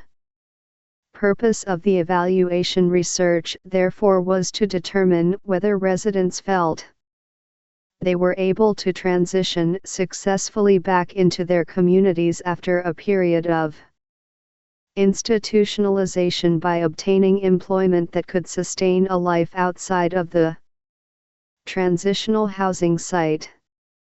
This outcomes assessment was conducted in order to determine whether the jobs counseling provided by the transitional housing employees produced the desired goal of preparing residents for finding and maintaining employment. My first experience with evaluation research occurred during my senior year of college. That year, I conducted an internship at a hospital development office.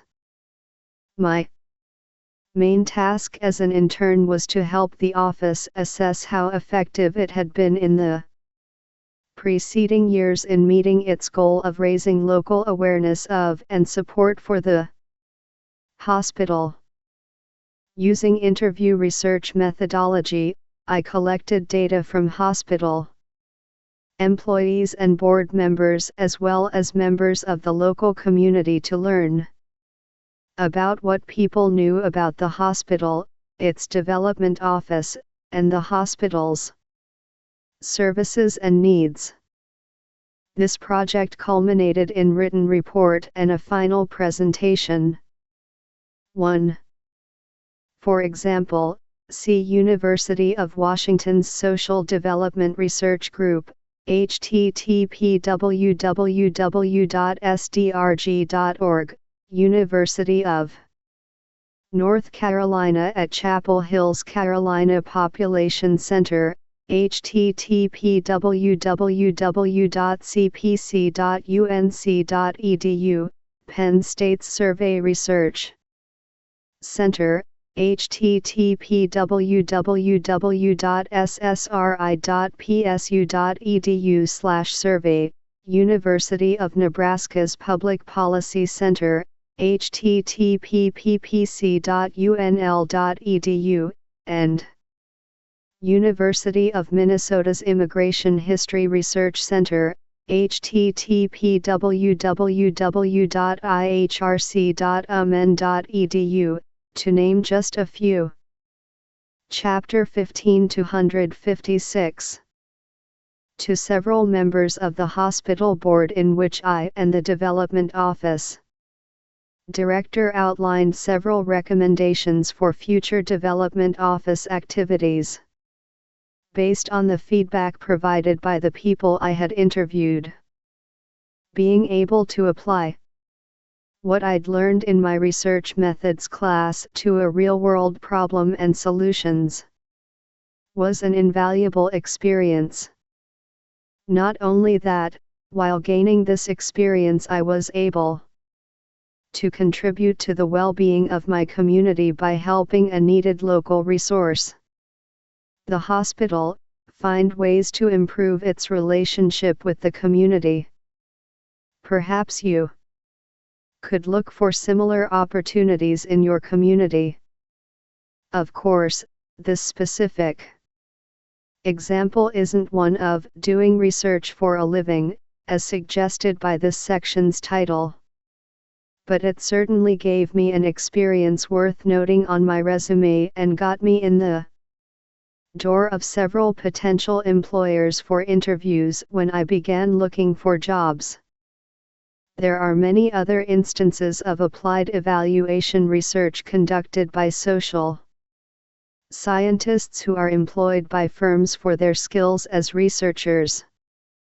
Just Google the phrase evaluation research firm and you'll find scores of examples. Different firms may specialize in different areas of research. For example, Hoffman Clark and Associates, a California-based firm, specializes in public health and K-12 education assessment. http://www.hoffmanclark.org/index.php. Arizona firm LeCroy and Milligan Associates, Inc. conducts evaluation research in the areas of criminal justice and health and human services. http://www.lecroymilligan.com/index.html. In Colorado, Outcomes, Inc. focuses on children and families. http://www.outcomescolorado.com/home. Wilder Research, based in Minnesota, conducts evaluation research designed to help strengthen families and their communities. http://www.wilder.org/research.0html. Massachusetts firm Social Science Research and Evaluation Incorporated specializes in, among other areas, evaluation research on highway safety and transportation. http://www.ssre.org/index.html. Finally, Inventivo Design LLC in Colorado tailors its evaluation research services to corporations wishing to assess whether their investments meet the goals of management and deliver on objectives. http://www.inventivodesign.com. As you can see from this very limited sampling of evaluation research firms, employment as an evaluation researcher could take you to just about any area of the country and involve work with any number of industries and sectors. 15.1.1.2 Market Research. Available under Creative Commons Non-Commercial Share-alike 4.0 International License, http://creativecommons.org/licenses/by-nc-sa/4.0. Market research is another way that you might engage in social scientific research to make a living. Just as with evaluation research, market research is not a particular research method per Southeast. Instead, it is a particular way of utilizing research methodology for a particular purpose. Market research is research that is conducted for the purpose of guiding businesses and other organizations as they make decisions about how best to sell, improve, or promote a product or service. This sort of research might involve gathering data from and about one's core market and customers, about competitors, or about an industry more generally.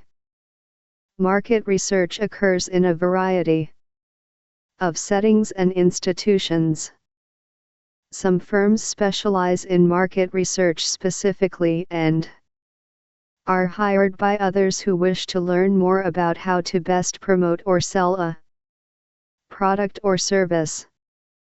Market research might also be conducted in-house, perhaps by 257 large businesses that sell products or by nonprofits that wish to better understand how best to meet the needs of their clientele or promote their services. Market researchers assess how best to sell, improve, or promote a product by gathering data about that product's consumers.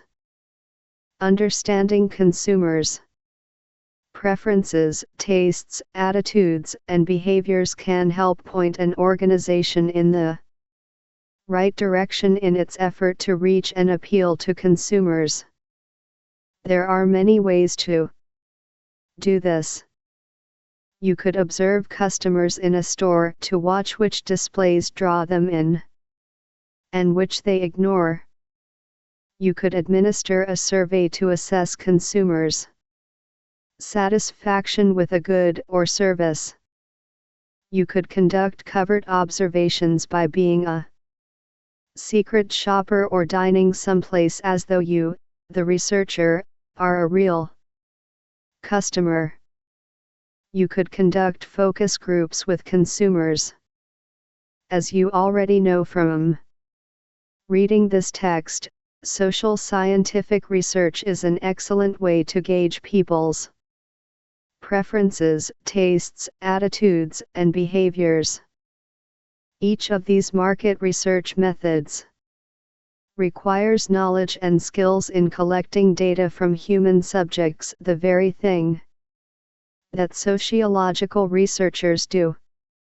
In the preceding section, I identified just a small sampling of the many evaluation research firms that exist throughout the United States. There are also many firms that exist for the sole purpose of carrying out market research, all of which hire individuals who have a background in or knowledge about social scientific research methodology. Market research firms specialize in all kinds of areas. For example, Arbitron Incorporated focuses on media, gathering data about radio audiences around the globe. http://www.arbitron.com/home/content.stm. From Maine, Market Decisions conducts market research on a wide variety of topics from public policy to branding to feasibility. http://www.marketdecisions.com/index.php. Nielsen, a company many are familiar with, conducts media research of all kinds. http://www.nielsen.com/a/n. HTML, but is perhaps best known for its ratings of television programming in the United States. http://www.nielsen.com/a/n/insights. Specializing in the area of information technology, Gartner collects data to help its clients make it-related decisions. http://www.gartner.com/technology/home.jsp. These are just a few of the many potential market research employers that seek individuals with research skills. 15.1.1.3 Policy and other government research. Available under Creative Commons Non-Commercial Share-alike 4.0 International License. http:// creative-commons.org/licenses/by-nc-sa/4.0. Finally, many social science researchers do policy and other government-related kinds of work. In fact, the federal government is one of the largest employers of applied social science researchers. Government and policy research could be in any number of areas. For example, nonpartisan private firms such as Child Trends, http://childtrends.org/index.cfm, conduct research that is specifically intended to be useful for policymakers. In the case of Child Trends, researchers aim to improve the lives of children by conducting high-quality research and sharing it with the people and institutions whose decisions and actions affect children. http://www.childtrends.org/cat_disp_page cfm, lid=124. Other private firms, such as Belden Rusonello and Stewart. Chapter 15-158. Conduct research aimed at helping create social change, including projects on biodiversity, education, and energy use. http://www.brspoll.com/index.htm. As for government work, Contexts magazine recently published an article featuring 4 sociological researchers to whom President Obama's administration has turned, relying on their unique understanding of American society to apply the most relevant research to policymaking. 2010, p. 14. 2 those researchers include James P. Lynch, Bureau of Justice Statistics Director, John Lobb, Director of the National Institute of Justice, Robert M. Groves, U.S. Census Bureau Director, and David Harris, Deputy Assistant Secretary for Human Services Policy in the U.S. Department of Health and Human Services. Key takeaway: sociologists are employed in many arenas. Some of the most common include evaluation research, market research, and policy, and other government research. Exercise 1. If you're interested in hearing more from sociologists who do research, or sociology more generally, for a living, check out Context's article on Embedded Sociologists, Neiseth, Shannon, Heise, and McElrath, 2011, 3, who work Indiana fields as diverse American Samoa. Epidemiology to Housing, Rights to Human Resources. The article can be found online at http://articles/spring-2011. Embedded Sociologists / 15.1.2 Doing Research for a Cause. Available under Creative Commons Non-Commercial Share Alike 4.0 International License, http://creative-commons.org/licenses/by-nc-sa/4.0. Learning Objectives. 1. Define and provide at least one example of action research. 2. Define stakeholders. Some sociologists engage in research for reasons in addition to or aside from career motivations. These individuals might conduct some form of action research, while Action research may be conducted as part of a person's paid employment, as described in Doing Research for a Living, page 255. You might also conduct action research as a volunteer working for a cause that you find worthy. If you've discovered that you have an interest in sociological research but would rather not pursue a career in research, perhaps some volunteer involvement in action is for you. 2. Working for the G-Man. 2010, Fall. Contexts, 9, 14, 15. 3. Niseth, H., Shannon, S., Heisa, K., and McElrath, S.M. 2011. Embedded Sociologists. Contexts, 10, 44, 50. 259.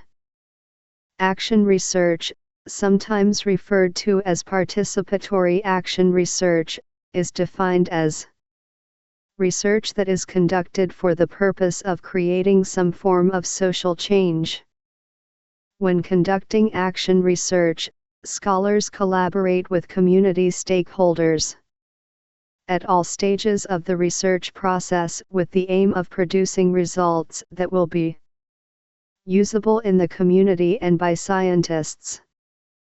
On the continuum of basic to applied research, action research is very far on the applied end of the spectrum. Sociologists who engage in this form of research never just go it alone, instead, they collaborate with the people who are affected by the research. Kristen Esterberg puts it quite eloquently when she says, at heart, all action researchers are concerned that research not simply contribute to knowledge but also lead to positive changes in people's lives. 2002, p. 137. 4. Action research was first developed in the 1960s and 1970s, Freyer, 1970, 5. For the purpose of empowering individuals in underdeveloped nations, Reason, 1994. 6. Since then, action research has become increasingly popular among scholars who wish for their work to have tangible outcomes that benefit the groups that they study.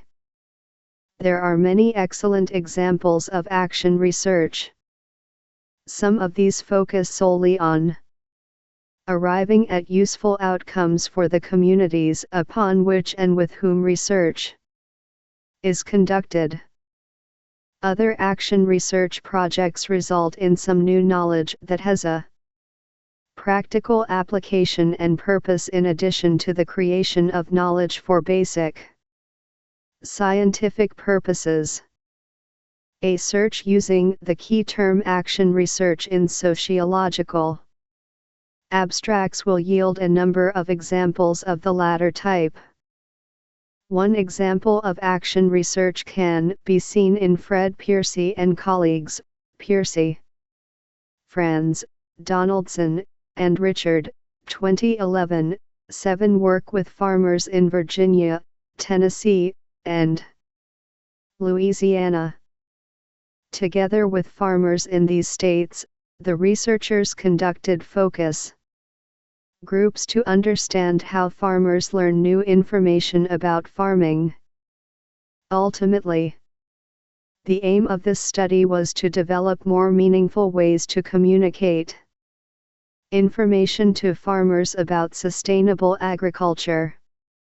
This improved communication, the researchers and farmers believed, would benefit not just researchers interested in the topic but also farmers and their communities.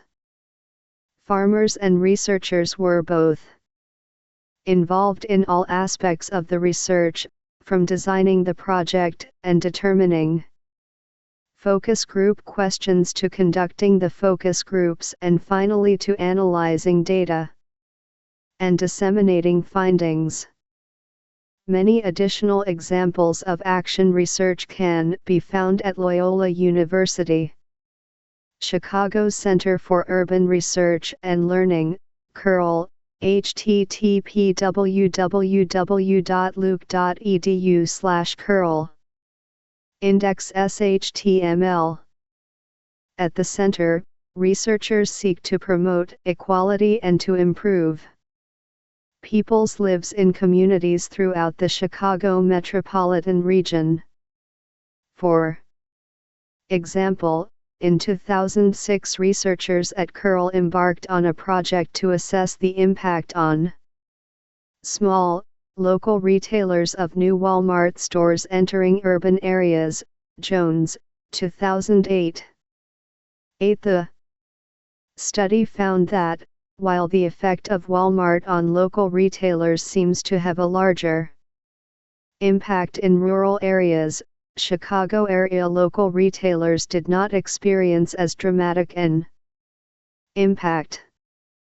Nevertheless, a small but statistically significant relationship was found between Walmart's arrival in the city and local retailers closing their doors.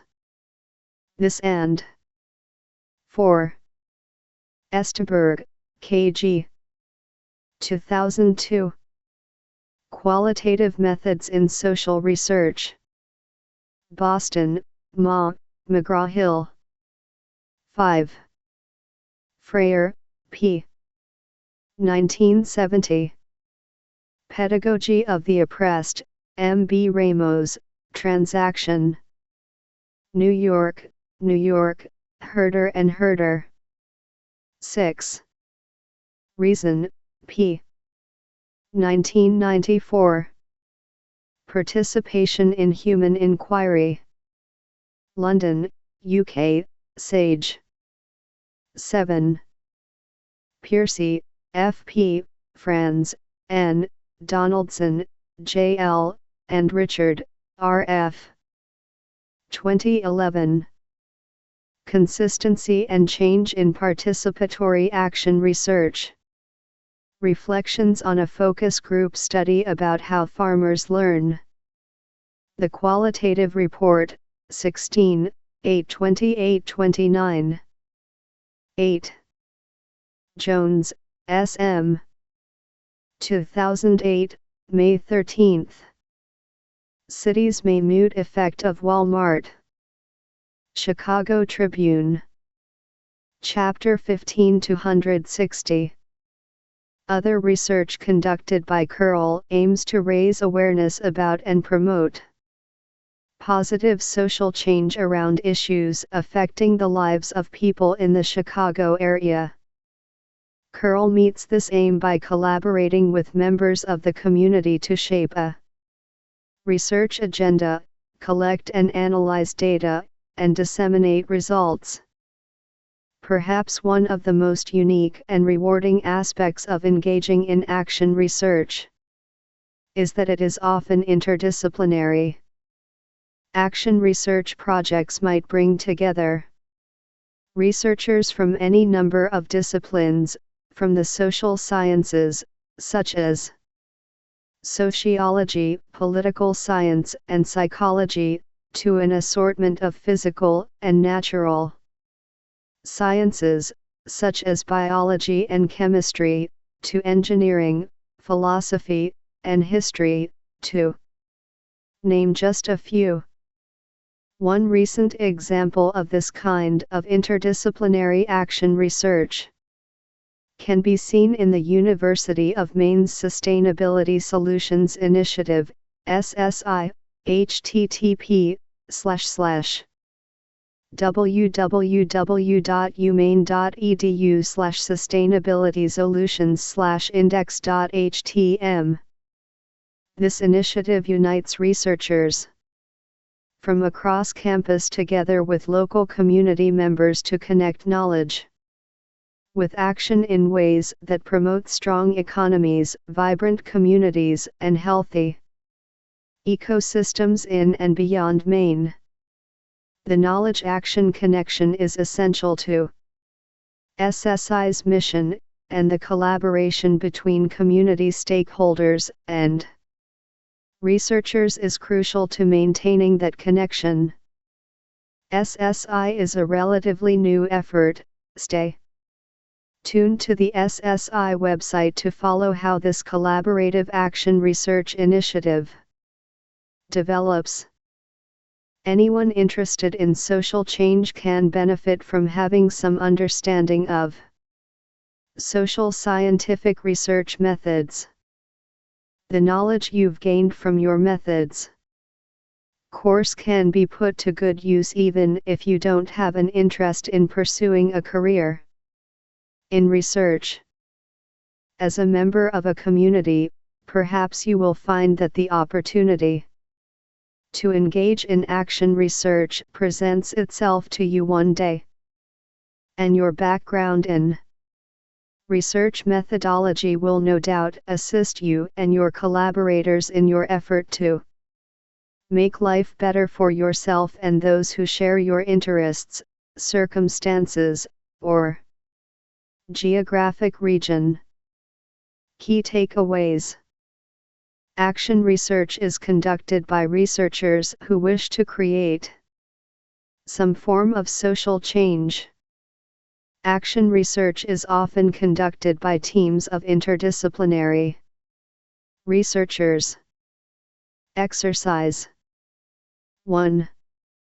If you're interested in learning more about action research, or perhaps reading some specific examples of action research, check out the Journal Gateways.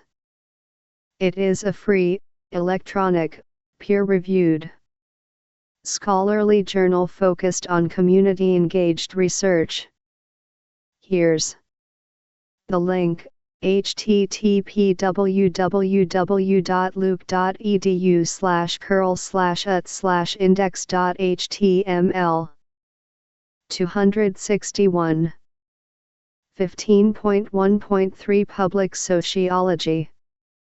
Available under Creative Commons Non-Commercial Share Alike 4.0 International License, http://creativecommons.org/licenses/by-nc-sa/4.0.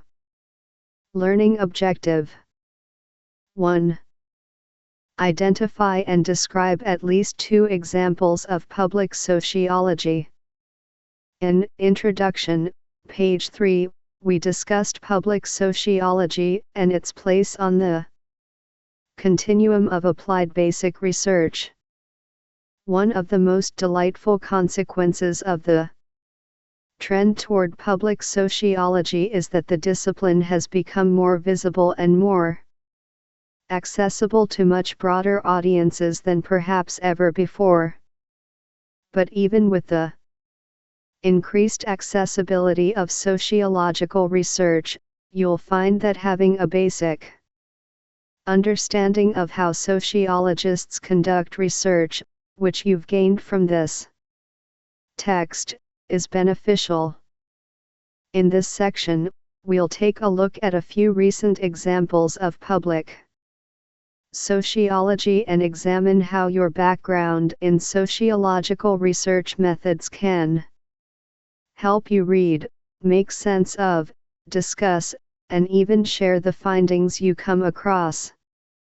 In recent months, I've been interviewed by a journalist writing for a website run by Drive Mehmet Ounce of the Dr. Ounce Show, http://www.ubeauty.com, and another writing for a website dedicated to any and everything having to do with video games and geek culture, http://www.unwinnable.com.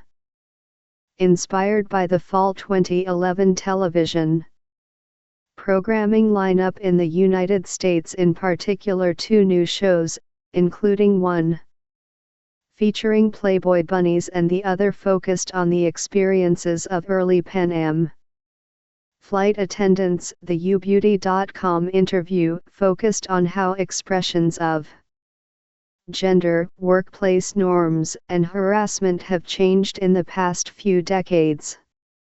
9 in the other interview, conducted for an article on how heroism has changed since September 11, 2001, Bannon, 2011, 10. I was asked questions about patterns of social change. In both cases, I was doing public sociology, drawing from my own background and knowledge about the sociological perspective on human behavior to help make sense of recent and current trends in society. Many other sociologists engage in public sociology as well. Professor Pepper Schwartz, whose name you might recall from Beginning a Research Project, page 50, is perhaps one of the most recognized public sociologists. In Beginning a Research Project, page 50, I mentioned Schwartz's role as the relationship expert for the dating website perfectmatch.com. Schwartz is also the sex and relationship expert for the American Association for Retired Persons, for whom she writes a regular column, offering advice to those aged 50 and up. Her participation with these venues enables Schwartz to provide relevant sociological understanding, perspective, and knowledge to broad audiences. Another example of public sociology can be seen in Professor Nikki Jones's work. Jones, an urban ethnographer who studies adolescent girls' violence, has found that 9. You can read the final article at http://ubeauty.com/relationships. Interestingly, while the single quote attributed to me is accurate, the context within which I made the remark is not provided. One important caution for sociologists who choose to participate in press interviews is that your perspective may not always be represented in a way that you'd choose. 10. Bannon, B. 2011, July 19. Superheroes in a Post-9/11 Society. Unwinnable. Retrieved from http://www.unwinnable.com. 2011/07/29/Superheroes in a Post-9/11 Society/ Chapter 15-162. The mean girl phenomenon represented in so much of our popular culture and so many news stories today is far more hype than reality. Chesney Lind and Jones, 2010. Jones, 2009. 11. In an effort to promote a better understanding of this and other matters of public interest upon which sociological and other scholarly evidence can and should be brought to bear, Jones collaborates with 2 other editors to maintain the website The Public Intellectual, http://thepublicintellectual.org. The site publishes work by academics and other researchers who write pieces intended to debunk common knowledge on matters of public concern, analyze social policies and problems, and examine cultural trends. Finally, Professors Lisa Wade and Gwen Sharp provide another excellent example of public sociology on their website Sociological Images, http://thesocitypages.org. Society Images. This site provides sociological observations and commentary on images of all kinds, from advertisements to charts and graphs, and from around the globe. Their aim is to encourage all kinds of people to exercise and develop their sociological imagination by presenting brief sociological discussions of compelling and timely imagery that spans the breadth of sociological inquiry. The images, weighed and sharp display on the site, are chosen for their ability to illustrate sociological ideas in a way that is both compelling and accessible to sociological and non-sociological audiences alike. Peruse their site, and as you'll see from the comments noted underneath each of the discussion/image posts, that the sociological images audience runs the gamut in background, ideology, and perspective. In other words, the site accomplishes the exact aim of public sociology, to engage the public. Key takeaways. One of the positive consequences of public sociology is that the discipline has become more visible and more accessible to much broader audiences than in the past. Having a background in sociological research methods can help you read, make sense of, discuss, and share the research findings you encounter. Exercises. 1. Check out at least one of the websites mentioned in the preceding section. What do you think of these examples of public sociology? Ask one of your non-sociologist friends to peruse the site. Discuss what you each found compelling. How does your knowledge of sociological research methods shape your understanding of what you've read? 2. Discuss public sociology with a few of your sociology peers. In what areas do you think public sociology can and should play a role? 11. Jones, N. 2009. Between Good and Ghetto, African American Girls and Inner City Violence. Piscataway, N.J., Rutgers, Chesney. Lind, M., and Jones, eds. 2010. Fighting for Girls, New Perspectives on Gender and Violence. Albany, New York, SUNY Press. 263. 15.1.4 Revisiting an earlier question, why should we care? Available under Creative Commons Non-Commercial Share Alike 4.0 International License, http://creativecommons.org/by-nc-sa/4.0. Learning Objectives. 1. Define transferable skills. 2. Identify several of the transferable skills you've gained from your understanding of sociological research methods. I hope that by now I've managed to convince you that developing an understanding of how sociologists conduct research has many benefits.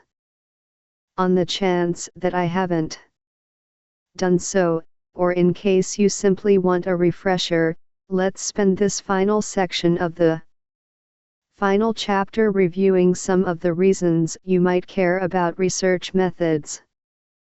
15.1.4.1 Transferable Skills. Available under Creative Commons Non-Commercial Share Alike 4.0 International License, http://creativecommons.org/licenses/by-nc-sa/4.0.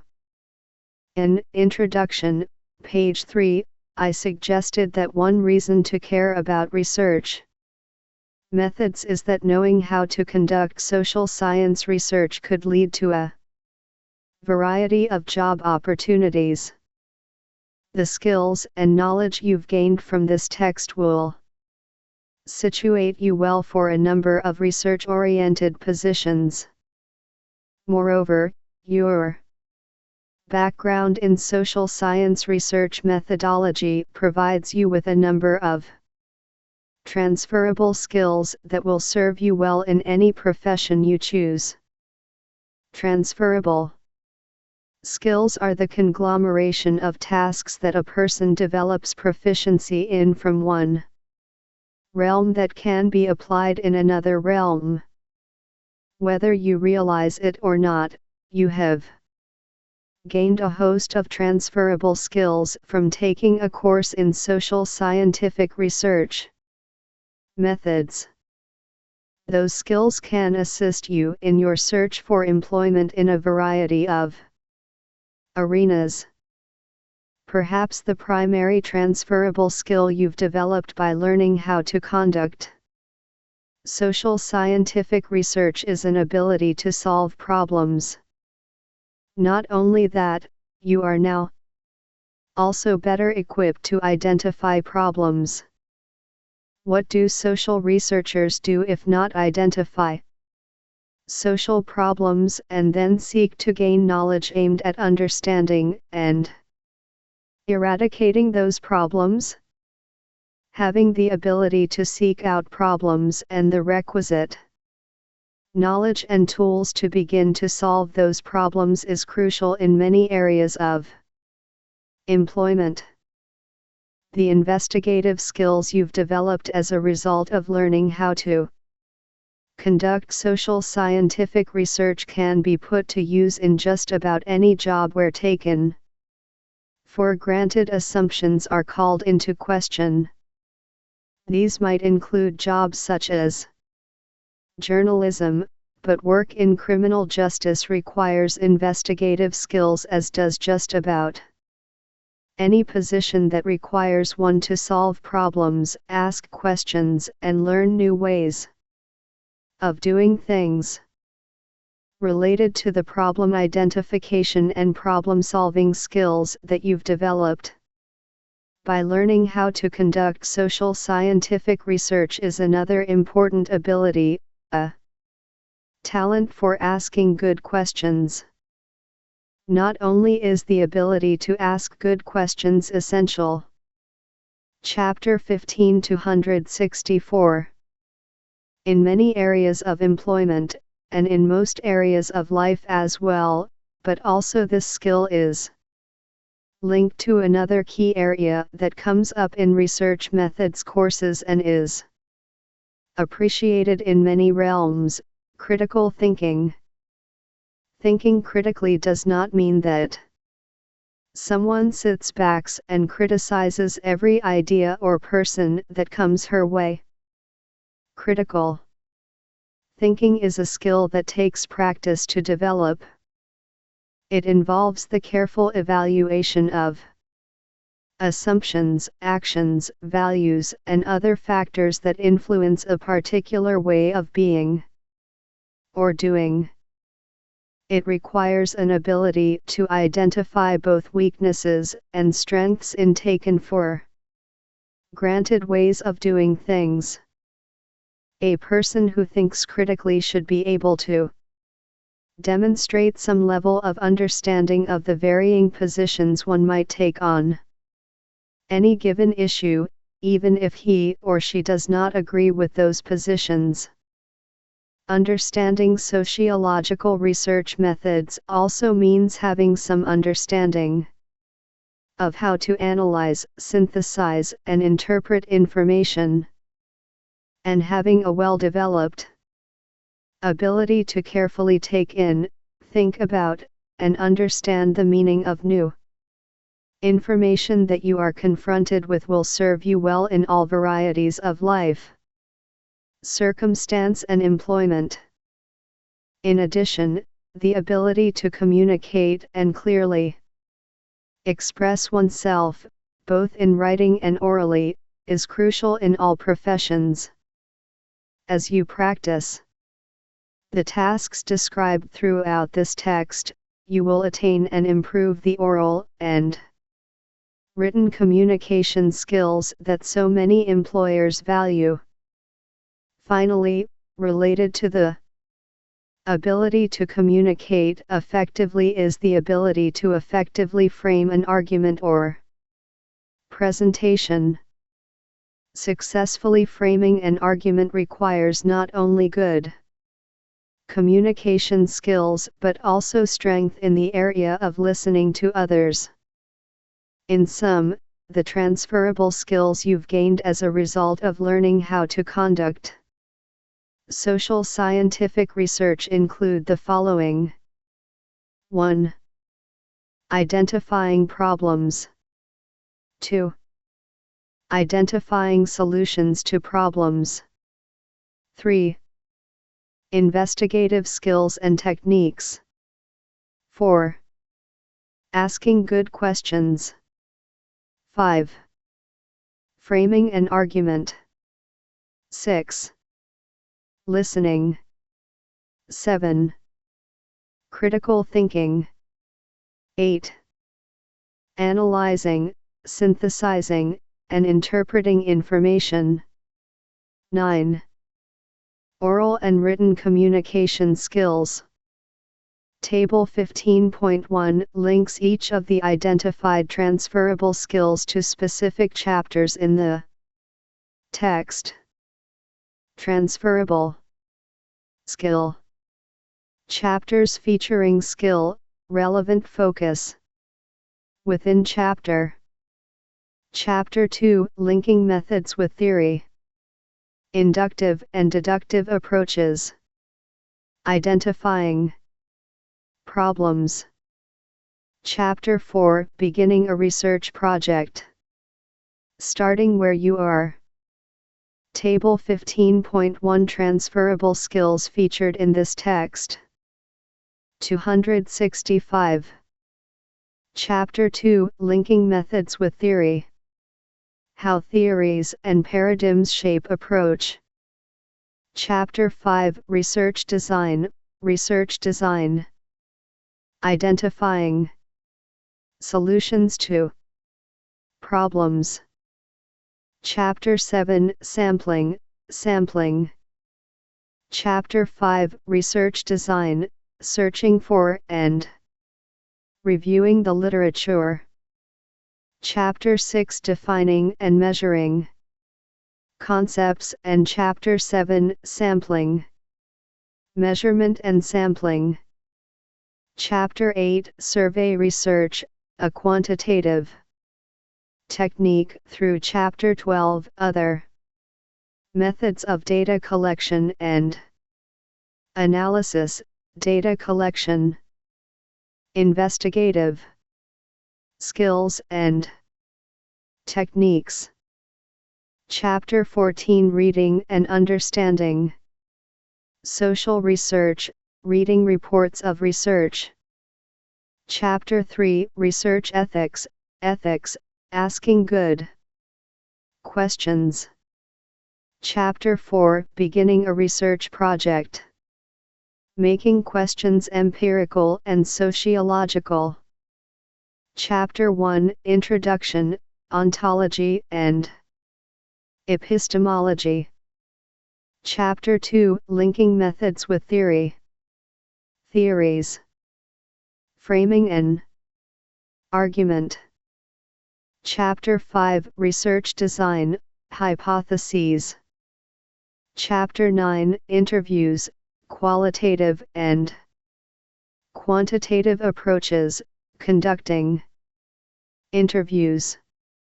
Listening. Chapter 10 Field research, a qualitative technique, getting into and establishing rapport in field. Table 15.1 Transferable skills featured in this text. Chapter 15 266. Chapter 12 Other methods of data collection and analysis, Focus groups. Ethnomethodology. Chapter 14 Reading and Understanding. Social research, being responsible consumers of research. Chapter 1 Introduction, Sources of Knowledge.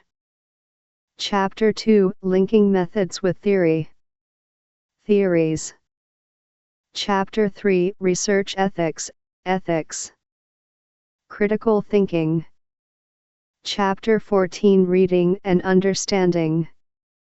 Social Research, Understanding Social Research. Chapter 5 Research Design, Reviewing the Literature. Chapter 8 Survey Research, a Quantitative Technique through Chapter 12 Other Methods of Data Collection and Analysis. Data Analysis. Analyzing, Synthesizing, and Interpreting Information. Chapter 14 Reading and Understanding. Social Research, Reading and Understanding. Social Research. Chapter 13 Sharing Your Work, Sharing Your Work. Oral and Written Communication Skills. Chapter 1 Introduction through Chapter 15 Research Methods in the Real World. Written and oral exercises throughout. Table 15.1 Transferable skills featured in this text. 15.1.4.2 Understanding yourself, your circumstances, and your world. Available under Creative Commons Non-Commercial Share Alike 4.0 International License, http://creativecommons.org/by-nc-sa/4.0. Perhaps the most rewarding consequence of understanding social scientific research methods is the ability to gain a better understanding of yourself, your circumstances. 267. And your world. Through the application of social scientific research methods, sociologists have asked and answered many of the world's most pressing questions. Certainly those answers are not always complete, nor are they infallible. But the quest for knowledge and understanding is an ongoing process. As social scientists continue the process of asking questions and seeking answers, perhaps you will choose to participate in that quest now that you have gained some knowledge and skill in how to conduct research. Having thought about what you know and how you know it, as well as what others claim to know and how they know it, I hope it will provide you with some clarity in an often murky world. Whether you choose to adopt the particular ways of knowing described in this text as your preferred ways of knowing is totally up to you. I hope that you will find that the knowledge you've gained here is of use, perhaps in terms of your personal life and interests, in your relationships with others, or in your longer range school or career goals. Key takeaways. Having a background in social science research methodology provides you with a number of transferable skills. Having a background in social science research methodology gives you the opportunity to gain greater insight into yourself, your circumstances, and your world. Exercises. 1. If you're interested in gaining some more research experience, check out the National Science Foundation's Research for Undergraduates (RU) program. The program provides Opportunities for students to conduct research at a host institution, along with a small group of undergraduate peers. To learn more about the program and search for current locations hosting RU programs, see the following: http://www.nsf.gov/crssprogram/RU.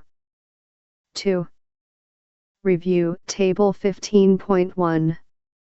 Are there transferable skills listed there that you're not yet convinced you've attained?